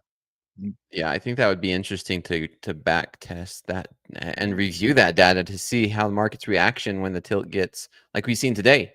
Yeah. NASDAQ and the ES was what 82, 83, 84% for a Long, good period of time. And depending on where you got short, yeah, there was definitely some money to be made to the short side because we had that nice sweeping sell-off that MP nailed with 17 contracts. But yeah, I've seen it before. Every time it gets really high, I know Andre and the team, they talk about it. It's very interesting. But I personally, I've never traded it, and it'd be very hard to back test, right? So with that data, I'm sure you could. There's something I to mean, it. for sure they have the data because you have it. So it's more about, is it going to be open in the API? I thought I heard MP say at one point it was, but I don't know. I also saw a message for a while that said that tilt's going away unless you have the API. So I think that kind of has like come and gone. I don't know, but I'm hoping that they open it up. Yeah. I actually kind of came up with a way that we could kind of populate the tilt on a chart as well as the average short and average long on a chart. That'd be cool. Yeah. Because that would be something a little bit more back testable. You could just, look back and see when the tilt gets too long or too short, what happens right on the chart around that time. I'm not sure if they're working on it just yet. Yeah, it could be a lower study, like a lower indicator. Oh, Would MP in the be chat. nice. Oh, MP hooked up with Dylan at the airport. It Oh, sounds nice. like. Okay. Very nice. Yeah, Chad, I think if you have that data, you could just chart it, right? You could Right. You can chart it, which means you can back test it to some, you know what I mean? I don't know. I know obviously that they have this data, but I don't know how much historical, like are they storing this? And when these numbers change, is it like in real time, or is it every 60 seconds updated? And has that been saved historically? Because that would be really cool. I believe the back end of it is in real time.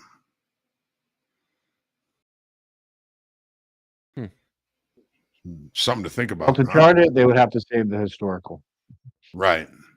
But it wouldn't be that hard to do, Well, you're just take a snapshot every so often. You are just a very you're a master of a lot of things. You code. You're a captain, trader, moving to Hawaii. Amazing. Scuba dive. He's certified scuba diver. Scuba diver. There was a 6-year period where I didn't have a house, so I was just traveled. So that's where I learned most all of that other stuff. Well, we are getting pretty close to the end of the hour here. Chad, do you have anything that you would like to bestow upon our traders? Anything that you want them to know about trading, and something that only Chad knows about trading? Tough question, but I'm going to go with the line from Thomas: buy high, sell higher. there you go. Great. Short low, cover lower. Buy lower. Absolutely. Well, we can't thank you enough. It was very early for you. You're probably going to get ready and go out for breakfast or something, although you do have this position on and it's still in the green, not really getting a whole lot of movement on it. Just to kind of go over the markets again here, we got crude oil holding right up near those session highs, 66, 63. Gold kind of dragging along the bottom here, last 33.50, 10. NASDAQ coming off that IB low there. We got Chad here along a couple of micro NASDAQ, a little bit lower here, currently trading 21,972 half. And the S&P is currently trading 60.47 quarter. Dakota, you're going to get a little bit of a break here. What are you going to do? You gonna go have something to eat? Take a nap? I'm actually going to talk to one of the guys from Trader Support. I'm getting into the new dashboard. Going to take a peek at it. And Awesome. yeah, I'm excited. I see it. I'm looking at it right now, and it's beautiful. It's clean. It's really clean. I'm excited for what's to come. Excellent. Well, thanks again, Chad, for joining us. Thanks for hanging with me, Dakota. And coming up next on Lunchbox Trading, we've got Coach Jay coming back. No rest for Coach Jay and Dakota today. We got Coach Hoop and Coach Vince for Lunchbox Trading. So stick around, folks. Still lots to do here on Topstep TV. What's up? Hoag, really quick before we go to break, we did hear MP earlier talking about meeting Dylan at the airport. MP wanted us to share this. Now so I see it. Yeah. Bring this up really quick. Awesome.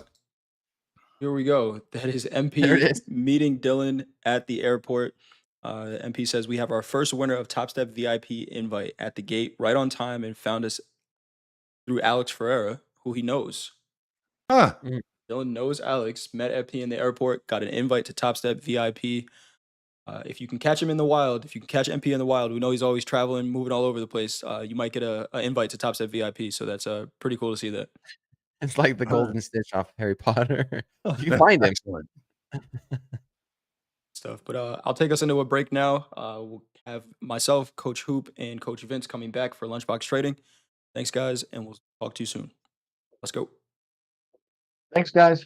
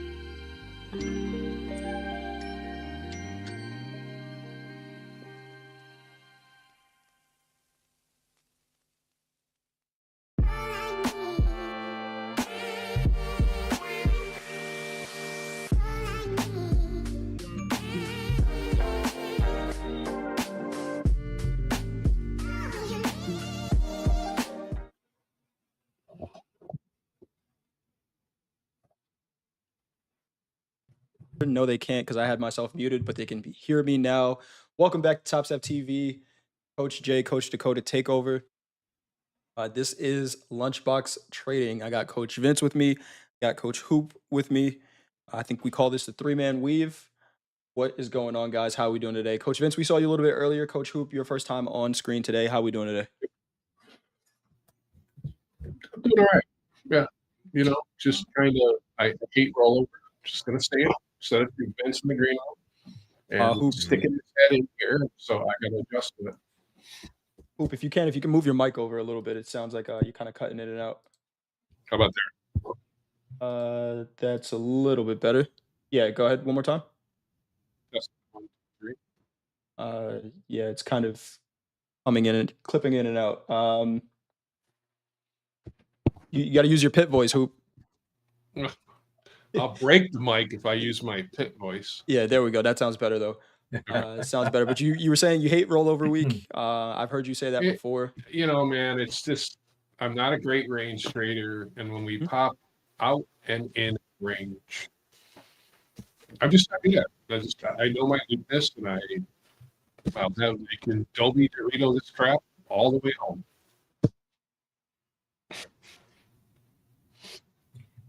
Yeah, rollover's tough. Yeah, it's tough. Yeah, it's a tough trade. And I think because I use, I think Vince, I use a lot of range cards, and I'm not so sure range cards work. You know, they're based on retracements, and I think it clouds it a little bit more. So, once again, try and adapt a little bit, or I'm just going to keep trading freaking cattle.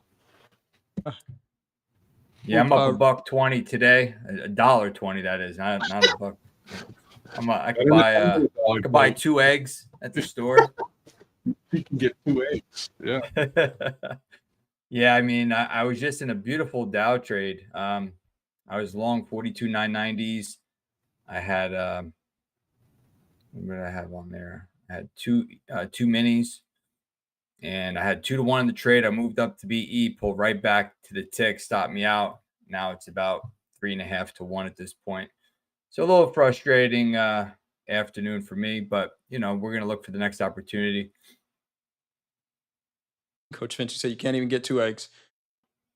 Yeah, probably not. Yeah, this is Lunchbox Trading, and I just that's what I just ate real quick. I just still got that Uber Eats order on the way, but yeah, two eggs for lunch for me. I did try to take a short in the Nasdaq, micro Nasdaq. Got stopped out of that. Actually, I took the trade off, which I'm happy I did because you know, we are seeing the markets kind of pop up here.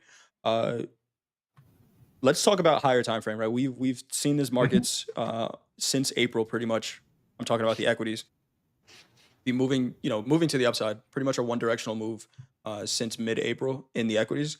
I got a bet with Dakota going on, and I need to know whether or not I should up the ante on this. Got $1 on it. Do you guys think we see all-time highs before next Friday? 100%. So I'm safe on that bet. Friday. I can make it a $2 bet. My bet. I'm in. I'm in for $1. I'll back you. There we go. All-time highs by next Friday. By next Friday. And which market? Nasdaq. In the Nasdaq. Nasdaq. What's the Not price the Russell. on that? Nasdaq. Yeah, Mohammed says maybe today. But the Nasdaq all-time high is 22,655.75. Oh, 22,655. Oh, that's way up here. Yeah, we're about 2.5%. We're gonna go. Yeah, I mean, I have to go no because where my little scope here is. This is where I wanted, to get short up here. So I'm gonna say. I know you had a trend line that you were looking at. Yeah. Oh yeah. Pretty much to the tick. Yeah. It's right there. So yeah, that's what I'm saying. If the market got up here, if I was a long time frame trader, I probably would have loaded up shorts or at least got out of my longs up there. So we'll see. Bonds are joining in, man. That we're in rollover. Just tells me we're just gonna pump. This old gut is telling me a little bit of intuition on this one, boys. Yeah. Yes, it is. Anything you're looking at right now, Coach Vince? I know you said you were in a Dow long. Anything you're looking at Yeah. right now to take an opportunity, take a trade, or kind of sitting on your hands right now? Yeah, I'm sitting on my hands right now. I was actually long the NASDAQ a little while ago, but I covered it. That's how I got back to even. I was down. I took a stop in the ES. I think the bond auction came out, drove it lower, stopped me out. And yeah, then I got into the NASDAQ. That got me back to break even here. And then just got break even on that Dow, which is upsetting. Coach Hoop, what about you? How's how the meat's doing? How's cattle doing?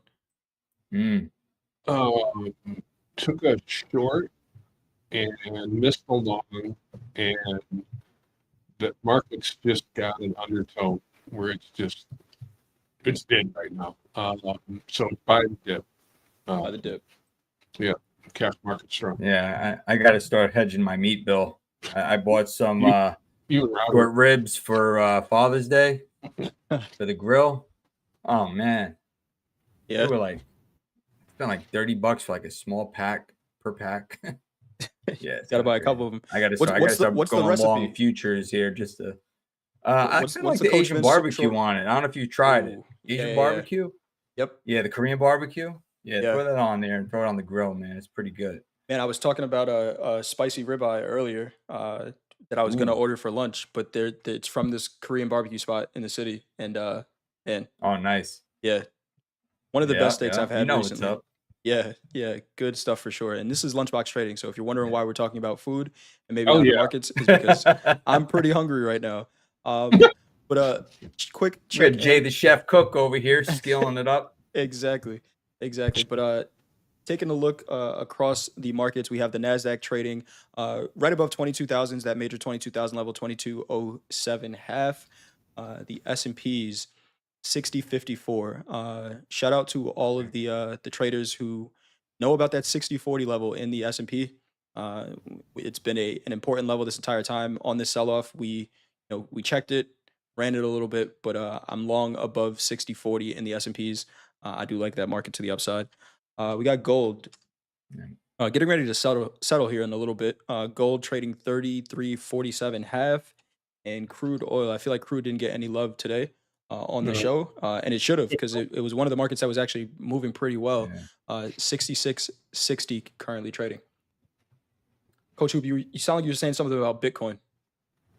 No, it's just crude. It's just, once again, I'm an angry trader today. This is why I stopped trading today, because between rollover crude, yeah. So, crude's just a much different trading market right now. So, Okay. but save your appetite for Chicago, Jay. Just gonna tell you that, right? I know you're from New York, but save that appetite for Chicago. A lot of Oh, beef. for sure. Coach Hoop, if you can, You have before to me, do a just move your taste mic test for over me, just a Coach little Jay. bit. Do a taste test, you said? Yeah, man. You got to let me know. I haven't been to Chicago since, oh man. I would say it's got to be 10, 12 years. Oh wow. Yeah, it's Let me know it's how a good the pizza city. is over there. It's a great city. I've had a ton of great food there, so I'm excited. Dakota was asking, he was like, "What's the first thing you do when you get to Chicago?" He's like, "You got to eat something." So Yeah. I am ready for sure. All right, Coach Hoop, I know you're mad. Any other markets that today look like they may be presenting some opportunities? Anything we could scan for? Bitcoin is on the radar. It feels like we're kind of top of the range. That's one I'm looking to maybe take a short up in here. But when the equities get their bullhorns down, it seems like Bitcoin wants to follow. Yeah. So stay patient, Jay.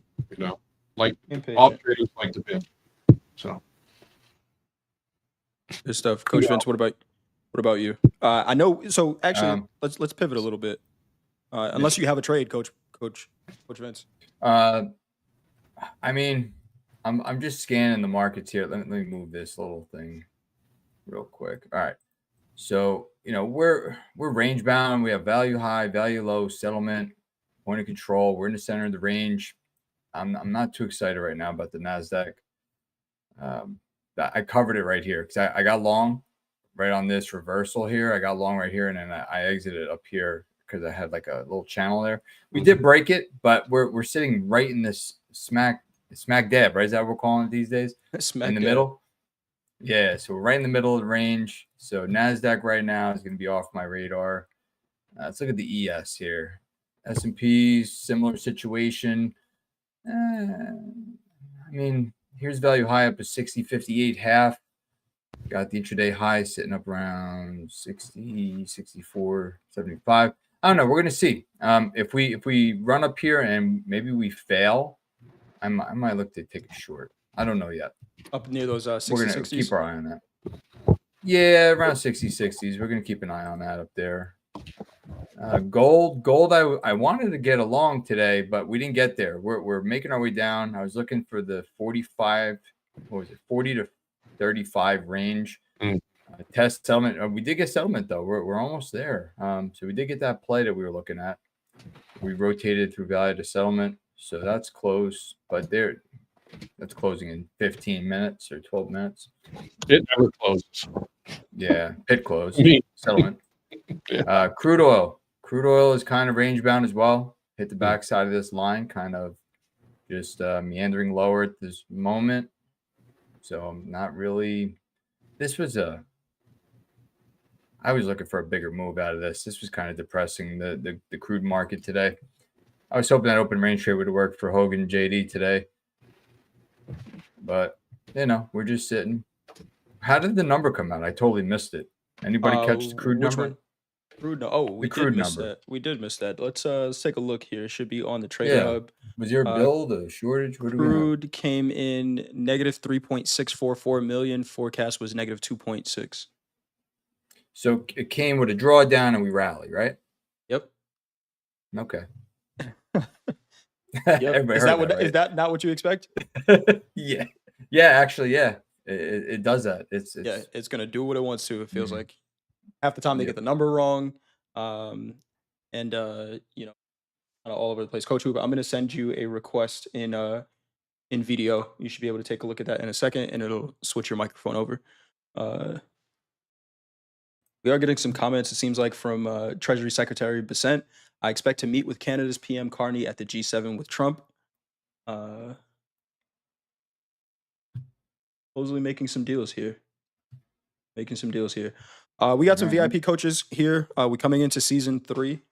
What are you guys most excited about for season 3 in the VIPs? I think the draft is going to be probably at the end of this month. I don't know that we have a date. I'm sure the team has a date. I don't know that date yet. What are you guys looking forward to? I'm hoping they bring the same energy. My season 2 traders were, they were ready to work, really. It was much more excitement and much more energy, I think, from VIP season 1 to 2. So I'm hoping they bring that energy and they're ready to work, and really try to stick to the plans that we're developing and, try to learn from this experience, right? You're not going to get this experience anywhere else. So really take advantage of it while it's there. 100%. Coach Hoop, what about you? I'm not getting your audio now, Coach Hoop. How about that? Yep, sounds good. Sound better? Yeah, it's still kind of coming in and out, but I think we're good. Okay. Just had a good season 2, and I'm modifying some stuff myself because listening to Andrew Lee and Deanna and Vince here, I'm gonna make a little more accountability for my VIP team going into 3. More accountability. Okay, gotcha. Yeah, I would agree with that. If we can somehow enforce that, that would be great. Yeah. Yeah. Well, what would that look like? What would that look like exactly, Coach? I mean, we'd have to get reports, when I was in the brokerage side of things, we used to get equity runs every night, right? We knew where all of our traders were at. We knew when they were on tilt. We knew everything. So I think if we had a little bit more of that data, we can kind of put them in timeout, something like that. Yeah, I agree. And maybe try to be like, hey, we need to work on this, so because what I have noticed is there's a lot of excitement when there's green days, but you don't hear about the red days, right? And I would For like sure. to hear about the red days, because then we can try to Where you work make on that a adjustments. little bit more. Exactly. So I think people are afraid to share losses with people, and it's okay. Yeah. We're not winning every day at this, and if you are, I don't know. If you are, Send me an email if you are. I don't know. I I'm would gonna love to kiss your know. feet. I'll Right. kiss your feet. I'll wash them for you and everything. Right. But but no, honestly, at the end of the day, I would like to hear more about like where they're struggling, so we could try to, and some of them do share it, right? But I think some might be embarrassed or whatever. And there's nothing to be embarrassed about. We all screw up. I screw up. I'm sure you guys all screw up once in a while too.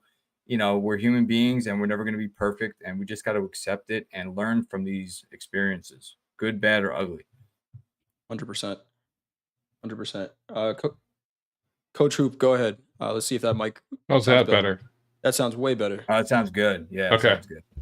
Yeah. Very It good. was once, going through a different source today. So got it. It only took about 20 minutes. Yeah. Give us a move, Hoop. Give us a move. What's the move? There we go. We got Mellow Wolf in the chat, says, I'm on tilt currently. How do you guys deal with tilt? How do you guys deal with tilt? How do you identify first that you're on tilt? Because I think for me, identifying it first is probably most important. And then we find a solution after that. Mm-hmm. I'll give you how tilts changed for me in 35 years of trading. What it looked like in 92 and what it looks like now is completely different. Young trader in the pit, taking a beating for the first hour and a half of trade. Let's give a 90 spin to it. How I did it then was I was a smoker back then. I would go out, take a break, have a cigarette, try and vent a little bit, and just kind of let a little bit of the angst go. What it is now is lockout button. Let me be straight out. Yeah. The lockout button, it's a lot healthier for one. It's the lockout button is the best thing about, for me is, and people say, well, you can't protect protect from yourself. Yeah, for me it is. It's just, I need that. I don't need to jump back into a trade because, like Vince, like you just had, like you said, you get stopped out right up against something and the market goes your way. And, you can call it dopamine or whatever angst you get into a trade. It's emotional. We're not robots. So Jay, you said that, I just think now the lockup button is the best thing for me. Take a little breather. And whether, the thing that's cool now is, this is what's great about the development to me of Topstep X is that it used to be, hey, when you lock yourself out, it was for the day. Sometimes you just need a 15-minute, hey, need to cool down, relax, Yeah, 100%. and just, okay, I don't need to lock myself out for the day. I think that's the best thing for traders right now. I think it's a huge deal. Yeah. What about you, Coach Vince? You still get on tilt every once in a while, or you? Yeah, I'm tilted right now. 42,990s. I was long, right? I'm at 4-1 right now, and I'm just watching it go to my target. So, these things happen. You just have to accept it. Look for the next opportunity. But no, honestly, for me, stepping away, right? When you start to get that build up, right? We're starting to get really, really angry. Just force yourself up out of the chair and step away. And I think that helps reset, even if it's 5 minutes, right? Go get something to drink, something to eat, a cup of coffee, a shot of tequila, whatever it is. Just step away from the screen a little bit and let your brain readjust. My target was 43,164, by the way. So What are yeah, we trading just right let now? it reset.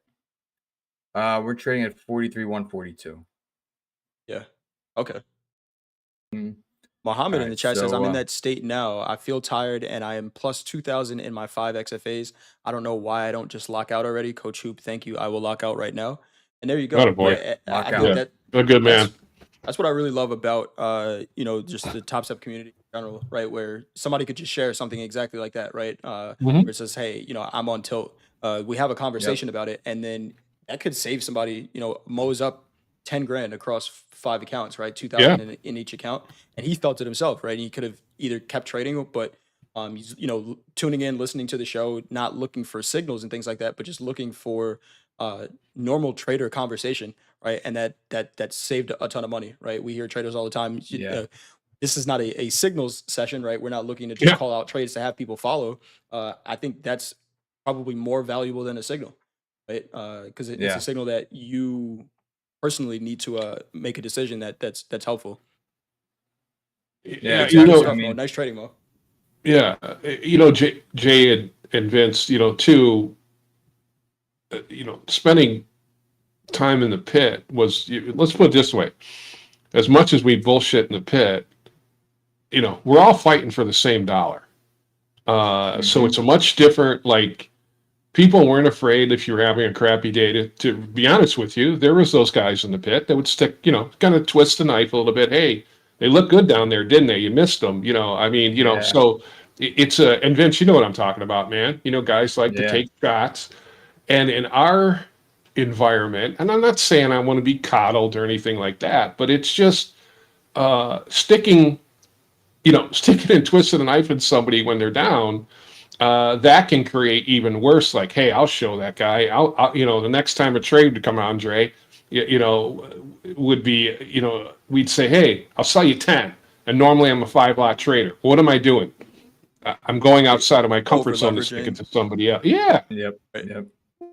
100%. Yeah, to try to prove something to someone else where it doesn't matter at the end of the day, right? They don't pay your bills. Exactly. So. Yep. Exactly. Yeah, Crude like these highs. kind of trades make me a little bit, more like tilty. Like right now, I'm 20 ticks away from a trade that had a $1,750 profit target across 3 accounts, right? So, I'm sitting out here watching it, and it burns you, right? It really does, and there's nothing you could do about it. But I'm saying to myself, hey, I took a trade earlier, I got stopped at a break even, and it went against me, right? So. It could have just as well went the other way, and I would have been, oh, thank God I have my stop in. So, you got to really look at it over the long time, right? 100%. Because every trade, it's just another trade, another one will come. And if I start to change my management, right, I might start to mess up my consistency approach to what I'm doing. So, that helps you get over this kind of a thing too, because you're like, you know what, the last trade, it would have went 50 points against me, and that would have been bad, right? So, you just gotta trade your plan, or plan your trade your plan at the end of the day.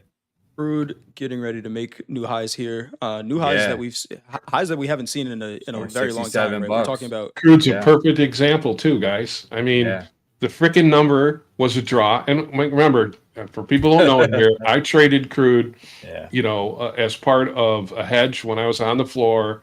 And I've traded in here since I started at Topstep 2010. And it will, in the market state it's in now, it's just a different animal. The number came out. It was a draw, right? Dan said it in chat. It was a $3 million draw. That should be bullish. So what does the market do? It goes down. And then 30, 45 minutes later, Jay, we've seen it. It says, okay, I'm going to really stick it to all you people that got short down there. Now I'm going to go make new highs. It's such a crude... and writing that and journaling it is what you need to do for any of you new people. Is just realizing, hey, I've seen this MO before, and just journaling it. So next time it comes around, you just, you stay patient, right? Yeah. My uncle used to be in the crude pit. He leased a seat down there. Oh, did he? And he used to tell me when, the numbers would come out too, that sometimes they go reverse, they come back. So just be clear of that. Just be flat, right? You just don't know what's going to go on. Mhm. And what you think might happen might not happen. It might take a week for it to catch up. Mhm. You know, so just be careful out there. I Used do to want to call it- comment on something in the chat here. Go ahead, Hoag. Go no. For that. We used to call it API on fade. There you go. Yeah. All right. So there was a question. Let's see here. Where'd it go? I think it was Mohammed. There was a question about it was something he was saying about tilt. Where is it? I think I got it here. To be honest, I was listening to Coach Hoop, not trading, looking for one. When he said that, it was like a wake up call. Is that what you're saying? No, there was one where he was saying that he goes on tilt when he's losing money. Okay. So there's two ways to go on tilt, right? Mhm. So you could get tilted when you're down and you're trying to battle back and get your money back. That's tilt. But then for me, I'm not that kind of a trader really. I get more tilted when I see something like this happen, and then I get angry with it, and then you try to like manifest a trade that's really not there. So I know my points where I need to like reset, right? And you'll learn that over time. I don't know how long you're trading, but if you journal, you'll be able to identify a lot of these patterns of emotion, and hopefully you'll be able to learn how to turn them off, right? And that'll help you. But I definitely hear you that when you're losing money, you're trying to get it back and fast, and then you over leverage, and then you make things worse, and it becomes a tornado that you're just, you're just stuck in it. I think one of the most not important, Kansas anymore. I think one of the most important things to do, like you just said, Coach Vince, right? It's a tornado. You don't want to get stuck in it. You don't want to get stuck in the mindset of I'm in tilt, right? I'm on tilt, right? Could it be as simple as saying, hey, you know what? I'm not on tilt, right? I'm going to control myself. I'm going to control my emotions. We've heard Mick, our risk manager, say, anytime he had a losing day, he would treat himself to dinner, right? Go out, buy a nice bottle of wine, eat a nice dinner and things like I've done that. Yeah, I mean, I've done that. Where it's just like, hey, you don't want to tie so much of your identity to the results that you have on the charts because you don't get to control it, right? But I do get to control who I am, and I like a nice bottle of wine and a steak every once in a while. So getting back to that and just appreciating life off the charts, I think is extremely important. Speaking of which, you guys got any plans for the summer? Feels like we're almost halfway through it already. Any plans you guys got for the summer? Yeah, I'm heading out to Miami. I'm going out there for a week. Yeah, we're gonna go stay at the Fontaine Blue. Nice. So I'm staying there, oceanfront. It's gonna be nice. Nice. Can't wait. I need a break. Usually Usually I go out to Mexico. That's when you put on the Vinny Lamborghini hat, right? In Miami. There we go. Yep. Oh man, I can't wait. We're gonna go to Live Club. It'll be nice. But usually Mexico is my go-to. Okay. Kind of like a second home for me over there. So love Cancun area, Riviera Maya. Beautiful place. I'll be out there probably sometime this year. Just don't know when. But Welcome I'm to gonna Miami. stay. I'm gonna stay in the States, I'm hearing a lot of stuff out there. So I'm gonna try to stay home for a little bit. Okay. Good stuff. Good stuff. Shout out to Nick for a tick in the chat. What's going on, Nick? Coach Hoop, what about you? What's Any up, plans Nick? for the summer? I mean, you live in Well, go ahead. we're in preheat. We're in preheat mode right now. The oven hasn't quite hit full bake yet. So 108 here yesterday. So, typically most people, yeah, dude, that's mild. Wow, where are you at? I'm in AZ. I'm in Phoenix area. Yep. Mhm. Yeah, I like it out there. Yeah, it's a dry heat, Vince. That's what they all say, right? Yeah. Yeah, I went to the Sonora Forest out there on a Jeep tour. That was cool. Yeah, but I went there in February or March, so it was still warm. It wasn't like 108 though. Yeah. So typically most Arizonans either go north to Flag, because you can go up to Flagstaff and it's 35 degrees cooler. Or a lot of people go to San Diego. So I have a nephew in San Diego, but it looks like it might be a north trip potentially. I do have a pool in the backyard, so it might be my, you have to have a pool in Arizona, especially another month here when it's like 117, 116. Wow. Yeah. And the pool's 90. You don't need a heater. I guess you don't need a heater. Huh? No. I got to heat mine up, man. My electric bill is crazy. Yeah. Oh man. Yeah, no, Arizona was nice. I mean, I went out there, I think it was like February, March. I was trying to get to the canyon, but they said all the roads were blocked, so I couldn't get over there.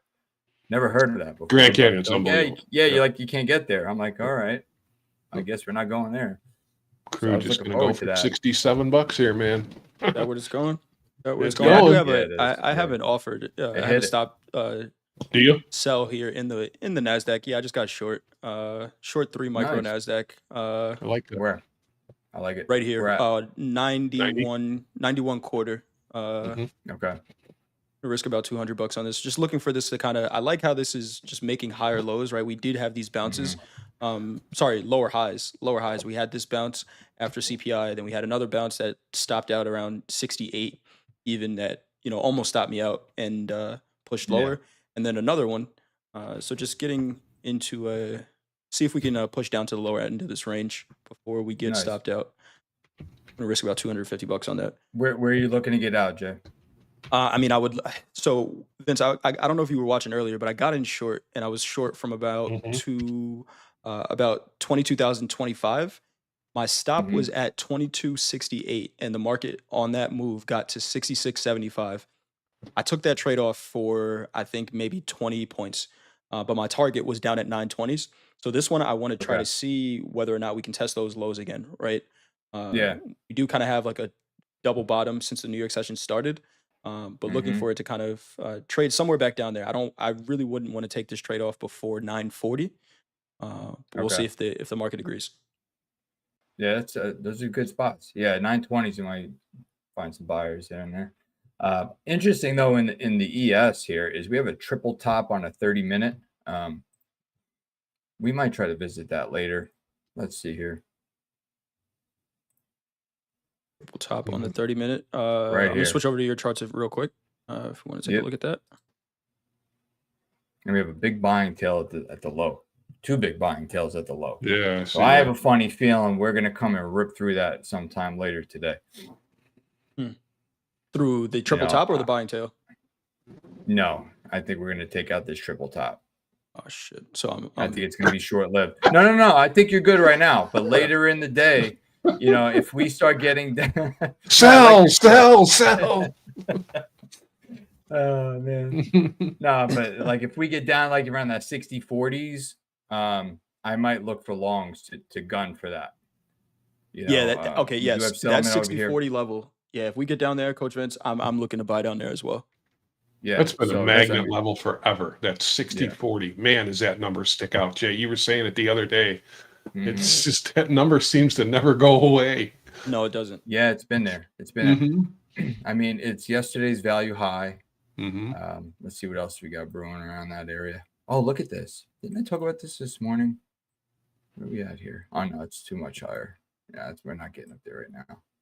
But I'm watching this kind of push. We're going to see how that goes over the next coming days. But let's see if we can find something here and around that 60-40 mark.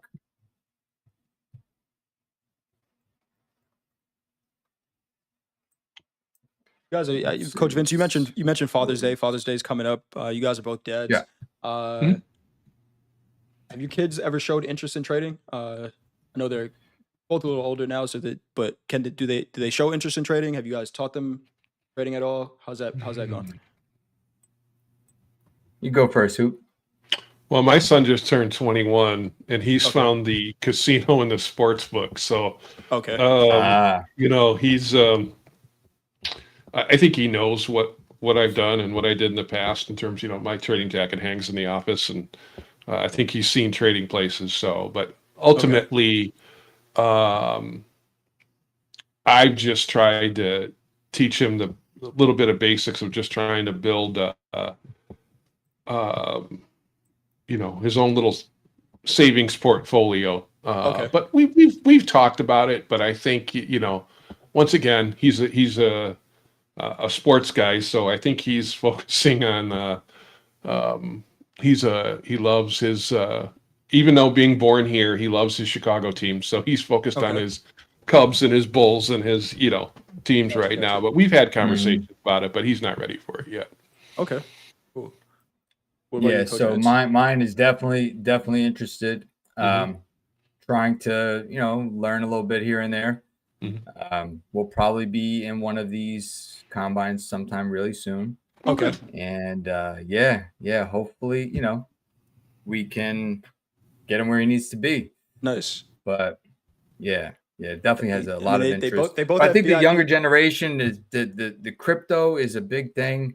Yeah, I'm for still sure. kind of old school, like I'm old school with the new school. I'm like in that area where we did both, right? Right. I own some crypto, not a ton of it, but I dabble with it. But I think the younger crowd is kind of they're on TikTok and they're on Instagram. You get all these guys, they rent a Ferrari for the day, they pull it out of the trailer, they sit on it, and then they bring it back to the rental shop. Yeah. So they see a lot of that out there, right? Right. And it's just not reality, really. Yeah, it's like, Dad, Maybe where's for your some people Ferrari? it It's is, like, right? they call Yeah, me right. Vinny Lamborghini. Not. Yeah. Yeah, I hear you though. Yeah. I mean, I got a couple of expensive whips, but Yeah. I don't. like. I'm not out there like going crazy. Like some people do some crazy stuff, right? Yeah. Yeah, But for sure. he's definitely interested. Hopefully, maybe who knows? Maybe we'll see him out here one of these days, and that would be pretty cool. But I told him focus on building your war chest right now. Build up your money. Bring up, Right. build up your cash. Because you need to have money to do things, right? So Of course. it's more about building up the war chest. Don't put it at risk yet. Build it up and then slowly learn. And this is a great place to start learning. And so I'm pretty excited for him to see what he can do. I mean, they both got. Hopefully the mental game is there, right? That's the hardest part. They both got free VIP coaches, right? Yep. So, Yeah. use it if they're interested. Use it right away. All right, we got 15 minutes left in this segment. This trade is kind of not going anywhere, but I've expected that. I'm just gonna let this one work. Risk is defined. Let this go. Mohammed says loan him $1,000 with 20% interest daily and teach him. How about I just take the opposite side of all these trades? Right. There you go. Right. 20% interest daily. All right, here we go. Wow, Now we're working a That's little bit. serious Juice, man. compounding right Oh, there, right? Those rough. That's a lot of juice. Damn. 20% per day. I mean, Most that you want to geez, learn, you're gonna learn. Bookie. that's worse than the margin accounts at Schwab. Right. Yeah. That's That'd be like crazy. the old preferred managed retail account. When I brokered when I left the floor, I worked for a firm out here for a couple of years, and there was no computers then. You still had to call the tickets in the desk. You know how that worked, Vince, right? As a retail broker. So you had to wait to get a fill back. And the guy goes, well, I want a managed account. And I go, well, that's $95 round turn. And he's like, really? I'm like, yeah. And he goes, that sounds like a good deal. And I'm like, whew, okay. I'm like, when I was on the floor, it was $4 a round turn, So it's I miss those days. the cost to do business now is people have, I mean, Jay, we talked about that. The cost to do business now, Oh yeah. it's a lot less, but it's A just lot a less. lot harder to put up days, Yeah. That's I just mean, the difference. Yeah, that Learning curve's longer. Found so value low definitely. Yep. Yeah, I took 2 off. Did I'm you? okay. Good. Yeah, Okay. yeah, I took 2 off. Mhm. Back above 22,000. Since I've already managed this trade, I said I didn't want to manage before 40s, but this is the way I trade, guys. Mhm. See some profits. I took 2 off, and back above 22,000, Nice. I'll take the risk off. This doesn't really seem like a home run market right now, right? Where I'm okay, see profit, take profit. We really don't have direction, so this market could go whatever way it wants. It was so cool, Jay. I saw a guy say, hey, I took a J trade this morning and I made $50. And I'm like, that's Nice. what's cool, dude. When you Yeah. have your own trade, Oh, yeah. and somebody takes it, and it's so funny, Jay. I get a kick out of you at the buzzer when you go on there, and everybody goes, "Hey, there's a J trade. Hey, there's a J trade." And Jay's like, "God damn it, I missed all of those." I missed all of them. Yeah, I can't catch. I can't catch Hey. every one of them. You can't catch them all. You can't. It's like you need an alert. You need an API alert when that's Yeah. happening, Jay. Right? Yeah, I need Coach Robert to just help me There code goes it code. and automate it. But yeah, it's It's a great trade. I mean, I had some a trader just messaged me in Discord today, and they said, they took that J trade and passed the combine. Mhm. There's another trader that Oh, says that's they've been taking only those trades, dug an XFA out of a drawdown, and are in profit, right? And I'm not going to take any credit for that. You guys have coached, or you coach Mhm. traders. You never take credit for anyone's success. But it is cool to hear Coach Hoop, and it's just like you Yeah. share a concept for what we do. They here on identify it, YouTube. Jay, all the time. Exactly. Yeah. They identify the trade. So I'm taking micro Absolutely. short crude here, a couple. Screw it. Okay. It's a time thing, guys. Crude directional at this time of the day, about 45 minutes before. I could be wrong. I'm not going to risk a whole bunch here, but Mhm. it's So just all the typically this markets- 1045-ish area. You get a counter move for, and this is a scalp, 30 ticks, a 1-to-1er for me here. Yeah, look at all the markets. They all tested settlement except for crude today. Mhm. We're right around settlement here in the ES, right here in the NASDAQ. We poked it, and then we got a little bounce, but we're trading right around it. The gold is at settlement. Everything is around settlement. Gold finally got to the level where I was interested, but it's late in the day. So, Coach Hoop, you got a question from Arico. What year is that Masters flag from? Oh, that's this year, dude. Oh, nice. Nice. Yeah. I have a buddy who works for Ping. He was out there. He was out there for business. So I'm like, hey, I need some swag, man. So I got Nice. a flag, a hat, and a wallet. So I can look like I was actually maybe there. So I got a ping set, but all I do is donate balls. I go for the beers. you and I'm a big donor. Michael. Yeah. Oop. You and MP. I'm a big donor, Jay. Yeah. Yeah. I think him and Actually, Dakota had a contest of okay. how many balls they could donate off the first hole. Yeah. Yeah. I went with my son one time. We lost 48 balls. 48. Holy moly. That's doing I've some never damage. golfed before, but I mean, so I've golfed once. I've golfed once, but 48 sounds crazy. That's I hope that's not damage. what I'm in for, because damn. Yeah. We did have some traders in the chat asking what the J trade is, and this is the first time you're going to see me be an influencer. If you want to know what the J Yeah, trade is, do it, join Jay. me for At the Buzzer. Yeah. All the secrets will be released during At the Buzzer. I'm gonna plug my own show, get some more Yeah, views yeah, over there. yeah. But we share it every day. So if you go back and watch a replay, but talk about it then. Park a car behind you. Right. Yeah, there you go. I will say though, I did shoot an 89 2 weeks ago, which was the That's best ever in my life. So, usually I would. Some days I'm all right, and it's just like trading, right? Some days you're on, some days you're not. Golf is very similar to trading, I would say. Like, Well, a you don't lot of realize people how treat it. difficult it really is, until you do it. So it's funny, and I'll give you a quick one here. I'll tell a quick golf story while it's slowing here. So, played in high school, played in college, but all my buddies were hacks. They love to play, they love to drink, and that's typically we played in some scramble, and I'm the only guy who typically stayed semi-sober through the round. So I told myself if I ever broke 70, and I was a guy who I was like a 2-3 handicap. I said if I ever broke 70, I'd retire. So I'm playing with my buddies. I shoot 37 on the front. Don't think much about it. They're all hammered. Okay. Yeah. So I go birdie to start. I'm coming down the 18th hole. It's a par 5. I need birdie to shoot 69.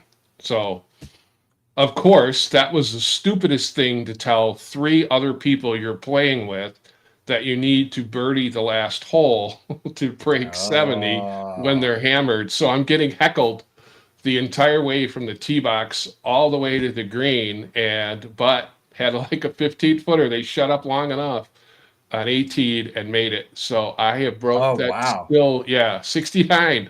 That's Dakota. That's his number. So yeah, it's I've done it once, and it was like bowling 299. So I've been close.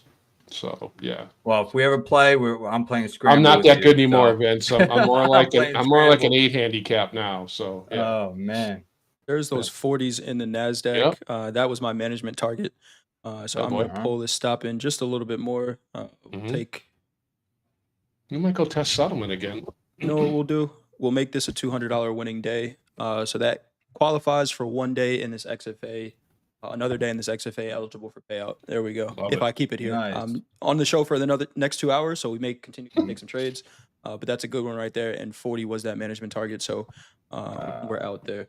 Did we hit those 60/40s in the S&P yet?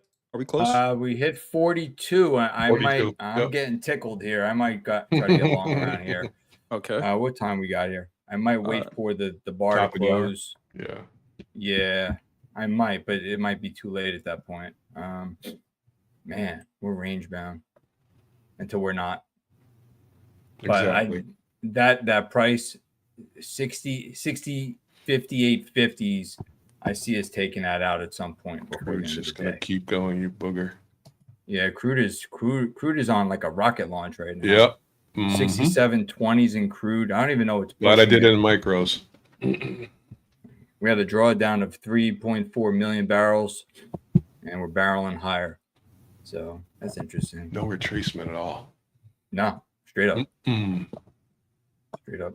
See some traders asking about VIP forms in the chat. I think we are going to do one more. I think there is going to be one more. We're not going to do it today. If so, it'll be sometime later in this week. But I think there is one more. Mo's okay. Here we go. Mo's the real influencer. He says, "Ask for 1,500 likes, and I'll share the strategy during at the buzzer. If we can get to 1,500 likes, we will share the secret strategy, the one strategy that you need to conquer the markets." That's just a joke. That is not financial advice. There is no one way to conquer these markets. But let's get these likes up. If you haven't done so already, tell Yeah, your hit friends that and like family to button, join everybody. us. Come on, Smash that. Smash that like button. smash that button. Okay, we got about another 3 minutes or so while we're here. Coach Vince, I know you said you're scanning for a trade, maybe looking to get long Yeah. in the S&Ps here. Yep. Yeah, Uh, I'm getting ready to do something. Getting ready to do It something. might come after we're off air though, but I'm getting ready to do something. I'm getting ready to do something. Mhm. Yeah, that's too funny. Micro Bitcoin selling off as well.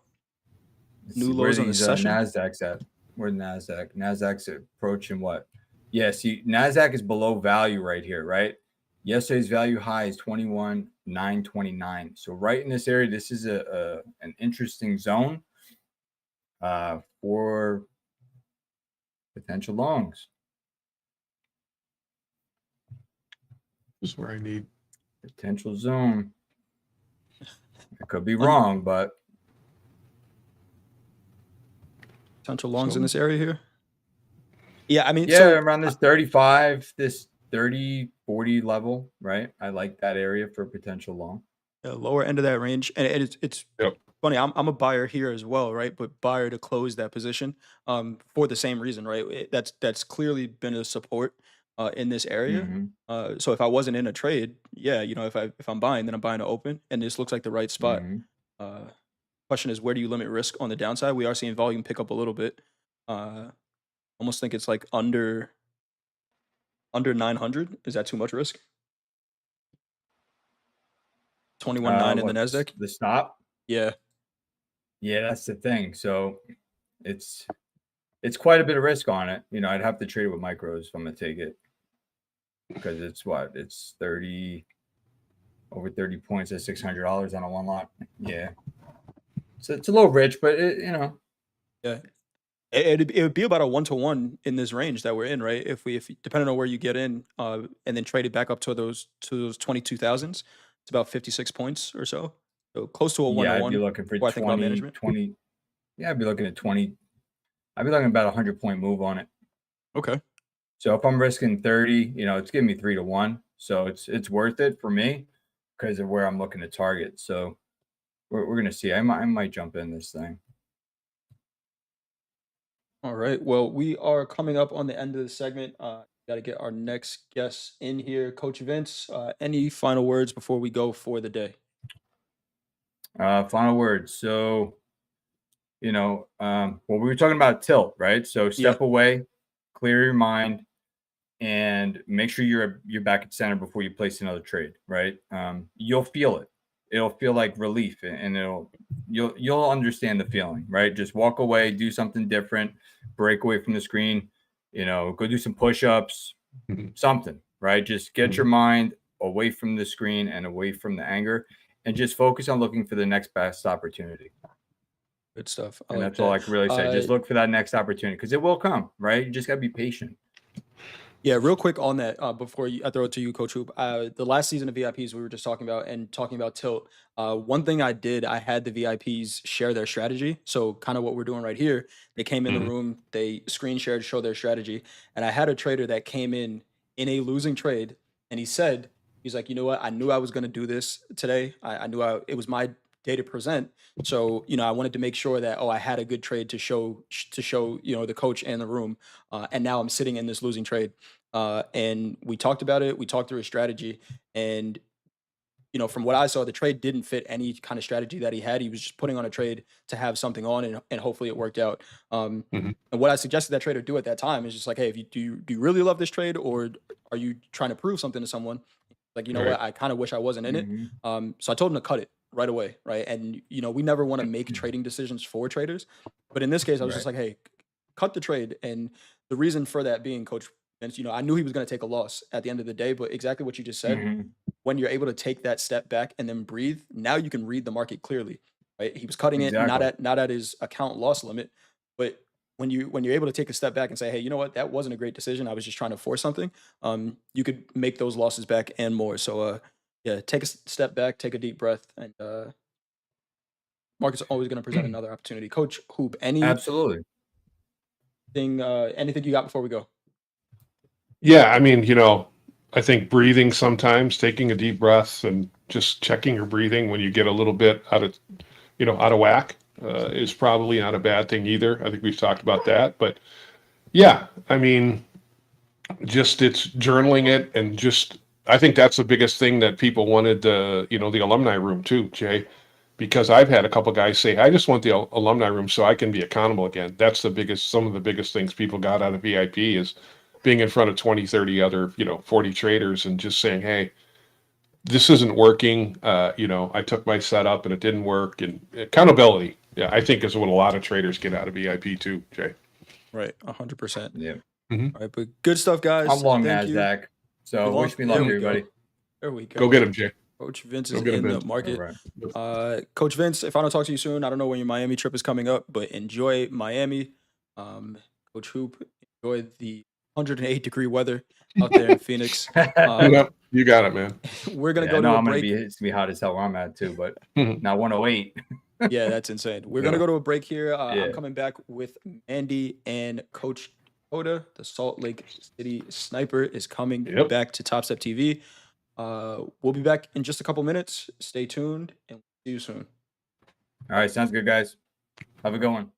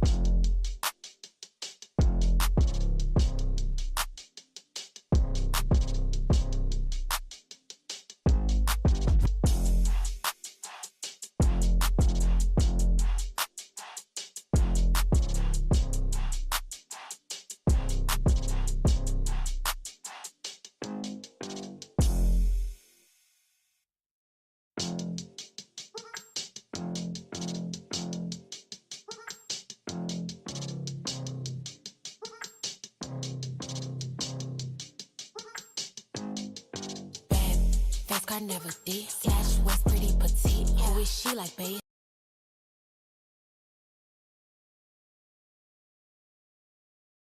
It's me. French kiss make it say we. Got 'em all.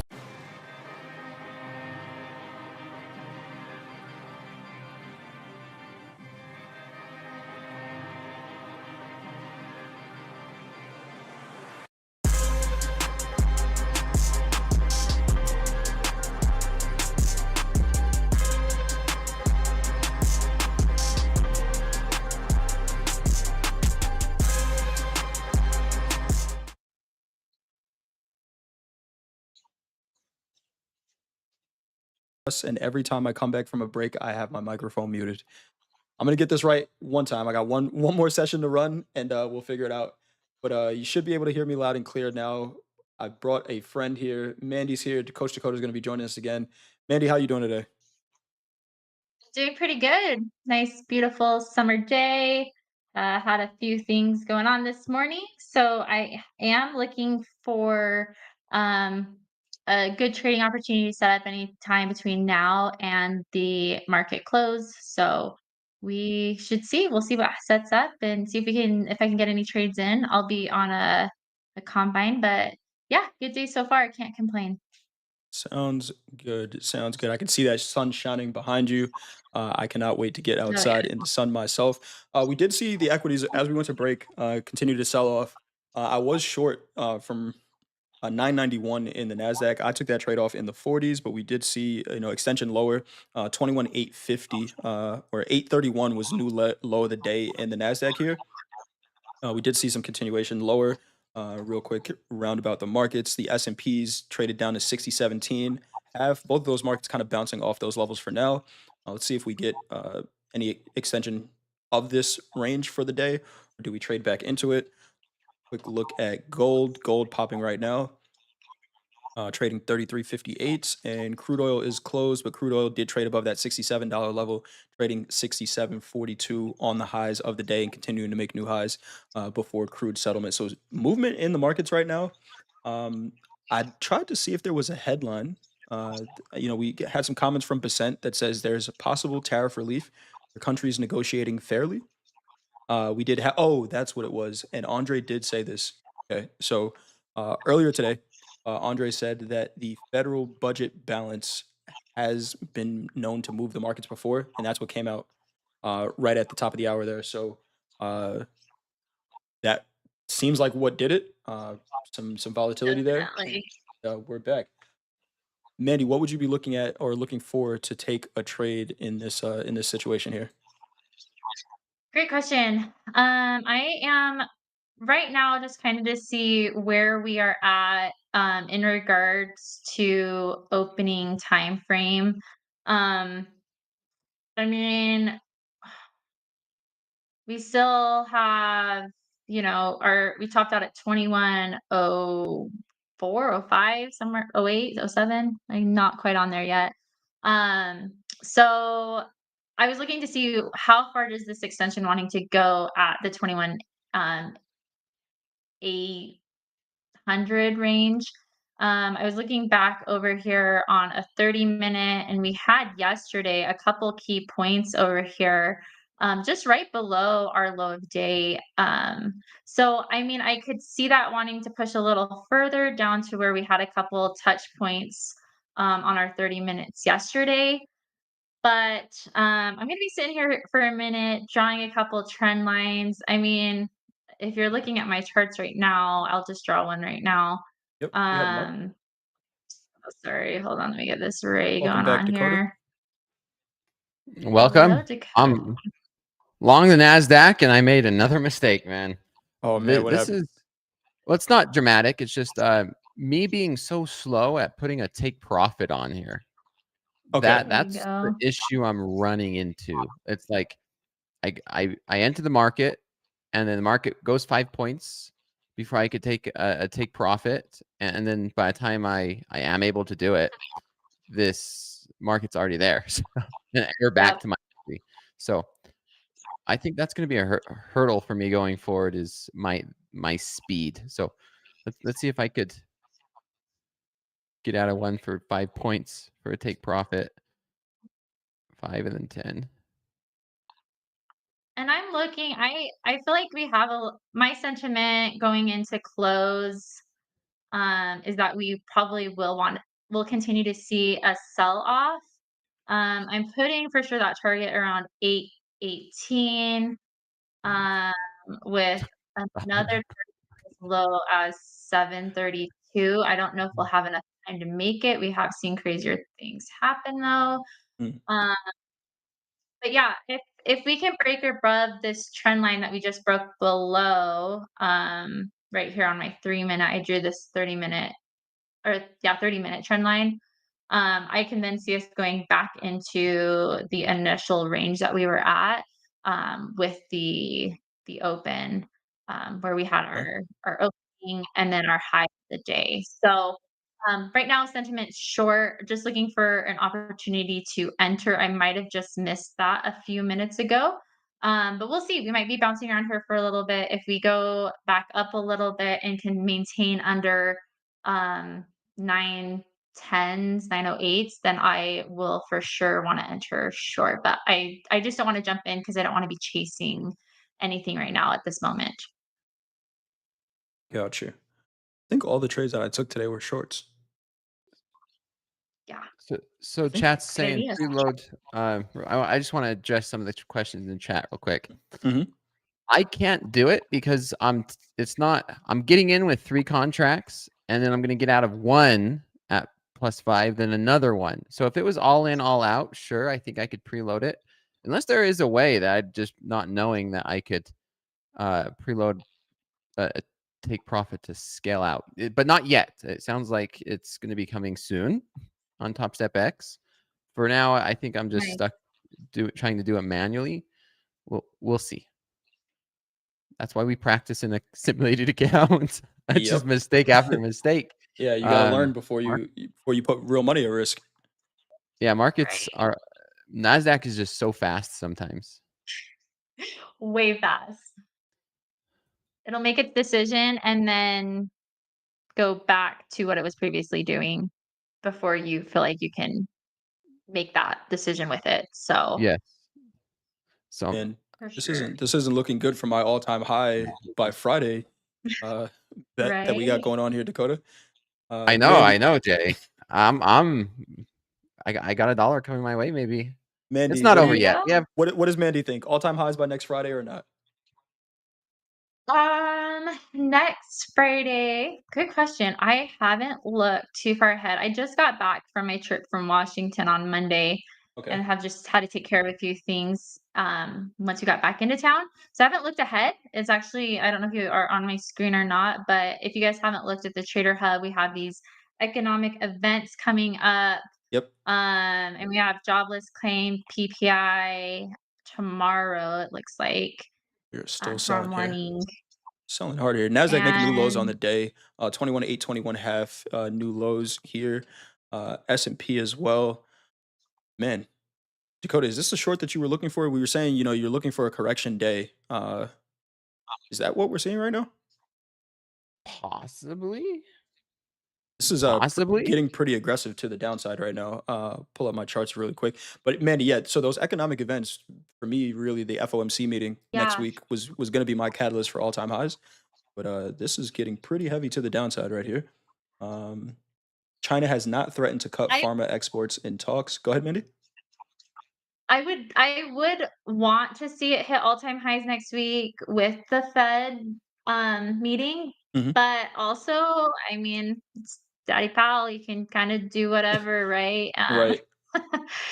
You never know. And I mean, we've seen this in plenty of times in the past where, the decision comes out, we go one direction, and then Powell gets on and speaks, and we completely go all the way back and past where we were at before. So it is a gamble. Yeah, it'll be interesting to see what happens. I think I'm going to put my money on we do see all-time highs before next Friday. Will we Okay. maintain that? I'm going to say Uh, no. good point. Good point. Do we stay up there? It's a good point. New lows in the Nasdaq 21.809 half. S&P is still selling off as well. Back down to 6,000. 6011 quarter. See 6,000 here? Where's this market trying to go is the question. Okay, so I got the 200 moving average on the 30-minute in the S&Ps down here So at 6,005. Go ahead. I was going to say we did hit the target of the 2 touch points from yesterday on the 30-minute, which was at the 818. My next target would be 734. And I mean, we are just cruising. So I think we can for sure hit that by the end of day. End This of power is hour. pretty sustainable volume that we're seeing here to the sell side. Dakota, you were taking longs today. Kind of buy the dip was your mindset. Is this a viable dip yet, or not as much? Not yet. Not as much. Not anymore. When I was saying viable dip, it's like where we just drop down really fast, 5 and 10 minutes, and then we just recover.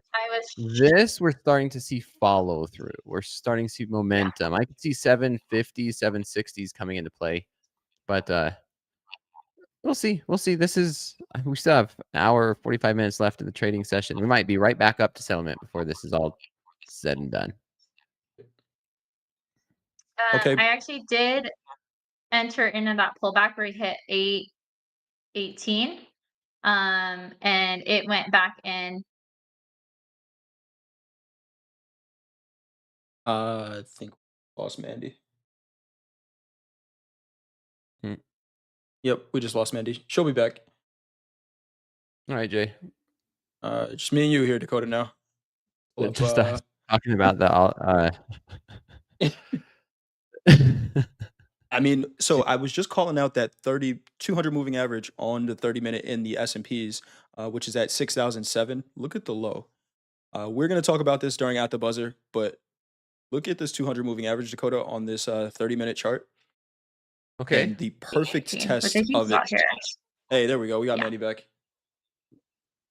Sorry, I think my internet went out for a second, all good. but we're back. Got you back.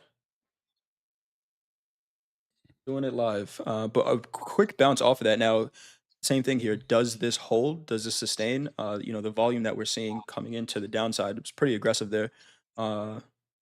28,000 contracts traded in that last 3-minute candle in the S&P. A close above that, could I potentially get into a long? Maybe, but this is pretty aggressive to the downside, and maybe just getting in that flow would be the better trade. I'm gonna put this trade on actually. I'm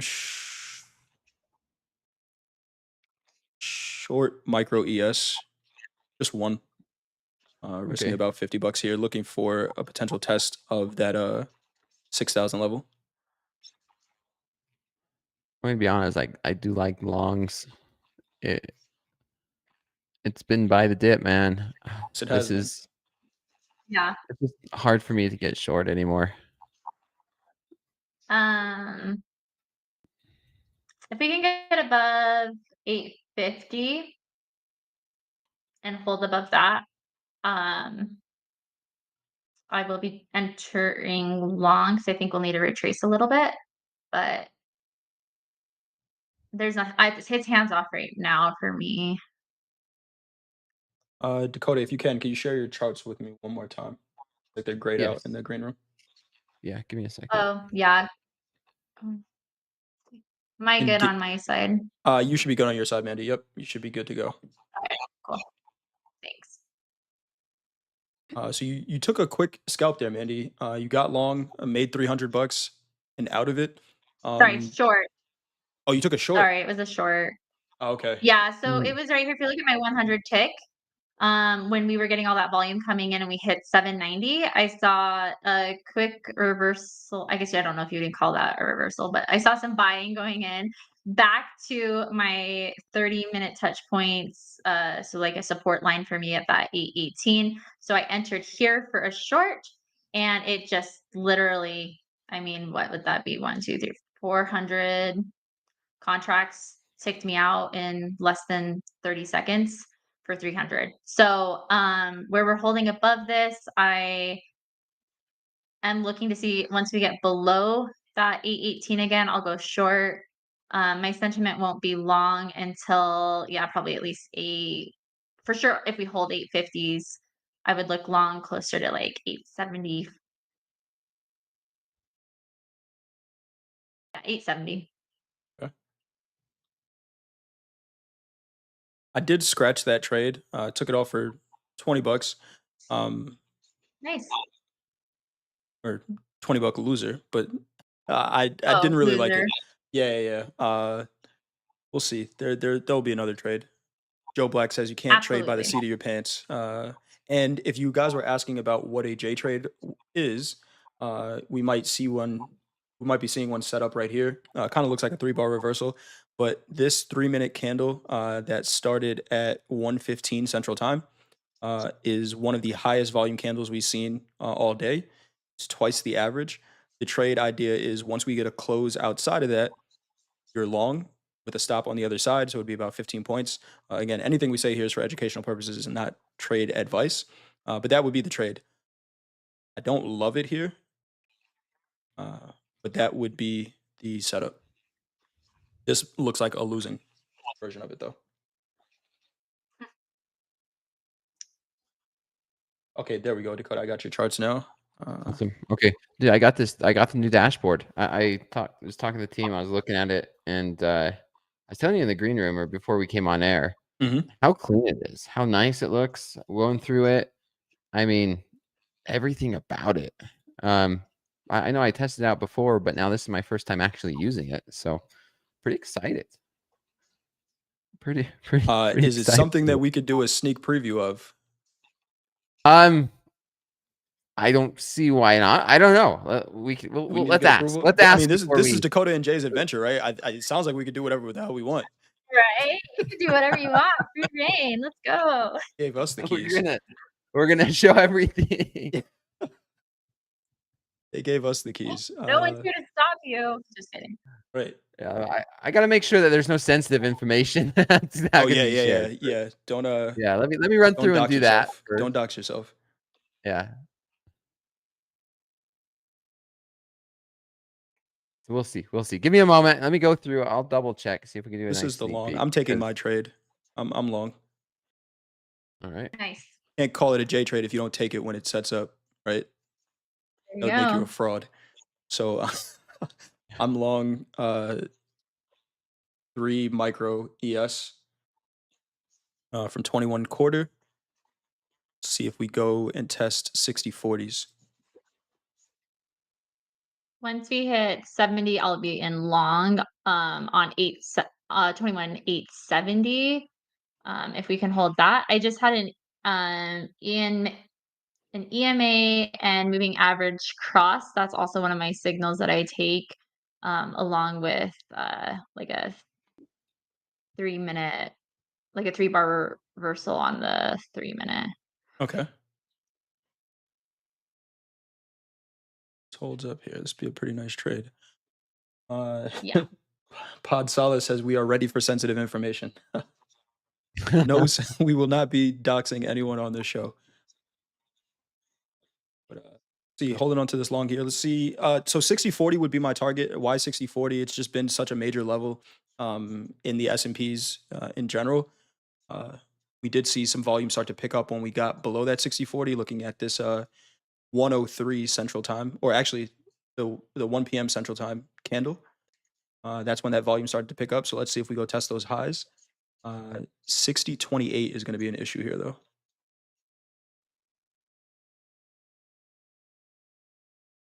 $60.28. Mandy, you said you're looking to get in long.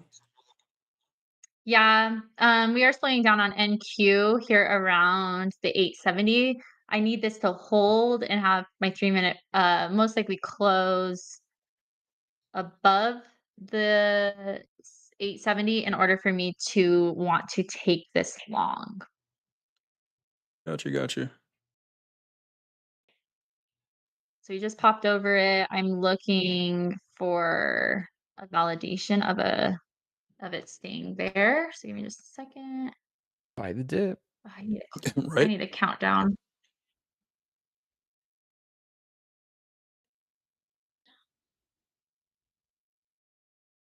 Buy the dip is right, Dakota. You're in the long too, Jay? Yeah, I'm long the S&P, micro S&P right now. This 28 area is going to be a little bit of contention. So I took 2 off Yep, that's exactly what I was kind of expecting. My bad. I'll switch over to my screen so we can take a look. I'm looking at this high volume candle right here. That was at 103 Central Time. I'm looking at 3-minute candles. We just traded to 50% of that high volume and didn't see a buyer step in. So I took 2 off there. I'll add those 2 back in if we hold 17 as a support here. But I feel like I'm using the Dakota scalping strategy, taking a couple off, let the runner work. There you go. Like I've been on air all day with you, and I learned something. Mandy, did you get triggered into that long? I know you were looking at it, but you pulled? I didn't. It wasn't holding for me. Like the bar didn't close up above 70.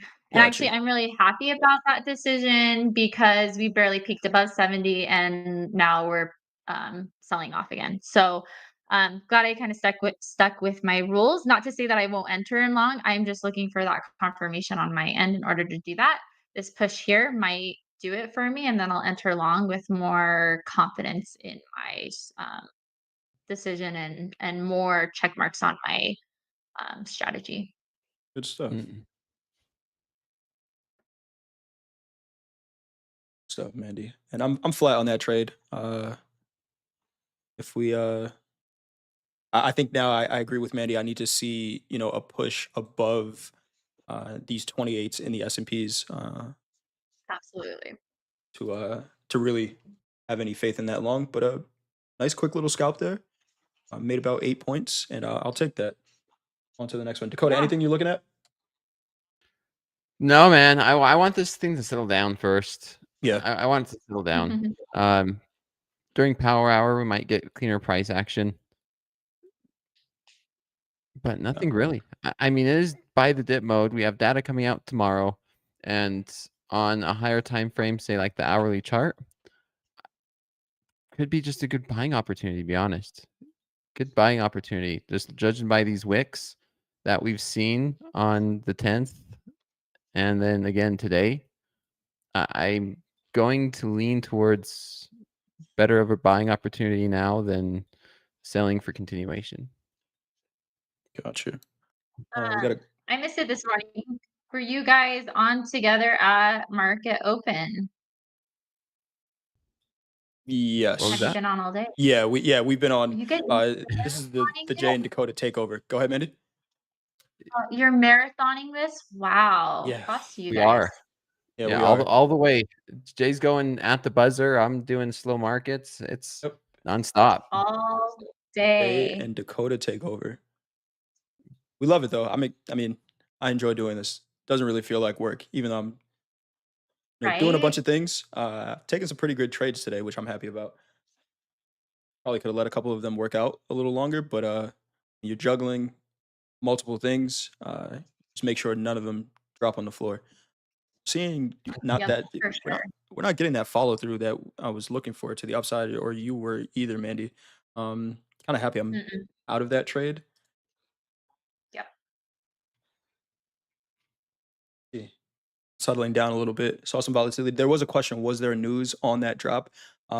We took a look. I think the only thing that it probably could have been was the U.S. federal budget balance. It came out at 1 p.m. Central Time. Came in at negative 316 billion. Forecast was negative 314 billion. So maybe that was it. I think that's really the only thing that coincides. There was some comments from Besson at the same time, but those didn't seem like they were necessarily bearish comments either. Right? He's talking about making deals with China. China has not threatened to cut pharma exports in talks. So I don't think that was it. Probably the budget. Probably the budget. Mm. I'm about to enter again another short here. If we Okay. can hold below these 18s on NQ. We're pushing back down to those lows. Sure. So, Mandy, I hear you. You saying a lot. You're waiting for candle confirmation, and traders ask, what does confirmation look like on a trade? For you, is it a candle close above or below a level? Yes. Yes, that would be my 3 minute is kind of a good one for me. Again, I'm just really glad I also drew these trend lines. I mean, look at this. We're right bouncing around the 818s. Bounced right off of it. We are now pushing. If I can get this candle to close, I might want to enter in long right now. We are pushing pretty hard. We're Yep. above one of my, I think it's my MA. I'm in long. And I'm just gone. switched long one for another quick scalp here. We're Nice. targeting 300 and crap, we're gonna get stuffed out here. I'm gonna extend this to 5 and 450, I think. I just need a little bit more wiggle room. Volatility has entered the market. Yeah, it has. Yes, it We're gonna has. go 4. Once Mandy's done this trade, I want to kind of show something here. But Yeah. that J trade, if anyone took it, is not invalidated, right? And invalidation would be the taking out that low and stopped at a pretty significant point. I do think the S&P, if we clear these 28s, can go to just that back to that 60-40 area. So again, we're at 70s right now on NQ, 870s. This is where I was wanting it to hold for continuation to continue to push up. My target here is right now 892. Sometimes when we get close to 900, we can't quite make it there and we reverse. So I always like to keep my TP or stop loss just a little bit below that. Oh my gosh, you got to be kidding me. Do we get to So like within close, a tick of your take profit? like $1, $2, pretty close. I think it'll $3. get there. I think it'll get there. Honestly, I'm looking at the volume on I this last know. 3-minute candle in the S&P. It looks pretty good. Pretty good. As long as it holds 850 here. Yep. And I'm wanting to hold 870. If I see it starting to test 60s, I might, and sticking around 60s, I might want to take it out, but we'll see. We'll see what happens here. Stuff. I'm gonna switch back Need a over to little my bit more. screen. Oh, never mind. You're in a trade and it's moving. Let's wait till this trade plays out.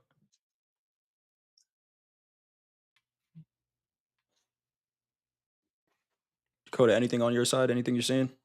Waiting No, for it to this settle. buy the dip, I think, might just play out. Yeah. I mean, you see the 10th, which was just yesterday. We had 2 opportunities buying the dip, right? Nice little sell off, bought it up, sell off, bought it up. Here it is again. It's not happening as fast as yesterday, where yesterday was more of like 5-10 minutes. This one's taking a little bit longer, but nonetheless, like you see how aggressive those buyers stepped in there on those lower 800s, like 820. They just shot it right back up, like 50, 60 points. So I don't see why we wouldn't have more of that. Maybe we get continuation right back up to those 920s. I don't know. I don't know if we see 22,000 again, but maybe we just get right back to, I see 940s, 920s. Not getting that follow through quite yet on this trade. Kind of a here and now with me as a sniper. I don't want to give up my 300 as much. I want to get out of this really bad. Let's see what happens here. Gold still pushing higher here. Some traders were asking, how is gold still moving after settlement? That market does not stop. And sometimes after settlement, some of the better one-directional trades happen in gold. This movement there. Mandy, you're still in this long. What price did you get, Mandy?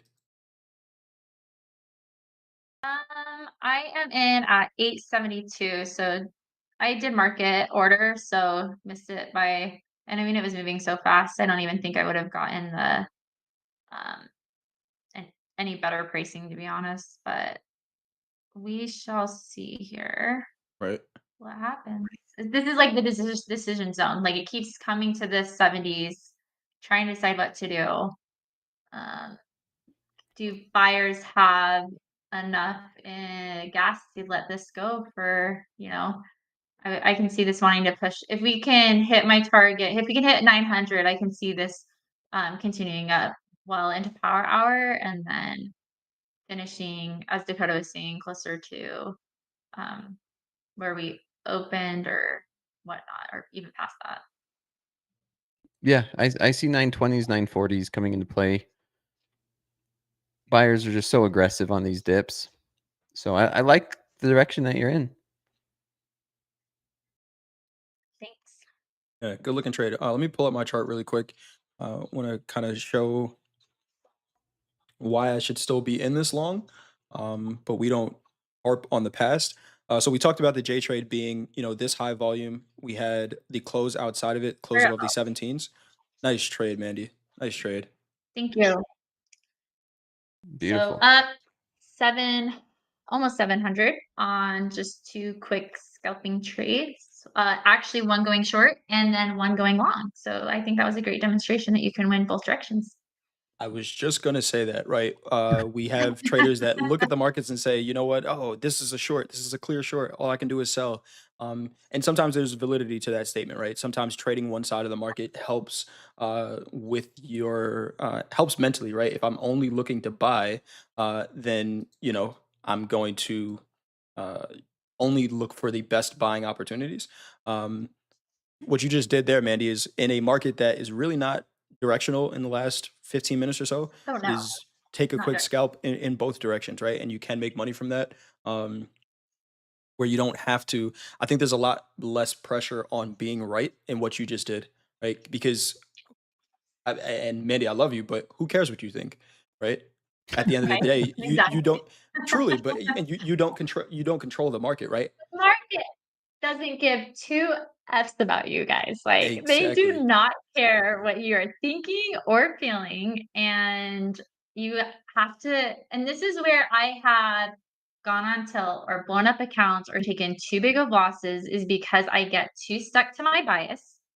And when I keep it short and simple, I just look for, hey, we're bouncing off of this support, or um, we're staying under this resistance level, or, I mean, I just made $700 trading one contract in both directions in the matter of what, we're less like 35 minutes into my trading, right?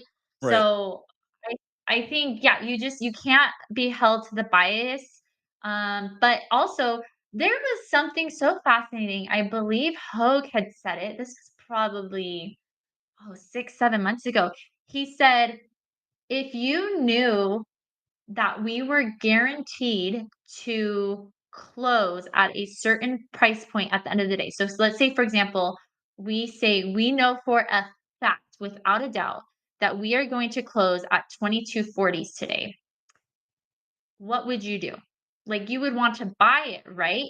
But Right. you're not gonna know that it's going to sell off to 21, under 2100 before that, right? Right. Right. Like, You don't get to choose how it you gets have there. to be, yeah, there's a bajillion ways it can get there.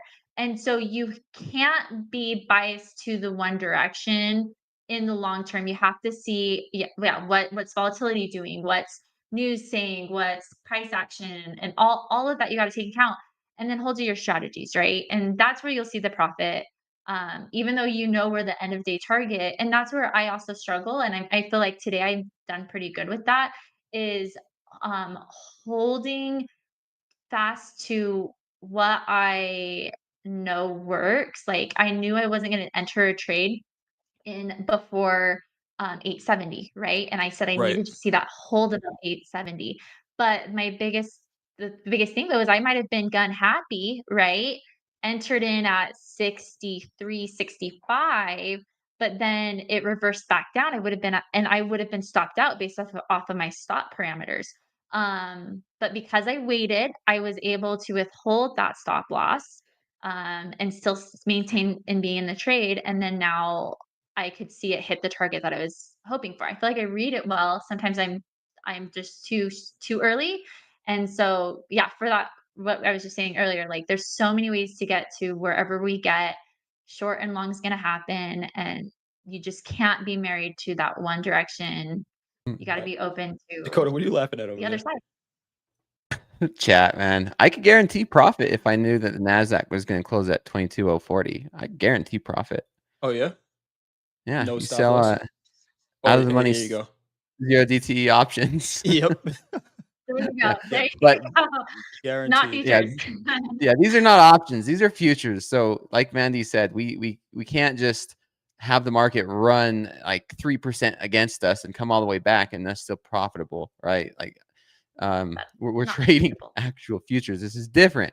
Market could do many different things and then be right back. Maybe we're going to be back at 22,000 come power hour, and everyone who is long most likely should not have been holding their long through that unless they have like 1 or 2 micros and an extremely wide stop loss. Like that's 200 points worth of risk here on the NASDAQ. And I can't imagine anybody holding a long through that, which it's difficult. And that's why even if you think one of another famous saying is, do you want to be right or do you want to make money?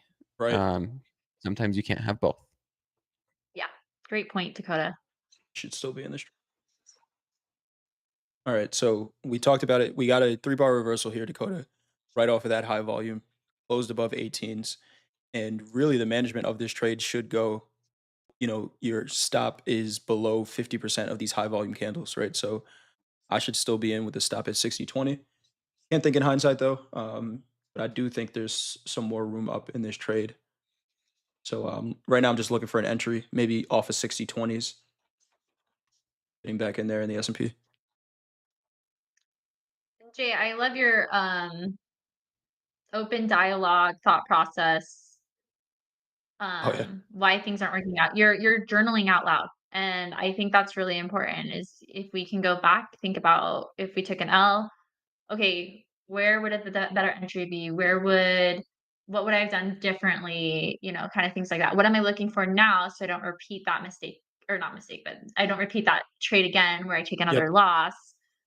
Is there another validity point that would help confirm where I think the market's going to be going, why I'm taking this trade?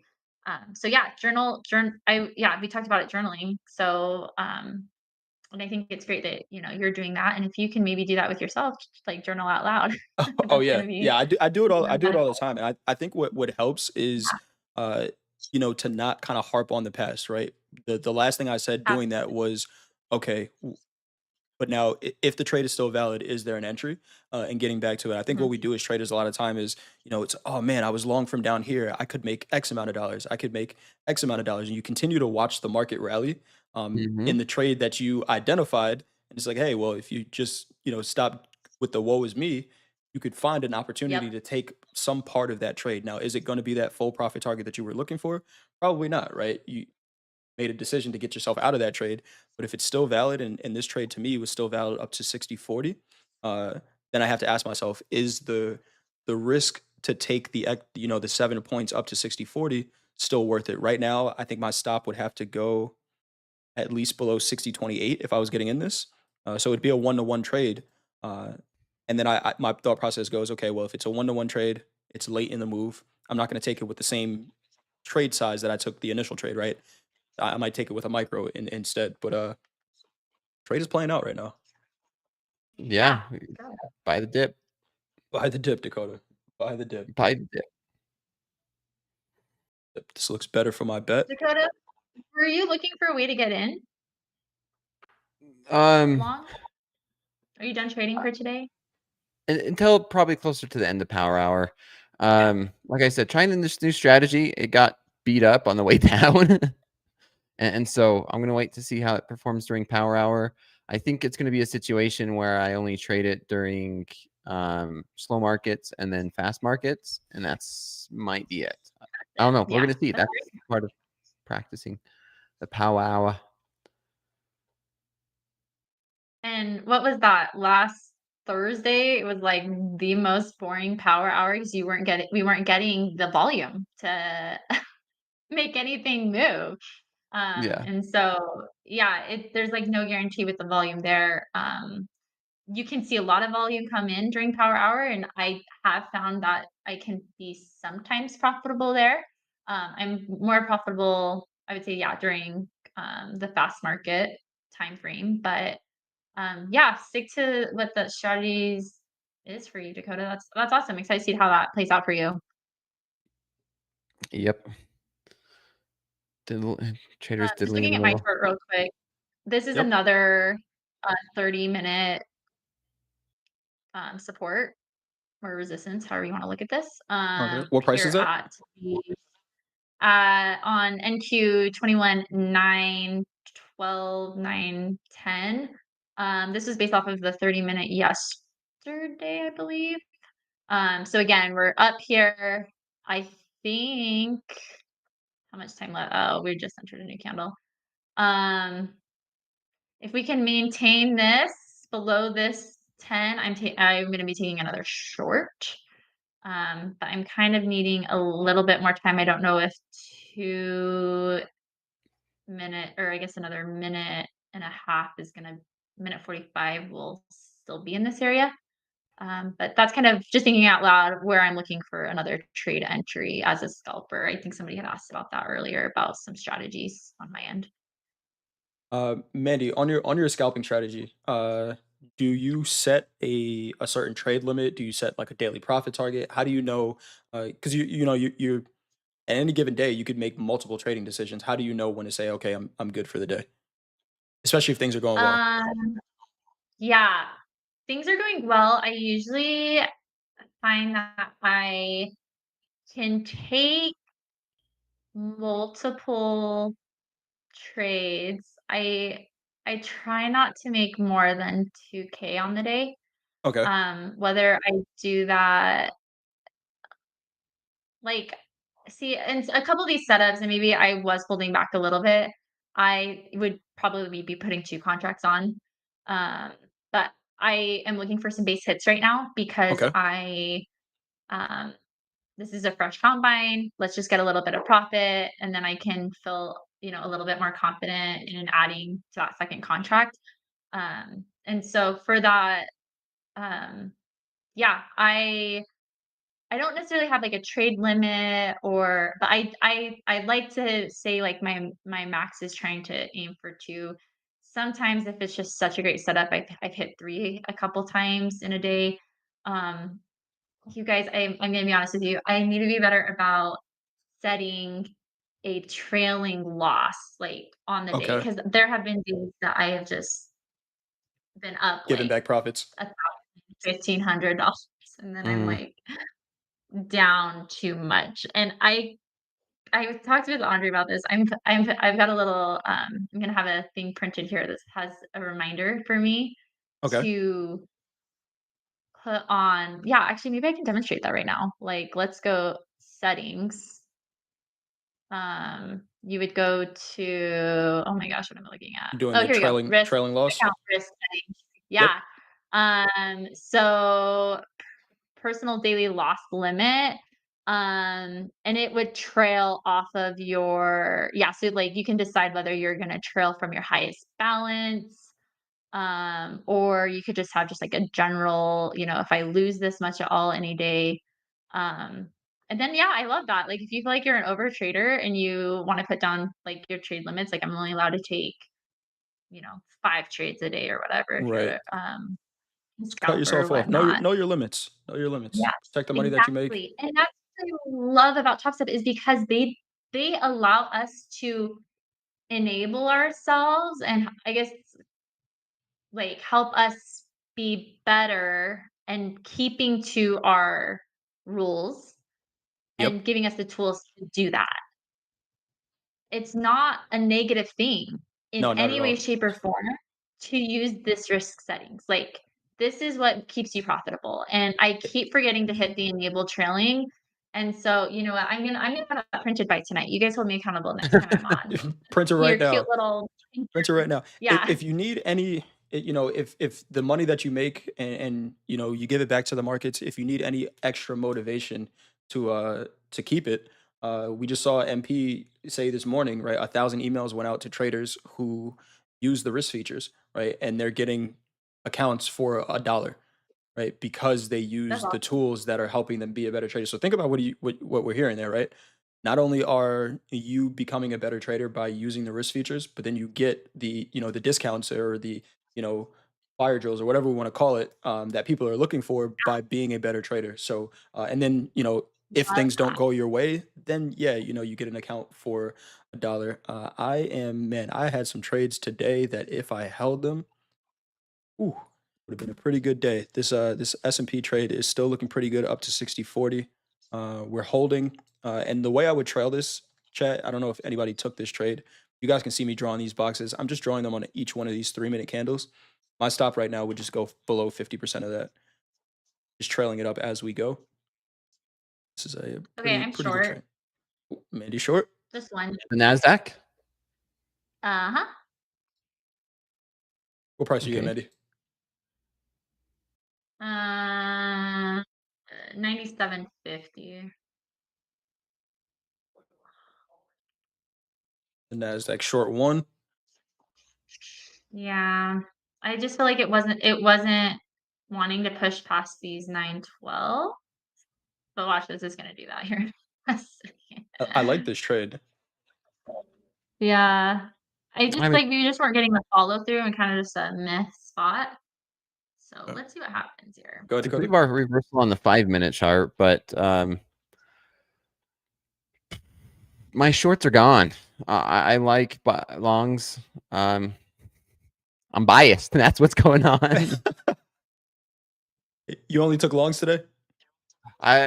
Long and strong. Long and strong. And Dakota, I think the other thing too, though, is even you are very different. You have a different strategy than me. Like you hold your trades. Like I'm like, get me in, get me out. And my risk reward's like 1-to-1, right? Yours is 3 to 4 to 1. You hold yours. And for that reason, that long bias looks really like can be really good for you when your trade sets up and it works. And even though I'm short, again, we just talked about this. I'm short because that's my strategy and that's what I do as a scalper. And I can be profitable by taking these 3 small short trades. Whereas you might see the same idea and or the opposite idea, but you're going to find that same profit. Here, I got it. Oh my gosh, I closed out of it. It was one tick off and then it just bounced. 3 for I 3. 3 for 3. Hold on, Mandy. Let me talk about this real quick. Did not trade all day today. Did not trade all day. Opened up a fresh it combine. hits it. Combine, Yeah. XFA, whatever you want to call it, live trades. If you don't like what you just saw, you don't like live trading. I mean, I Yeah. don't know. I don't know what to say. I don't know what to Yeah. say. There Yeah, you I go. Great mean, trading, Mandy. you can't Okay, argue with thank you. that. Yeah. So I think, yeah, Dakota, you're going to see the same reward, but your strategy is just different than mine, and how we get there is completely different. And that's what I love about day trading and futures trading and all the different coaches we have, because everybody's different. Everybody trades different indices, or we trade different strategies, time frames we trade it. You know what? I am 50-50 on slow markets, Dakota. Like there are some days I am unbelievable on slow markets. And then there's the other half, straight trash. So for me, I'm kind of thinking maybe I step back, and because my win percentage is not as high as this, like right now I'm, 100% on my trade report, but give it a month, it'll be, closer to 80% with the scalping. I just yeah, slow markets isn't a profitable time frame for me. So I think that's another thing traders need to evaluate is time frames. Like where do you see your most losses, and percentage win percentage? Yeah. When Mm. can you expect to make money, right? If I'm a pizzeria, right? If I'm a pizza shop owner and I open up my shop at 3 a.m. and I'm not selling any pizzas, I can't be upset. Yeah, Who's buying or if pizza at you're 3 a.m.? like Burger King and sell tacos. It, Look at something that.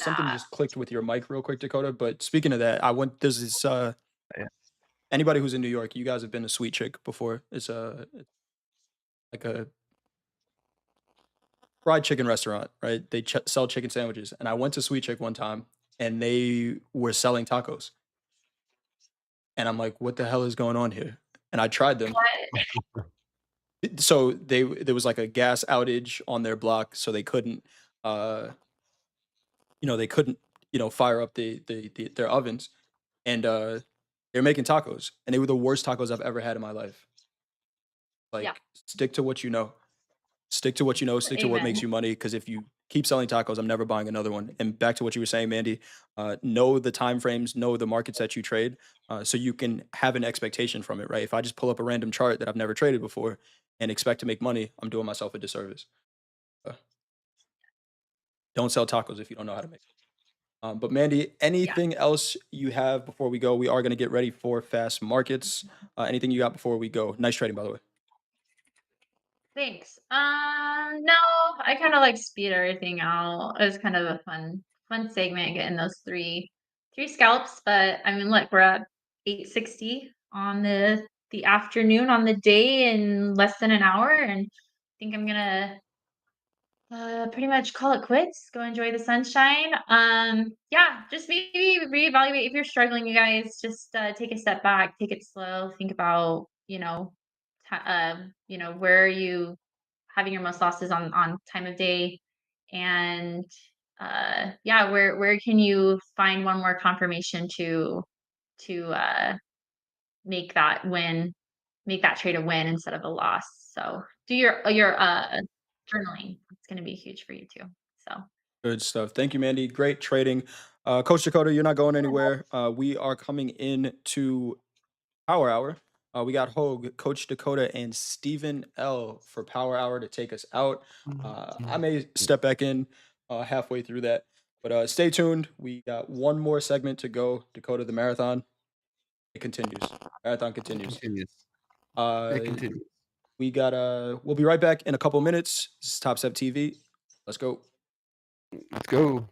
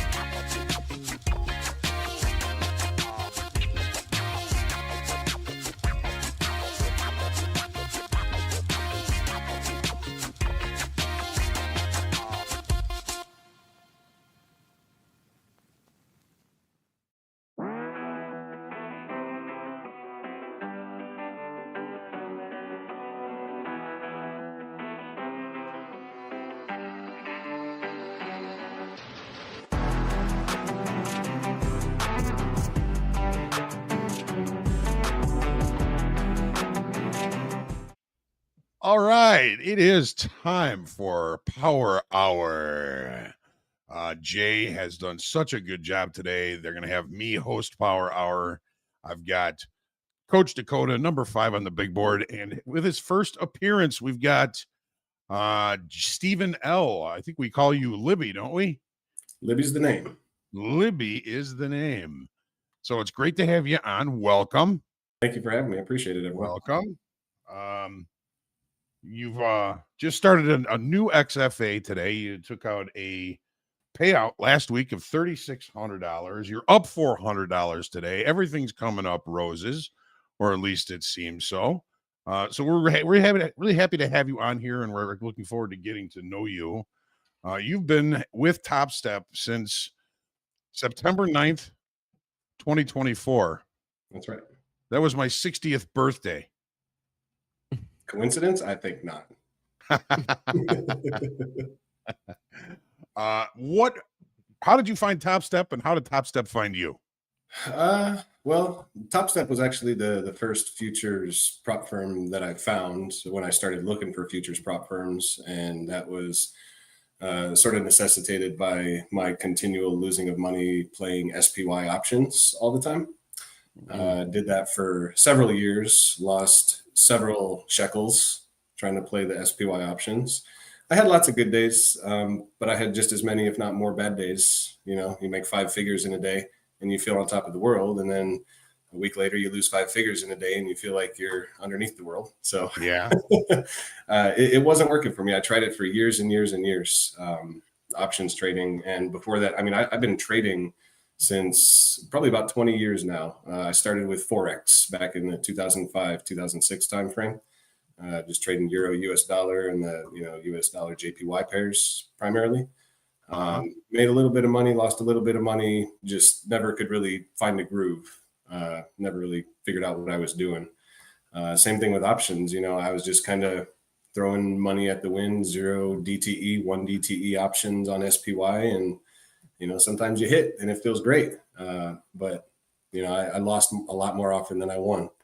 And I think what kind of got me started on that road was the very first options trade that I took. I remember, I want to say it was back in 2017, 2018. I shorted Netflix with like $50 and closed that position for like $1,350 profit. Whoops. You know, it was great. Yeah, I made all this money off of $50. Yeah, this is easy. But I wanted to repeat that, and that was a recipe for disaster. So I finally figured out, after years and years of hearing and reading risk management, emotional regulation, all the things that a successful trader is supposed to be doing. I finally started paying attention to that, and I was doing a terrible job in all those departments. So I came over to Topstep, saw you guys, and I really liked. My 2 favorite coaches are Coach Dakota and Coach Jay. So I was excited to have both of them on here today. I've listened to you guys a lot over the last, 10 months or whatever it is, learned a lot. I still make mistakes, but the frequency of those mistakes are so fewer now than they were, a year ago. So I've grown a lot. The payout is good evidence that, something's working. So it's time to just keep it going. Good. Nice. Well, I appreciate being on with you. That's glad to hear. I know Jay and the other coaches, whenever they hear anything like that, that's kind of what makes us tick. That's why we do it. That's why we do what we're on Topstep. You heard Jay earlier say, he's on here all day. Topstep TV takeover. It's a lot. There's a lot of moving parts being here all day. I've done a lot to watch it all day sometimes. Let alone present. So yeah. But it doesn't feel like work. And I agree. It's like, yeah, sure. Sometimes you might not be feeling 100%, but if you enjoy what you do and you get that fulfillment from hearing stories like that, that's kind of the fuel that at least I get. And I know Jay does as well. To charges you up. Yeah, continue doing what you're doing. One of the guiding lights in my professional career right now is I've actually been unemployed for coming up to 14 months now. I was an IT professional, worked in the federal government for 9 years as a subcontractor doing IT work. That contract got bought out by another company. I decided to part ways, and I've been looking for work but haven't found any. But my heart was never in IT. I'm not passionate about it. I told you I've been trading for about 20 years or so, at least looking at charts daily for 20 years, probably an average of, 4 or 5 hours a day. Some days it's 2, some days it's 8. But I've got thousands and thousands of hours of screen time because it's something that I'm passionate about. I love, reading about macroeconomic news events and understanding how they all intertwine with each other, the, interest rates and what influences those, listening to the Fed and, the impacts that they have on markets and things like that. So that's something that I'm passionate about, and that's why I'm here today. Awesome. Great. I am in long. I'm long from Yeah, I see that. 841. Thanks. Yeah. Yeah. So first and second take profits hit. And so now I have a runner for 1 ATR, which right now at the 5-minute chart, it's at 34 points. Very good. Yeah, I actually Very just closed nice. a position before hopping on here. I caught a little bit of the drop from 21,900 down to 860. But yeah, I'm up about 430 on the day today. It's my first day in the XFA, so maximum risk on this session is $231. Nice. Nice. It's going to be a Are you- profitable day today. I like it. Seeing anything in the market that you like now? Yeah, I mean, I'm kind of waiting to see what happens here around these 840 to 880 level. It seems like it's trying to make up its mind. I'm looking at a pretty small time frame here. Let me zoom out. Actually, let me turn off my executions in the chart. 1 second. Dakota, you get your profit hit. Nope, I got stopped out for plus 13 points on that last contract. Someone says, can you explain how to hit take profits but still keep the trade going? Yeah, so when I get in for 3 contracts, and then as soon as we get to 5 points in the NASDAQ, I'll take 1 contract off. So it's like a take profit for 1 contract where I'm not closing out of all 3, just 1. And then same with the second, and then same with the third. So just because I get all in at once doesn't mean I have to get all out at once. I could have 3 take profits. Yeah, and that's as long as you use like a separate limit order. Like you can't Yes. modify the bracket orders, right? Yeah, not yet. Gotcha. Yet, I think is the key Not word. yet. It's coming. Not yet. Libby, do you still trade options at all? What's that? Do you still trade options at all? No.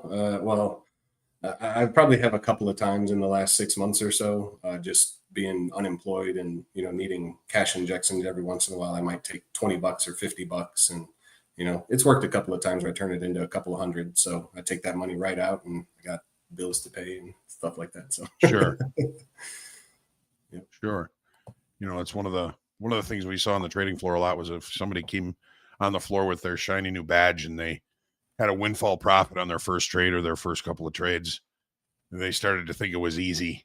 And quite often they were humbled relatively quickly. Yeah. But it's good that you're still active and that you're taking money out and paying bills with that. That's always great. Oh yeah. I'm looking at this 5-minute range that we've got in the S&Ps here, and we're right in the middle of it. I'm not really seeing much that I can do here. Yeah. I mean, looking at the 3-minute just in the last, I don't know, couple of hours or so, it looks like there's been, a couple of bounces off of the, 820 to 840 area. I mean, we got lower down into the 700s temporarily, but it looks like there are some buyers there. And like Coach Jay said in this last segment, some of the biggest volume candles of the day are happening down there. So it kind of leads me to believe it wants to go up. Yeah, well, buy stop at 68. Yeah, Dakota's getting ready to scalp another one here. Yeah, if we break out, nice 3-bar reversal too on the 5-minute. So I could see us coming back up and testing 900s. Mm-hmm.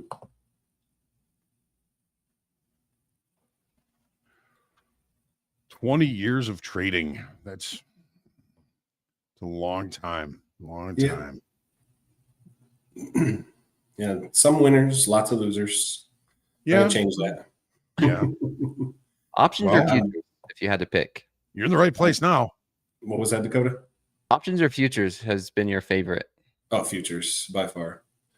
I mean, I love the 24 by 5 schedule. First of all, that's really appealing to me. I've got somewhat of an odd sleep schedule. I can wake up really early sometimes. I think this morning it was about 2:30 or 2:38. So Do you stay awake? I'm sorry. Do you stay awake when you wake up so early? Oh yeah. Yeah. Oh wow. I really like, I like me time in the morning before the kids wake up. I got, 2 kids, 6 and 8. The wife is still sleeping. So I get some quiet time, some me time. I read the news, look at the charts, just play games, play Roblox. I got to keep up with my kids in Roblox. So I woke up about 2:30 today as well. yeah. Okay. I'm a putterer in the morning like you. Just gonna do my thing, have some coffee. Yep. Check out some stuff, start looking at the charts. Yep. Sometimes that's when I go to bed. Yeah. Well, sometimes it works like that too, just because the sleep schedule can get really messed up. I mean, I'll be tired at 7:30 some nights, and if I end up going to bed around that time, then I'll be up at midnight, and then my sleep schedule just kind of evolves back to where it was. But it works out, and I love the futures market being open 24 hours because it's different at different times of the day. I mean, in the slow markets like Dakota sees, I mean, things definitely move a lot slower. I actually like to move over to a tick chart when it's moving slow like that, just because I feel like it gives me a smoother idea of sort of the market activity, movements, what it's doing. I do like market profile. I don't have it active on my screen most of the time. I'll just check it every once in a while, but usually not even every day. I'm kind of like Dakota. I'm a bare bones chart kind of guy. I got the top step levels up there, and that's about it. Those levels are amazing when it comes to their accuracy. Sometimes, a lot of the time. Yeah. So I've learned to pay really close attention to those levels, and not only just the levels themselves, but excuse me, the price action that happens around those levels as well. What levels specifically off the profiles are you looking at? Daytime frame, past levels from the profiles? Yeah, so I like looking at really old version VPOCs. If we're making new highs, or if we're making new recent lows or things like that, I like to look for those old ones. Those are pretty solid targets. A lot of the time it's just a question of how long does it take to get there. But I think I used the market profiles a lot more back when I was trading options, and I kind of carried that over into my charts here at first trading futures.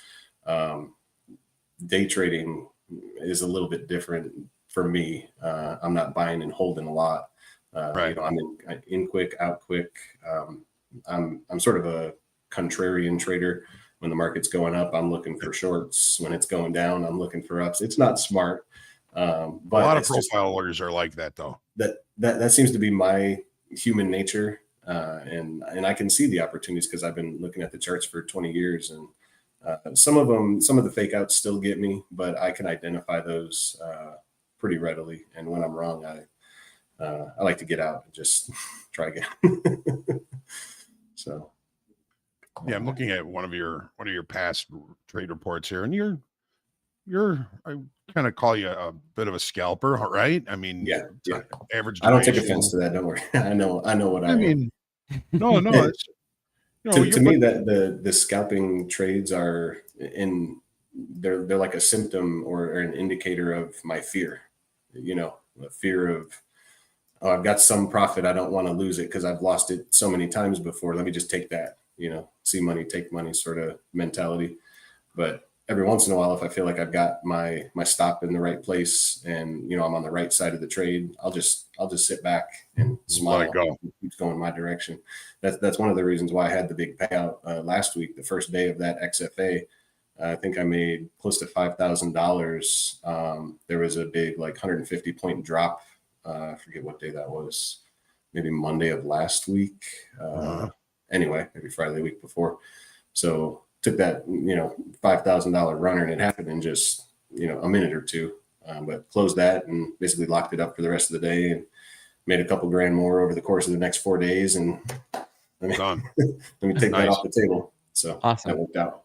Yeah. I mean, I'm looking at one of your past trade reports here from this year, and I mean, your reward over risk is good. It's almost 2-to-1 on this particular trade report. Yeah. Duration 7 minutes in winners, 3 minutes in losses. I mean, you seem to be doing it right. Trying to. Again, I know I'm not perfect, but my batting average for making the right decisions is still not where I want it to be, but it's much improved over where it was, 6 months ago, 9 months ago. So, I don't know if anybody's batting average is really where they want it to be. I mean, I'd like to be batting 1,000, but it's just not really. Would you though? I mean, it would be boring. Like 990, maybe. Sure. What do they say? It's less than what you want, but more than what you need. Right. Yeah. Yeah. And that's, what I'm learning is with day trading the futures, the shorter the trade for me, usually the better it works out. Just because of the emotional roller coaster that I go on, I don't like being riddled with anxiety in a trade. And I've learned to size down. That was, a big issue that I've had. And I still have it every once in a while. I still, I'll scale into a losing position while shortening my risk target, just to compensate for that additional risk that I'm putting on by increasing the position size. But it can be stressful, but sometimes those pay off. And that's one of my, primary methods for scaling into a position. I always find it tough to scale into a winner. I don't know why. There's a mental block there for me. But if I set my initial risk parameter appropriately and just maintain that as I increase the position size, then I'm comfortable doing that, knowing that if it hits the stop, you got to just let it go. You were wrong. So that's something that I'm still working on, but I've gotten a lot better at over the last year or so. Well, we were just talking about that earlier. There's a thin line between accumulating in a position in a zone and adding to losers. Right. You got to be careful not to become the moron trader where that goes against you and you just put more on. Yeah. And you were rattling off, a list of reasons why traders do that. And one of them was, frustration at a losing trade. And yeah, that's right here. I feel that sometimes. Now, there are other times when I'm adding to a position and I know that it's the right thing to do because I'm not feeling the stress from being underwater on that trade. Right. But then there's other times where I know, like, I'm on tilt. I'm just hammering it, hoping, on a wing and a prayer. Like, well, I do want to ask you, where do you think the NASDAQ is going to close at 3:00, Stephen? Oh, above, below. Oh, you got to put that on me. Oh, No let me take a pressure. look here. Let me look at my 15-minute because the end of the day is like to get crazy. Dakota's got another one on. yeah, I'm long. Just so you know that if that influences your, Oh, that's above, not going to below. influence me at all, Dakota. Hopefully, it's higher than where we're at. I'm going to go with, let's go with 21,960. 21,960. Okay, that's a good one. I like that. 21,960. All right, I'm going to send this. It's about 100 And points. we'll see what everybody else says. Here it comes, folks. Here comes the poll. 21,960. Should I put my money where my mouth is? Let's see. I got you. I got my money where your mouth is. I've got It's 100 points. $231 worth of excess profit here to play with. That I don't know. We're at the top of this little range here. I'm gonna wait and see what it does. If it breaks through there, that might be a signal to hop on. It's 100 points. You get your 100-point banger today, then Dakota. Yeah. I'm gonna trail this. I'm not gonna change the way it was, but yeah, very possible. I hit both my take profits on this trade, one for 5, one for 10, and then I have this runner on that's sitting at 18 points, 19 points. The ATR on the 5 minutes still at 35 points, so I mean, we could get. I mean, I think we're seeing some momentum coming into this markets now. Yeah, we might go here. Dakota, how do you rate this strategy so far while you're kind of re-entering into it? Lots of little nuances I have to get used to again. Speed, right? This takes a lot more mental capital because NASDAQ moves very fast. So there's more mental capital. There's more trades. There's more decisions, which means there's more room for human error. And I've already noticed that being day 2. I've had plenty of human errors already today. Slow markets, I have a little more time to make those adjustments, but fast markets, what we're seeing here in the New York session, speed, making sure my executions, like the less errors, the better. But when the market moves just like this, it's a lot easier. So third take profit hit, but I'm trailing this. So little details like this, Hoag, where do I trail this? Do I just close it out for that take profit? Because we hit the ATR on the 5-minute, which is 33 points, where we got up to like 34, 35. Do I trail it? Little tiny decisions, which, like I said, makes a huge difference in the outcome on risk reward versus your probability of profit or your winning trade percentage. So I'm choosing just to trail it, and I'm taking notes on, is this a better way to trail this, or should I have just taken profit? This. Was doing 2 contracts, checking out 3 contracts, and just overall, just understanding a strategy before I move it into my live account. But I mean, oh, hey, somebody's in. That was you, Hoag. I'm in. That's me. just 1 micro. What am I at? 854.50. Oh, and it's going down. 850. Just okay. I'm risking $100 right now. So that's 50 points. All right. 854. And that would put us below, almost below the low. Just a few points off of the low of the day. I'm right above. My stop is at 804.50. Oh, wow. Something's coming into these markets. That's why you got a wide stop. There's data, there's news or something. You see what I can find here. Too early for MOC. Yeah, it's acting like MOC. Yeah. That's the first thing I checked. I looked down at the time. I'm like, what okay, time that's is not something did just come out. I might move my stop up. Steps related to evacuation of U.S. diplomatic presence are not only for Iraq, but also for several states in the Middle East. Apparently, U.S. diplomats are leaving the Middle East.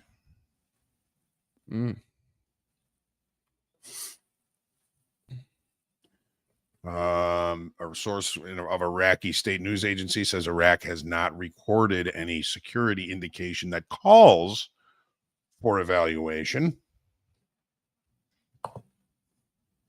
The poll is in. 55% say below, 44% say above 21,960. I think I that was a little kerfuffle that we just had there, wasn't it? Yeah. Down, up, and still barcoding right here at these mid 800s. Yeah, I've raised up my stop to 836.25. Basically, just right around the bottom of all the recent activity. All right. I think if it goes down there again, it might push through, so I'll just stop it there.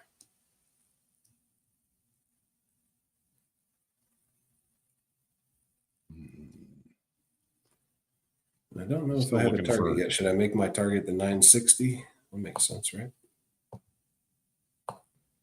That's your that's your above below, isn't it? Yeah. Why not? Well, that's my target. If we get there, we get there. If not, then that's okay. About 30 minutes left. I'm always trying to make sure that my risk is a fraction of my target reward there. Good call. Good call.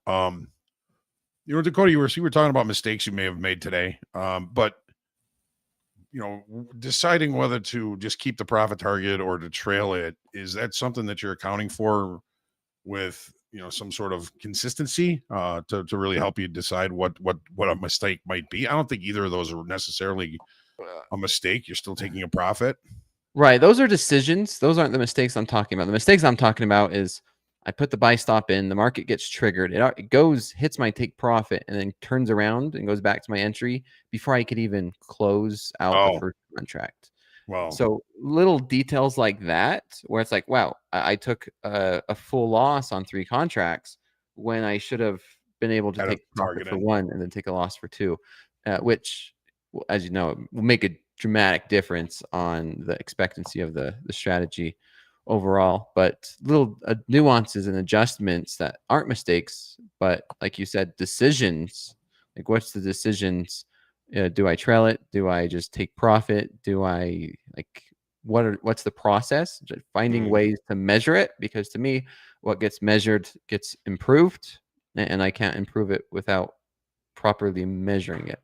Right. Consistency and accountability in that regard, right? Yeah. Yep. And everyone's seeing these mistakes happen live on air. Yeah. No. It ain't easy.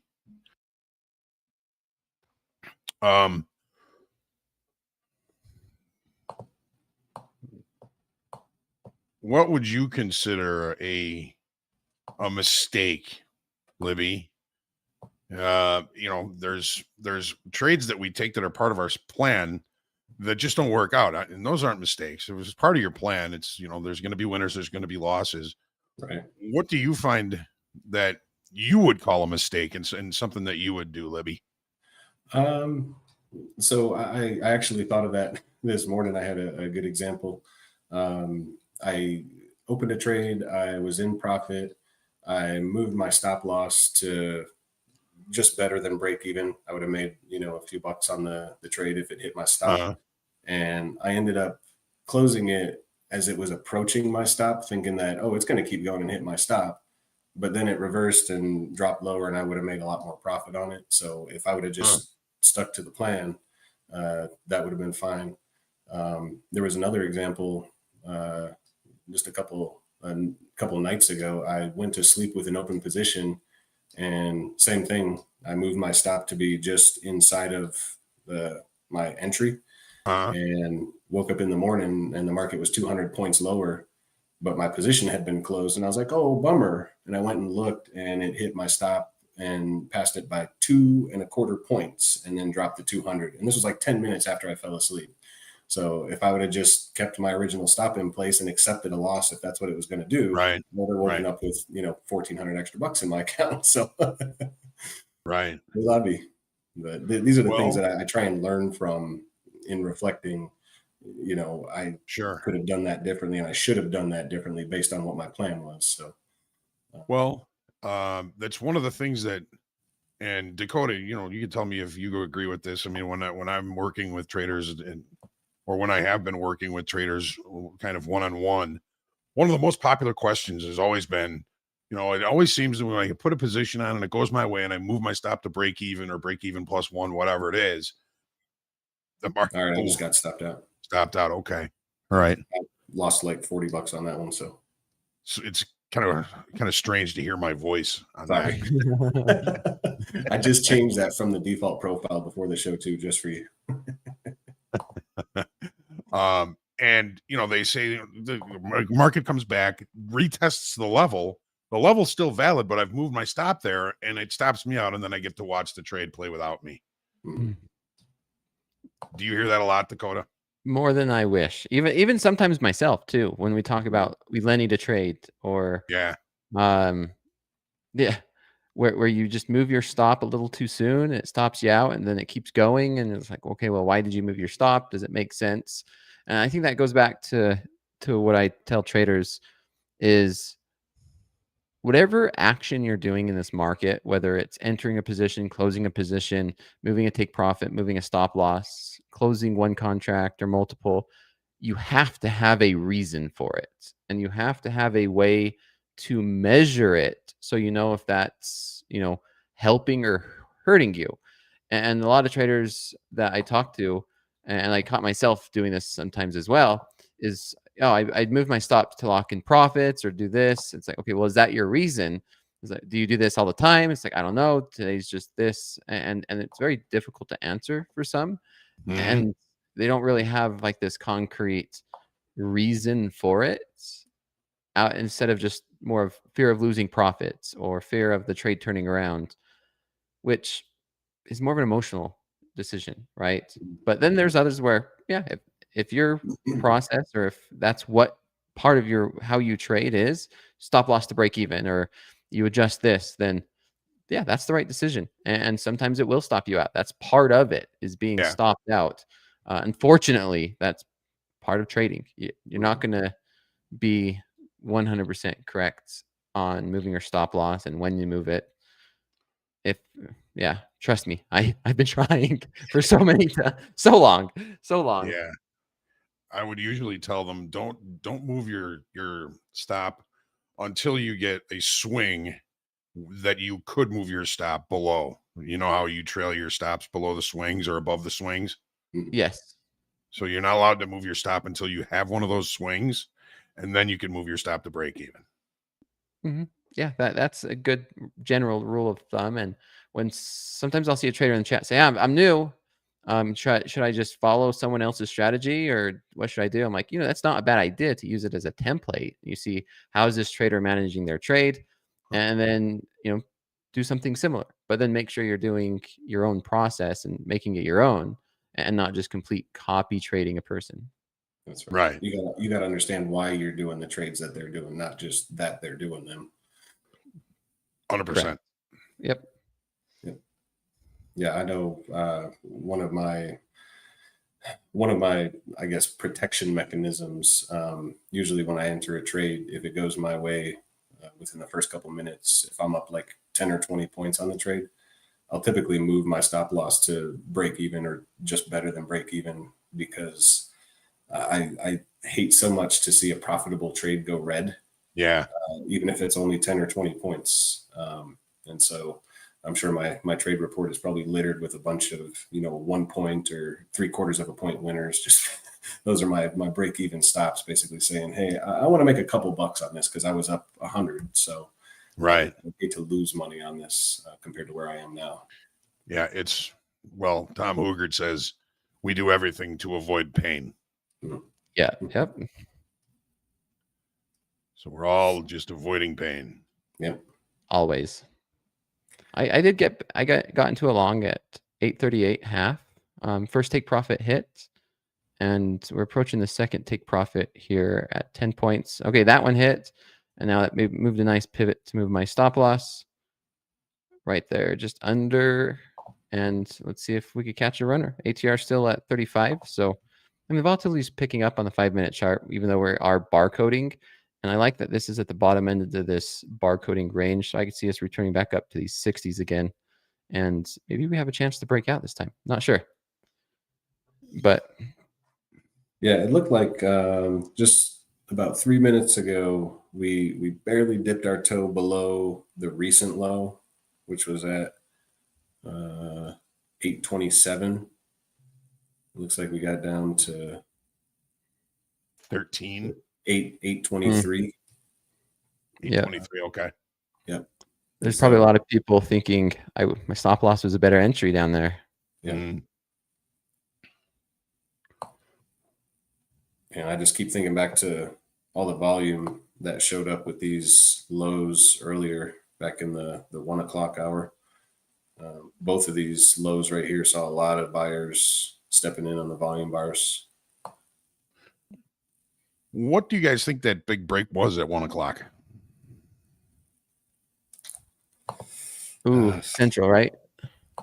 Yeah. No idea. There wasn't any news, was there? I'm sure chat would know if there's news, but one of the AI bots might have hit the wrong button on the algo. I don't know. They have AI bots controlling the algos now, don't they? Or no? You never know. Never The know.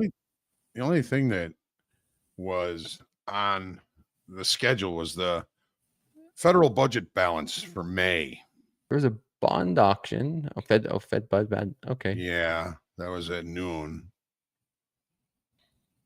And I've never really noticed the federal budget balance, but Andre was talking about that this morning. He says, he has seen that, been a market mover, and it did come out considerably worse than expected. That would do it. Yeah. The previous release for April was 258 billion.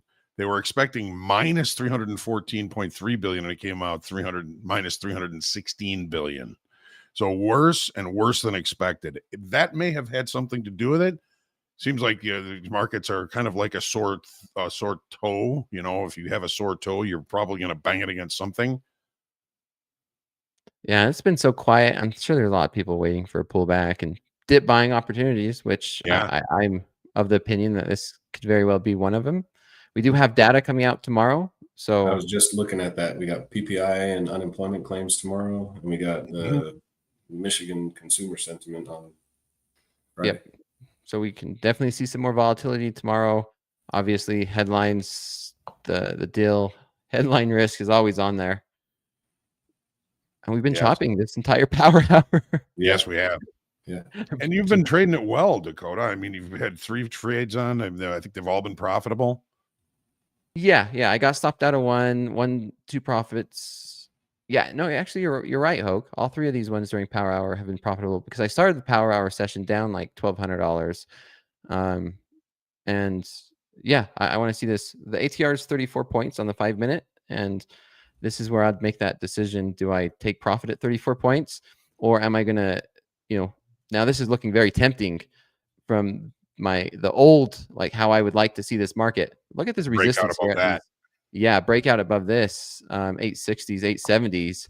Yeah. I could see us come back up and test the 900s. Like that is very attractive, and that's kind of why I opted to go with 3 contracts, take profit 1, profit 2, and then that gives me, I don't want to say a free contract, but a contract or a runner, as we talk about, Hoag, to allow myself room to do that. Like, why not do a little bit of a hybrid? Let's test it out. We'll see. I could trail it like I usually do over here on this 100 tick chart, and then if this market decides to run, it'll still allow me to be in it rather than just be closing it out. Ooh. But nope, there we go. Now you carved it up really nice this morning, and then apparently you had some losses. Yeah, during the lunch, during in between fast markets and power hour right now, it was chop. And then of course we had that sell off. Right. And then I was only looking for primarily longs with this strategy. And so taking losses during these sell-offs. And now we're back to either consolidating or long. I think this strategy performs really well during consolidating or bullish environments, which I mean, that's basically how I've always been as a trader. The past little bit has been throwing me off since February, March, April, May. And this recent break we had to the downside, because I know you're kind of a perma bull, aren't you? Yeah. Well, you were, and then you kind of went away from it, and now you're back to perma bull. I always am, Hoag. But day trading and scalping, what you see here, has been a little mixed. I always want markets to go up. Always. Yeah, even if I'm taking if I'm taking losses in this day trading account and the market's still going up, I'm a happy camper. Libby, are you a natural bull or are you a natural bear? Bear, unfortunately. Yeah, I mean, I've listened to a lot of the guys say, on air here that like during COVID, they became perma bulls after seeing, what it does. I still struggle with it. I still struggle with how high the market goes sometimes. And like, when is it going to pull back? It's got to pull back at some point, right? But, the more and more I watch, I listen, I learn, someone, Hoag, it might've been you earlier, made a reference to like 401ks or no, it was MP on earlier today. 401ks, they're constantly putting their money into equities. Like it's got to go somewhere, and it's gonna raise it all up. So I'm starting to learn that.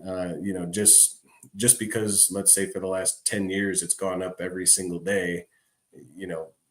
Each day is a new day. You've got, and all the traders, short term, long term, they're looking at each day as a new opportunity to see the market and be in tune with it.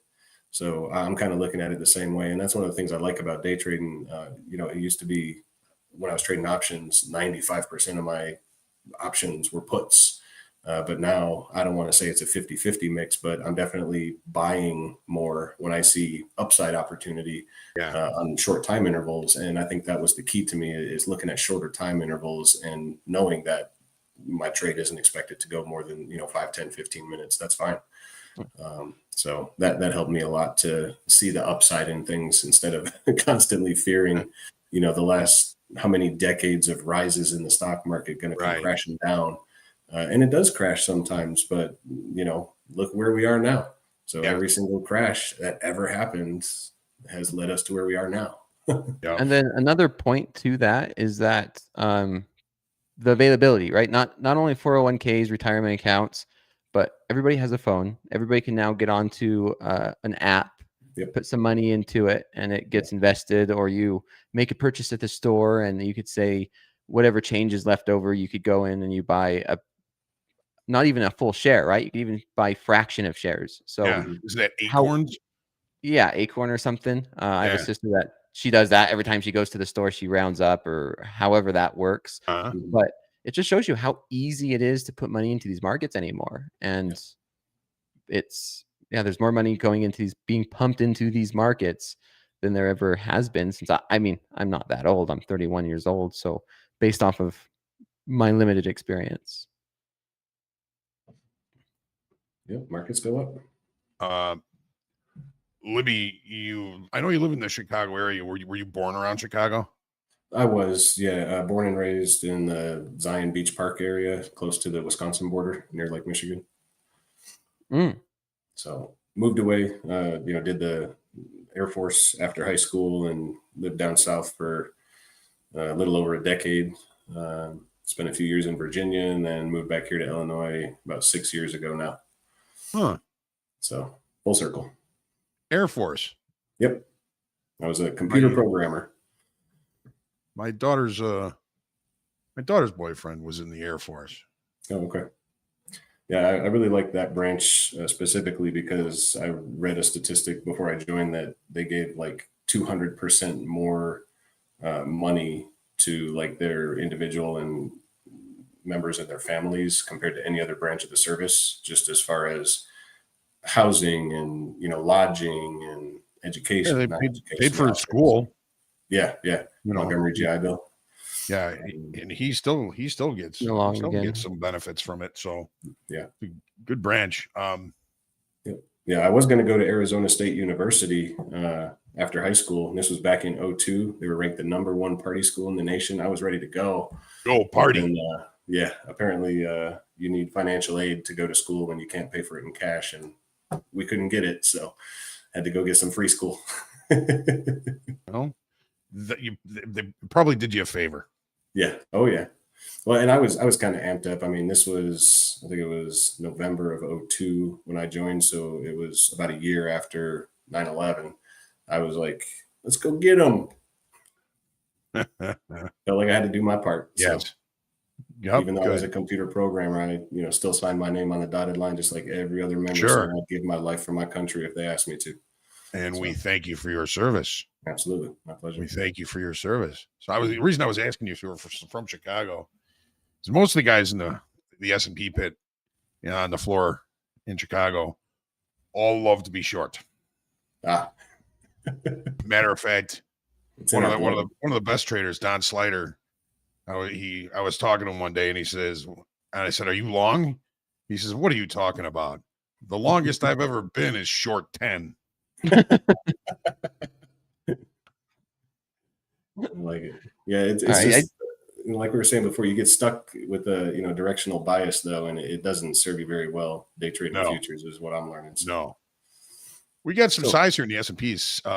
630 on the offer at 60.1975.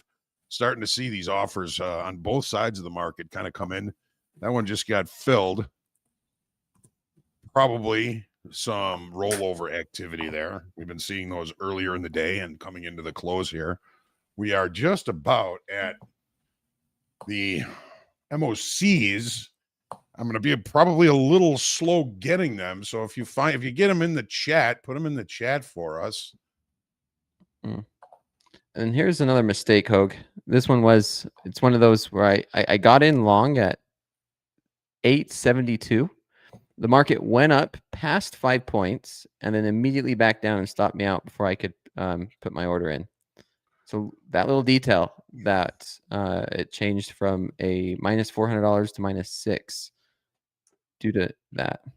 Here we go, ripping up. I want to be long this market though. I want a runner long for a push into these 900s. The question is how. We've got some pretty, solid highs in the S&Ps here around 60.25. I could see breaking out and cutting some stops above that. That same level in the NASDAQ would be, I think you were just right on it there. These 70s. Yep.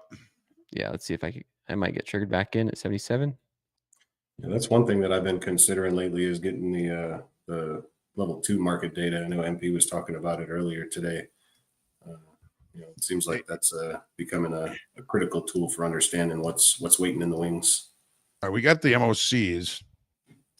S&P's 1,063 million, NASDAQ minus 380 million, Dow minus 620 million, Mag 7 down 162 million.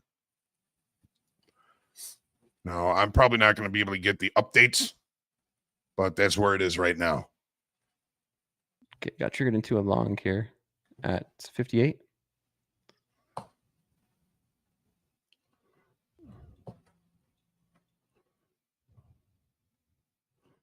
Look at you. Now, you didn't wait for that breakout above there, did you? No, we pulled back, consolidated for a little bit, and I got in long.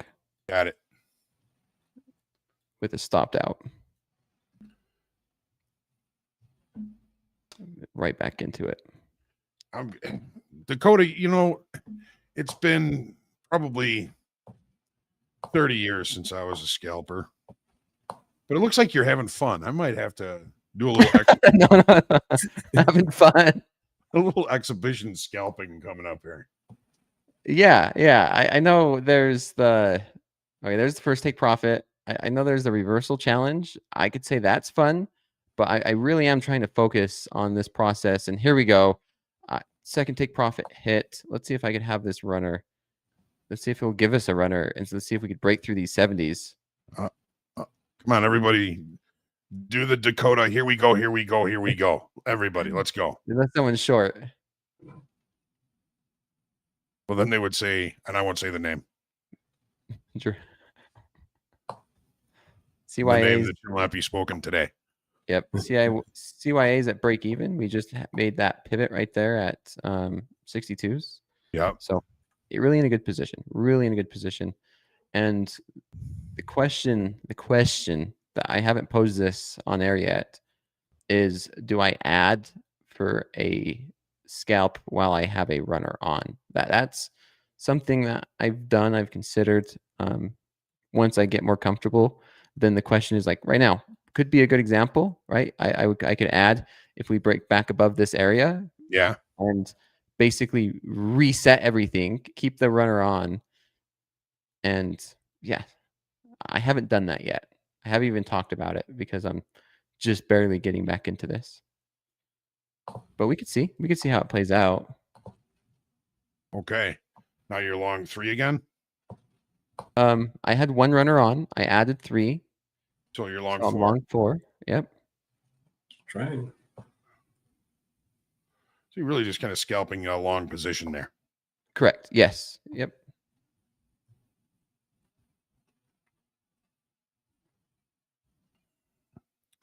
I used to stand in the pit and buy a one lot and throw it in my pocket of my jacket and not give it to my clerk so he didn't know it was part of my count. And I'd give a broker behind me a stop, and I'd try and hold on to that like for the entire day. And sometimes it worked nice, the broker, wave me down like at 2:00 and say, "I'm still working this stop for you way up there. You want it?" I'm like, "No, go to the market."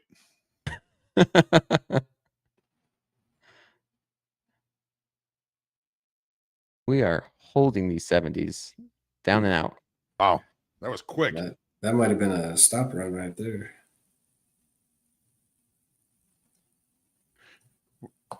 So Dakota, you really think it's a mistake if you don't get your offer in time? I mean, the NASDAQ is such a wily beast. Mm-hmm. Yeah, that's the issue I'm facing, Hoag.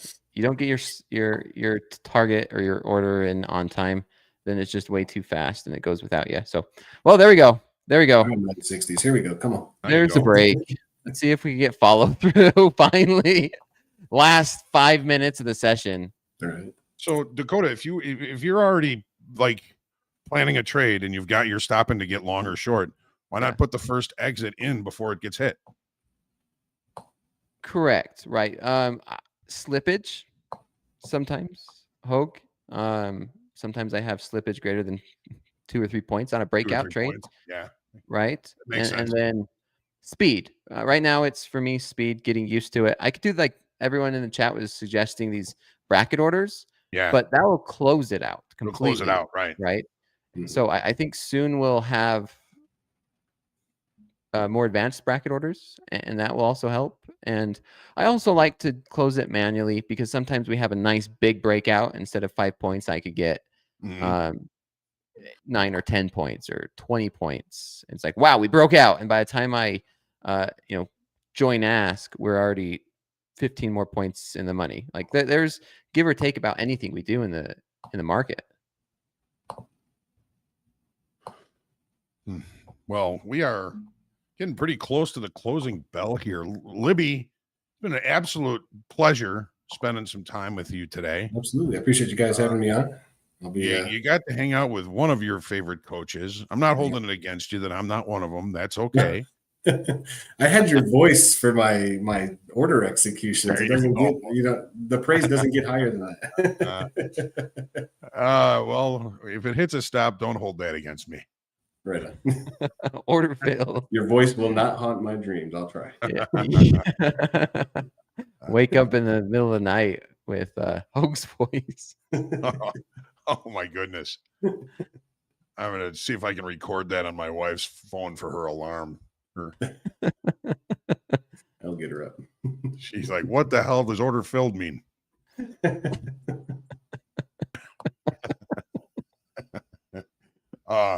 Libby, will you come back and join us? We're looking forward to, seeing you and continuing on your journey and being a part of it.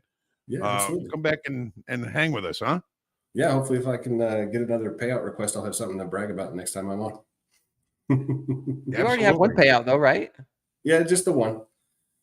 Yeah. Nice. And it was a decent one. I mean, relatively speaking, I can get $1,400 more bucks and I'll get one of those fancy hats. Nice. Very nice.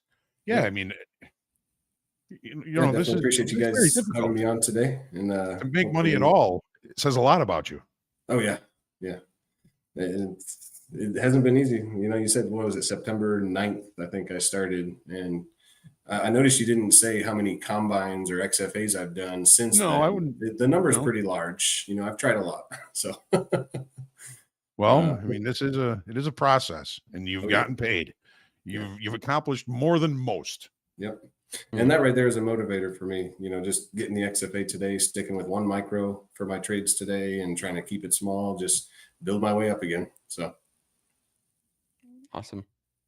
Well, awesome. Dakota, I got to spend a lot of time with you, and I'm going to see you in the same room a couple of times next week. Yes, we do. Hoag, see you in person. That's big.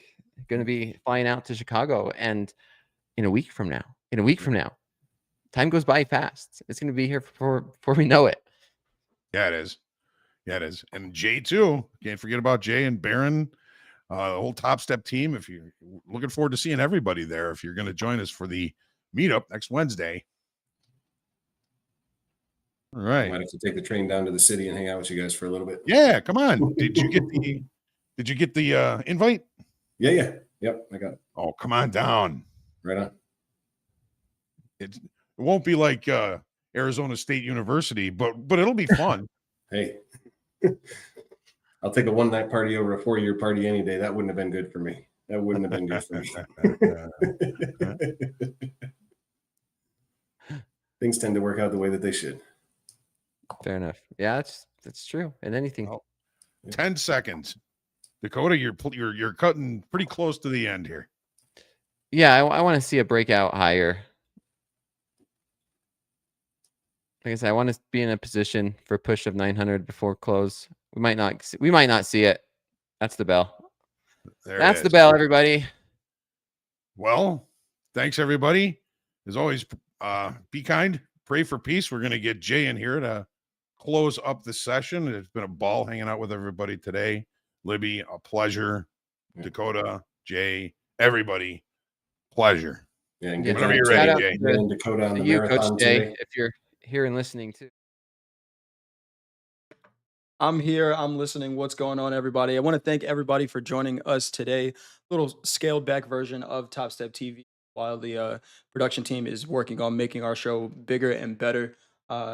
If you haven't done so already, hit that thumbs up button. Coach Paul and I are still doing At the Buzzer after this, so join us in about 15 minutes. But if you haven't done so, hit that like button and stick around for the close. I prepared something a little special for us. I want to thank all of our guests for joining today. We had MP on, Andre, Mandy, Chad, Libby here, of course, Dakota, Jack, Hoag, Coach Vince, Coach Hoop. At the Buzzer coming up soon. I'm not going to share the schedule for tomorrow because that's just one other thing I'm going to have to remember to do. But thank you, everybody, for joining. Talk to you all in a little bit for At the Buzzer, and we'll see you soon. Bye.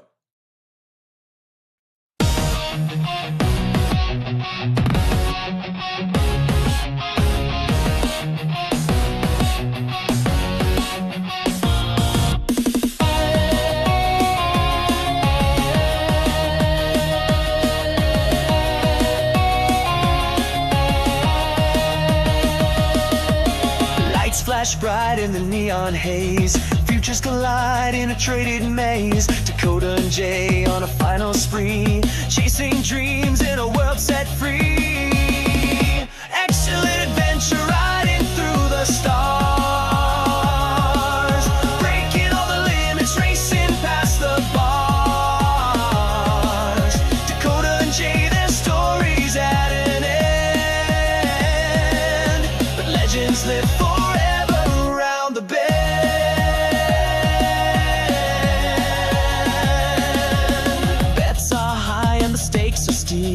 Numbers roll like the secrets they keep. A world of chaos.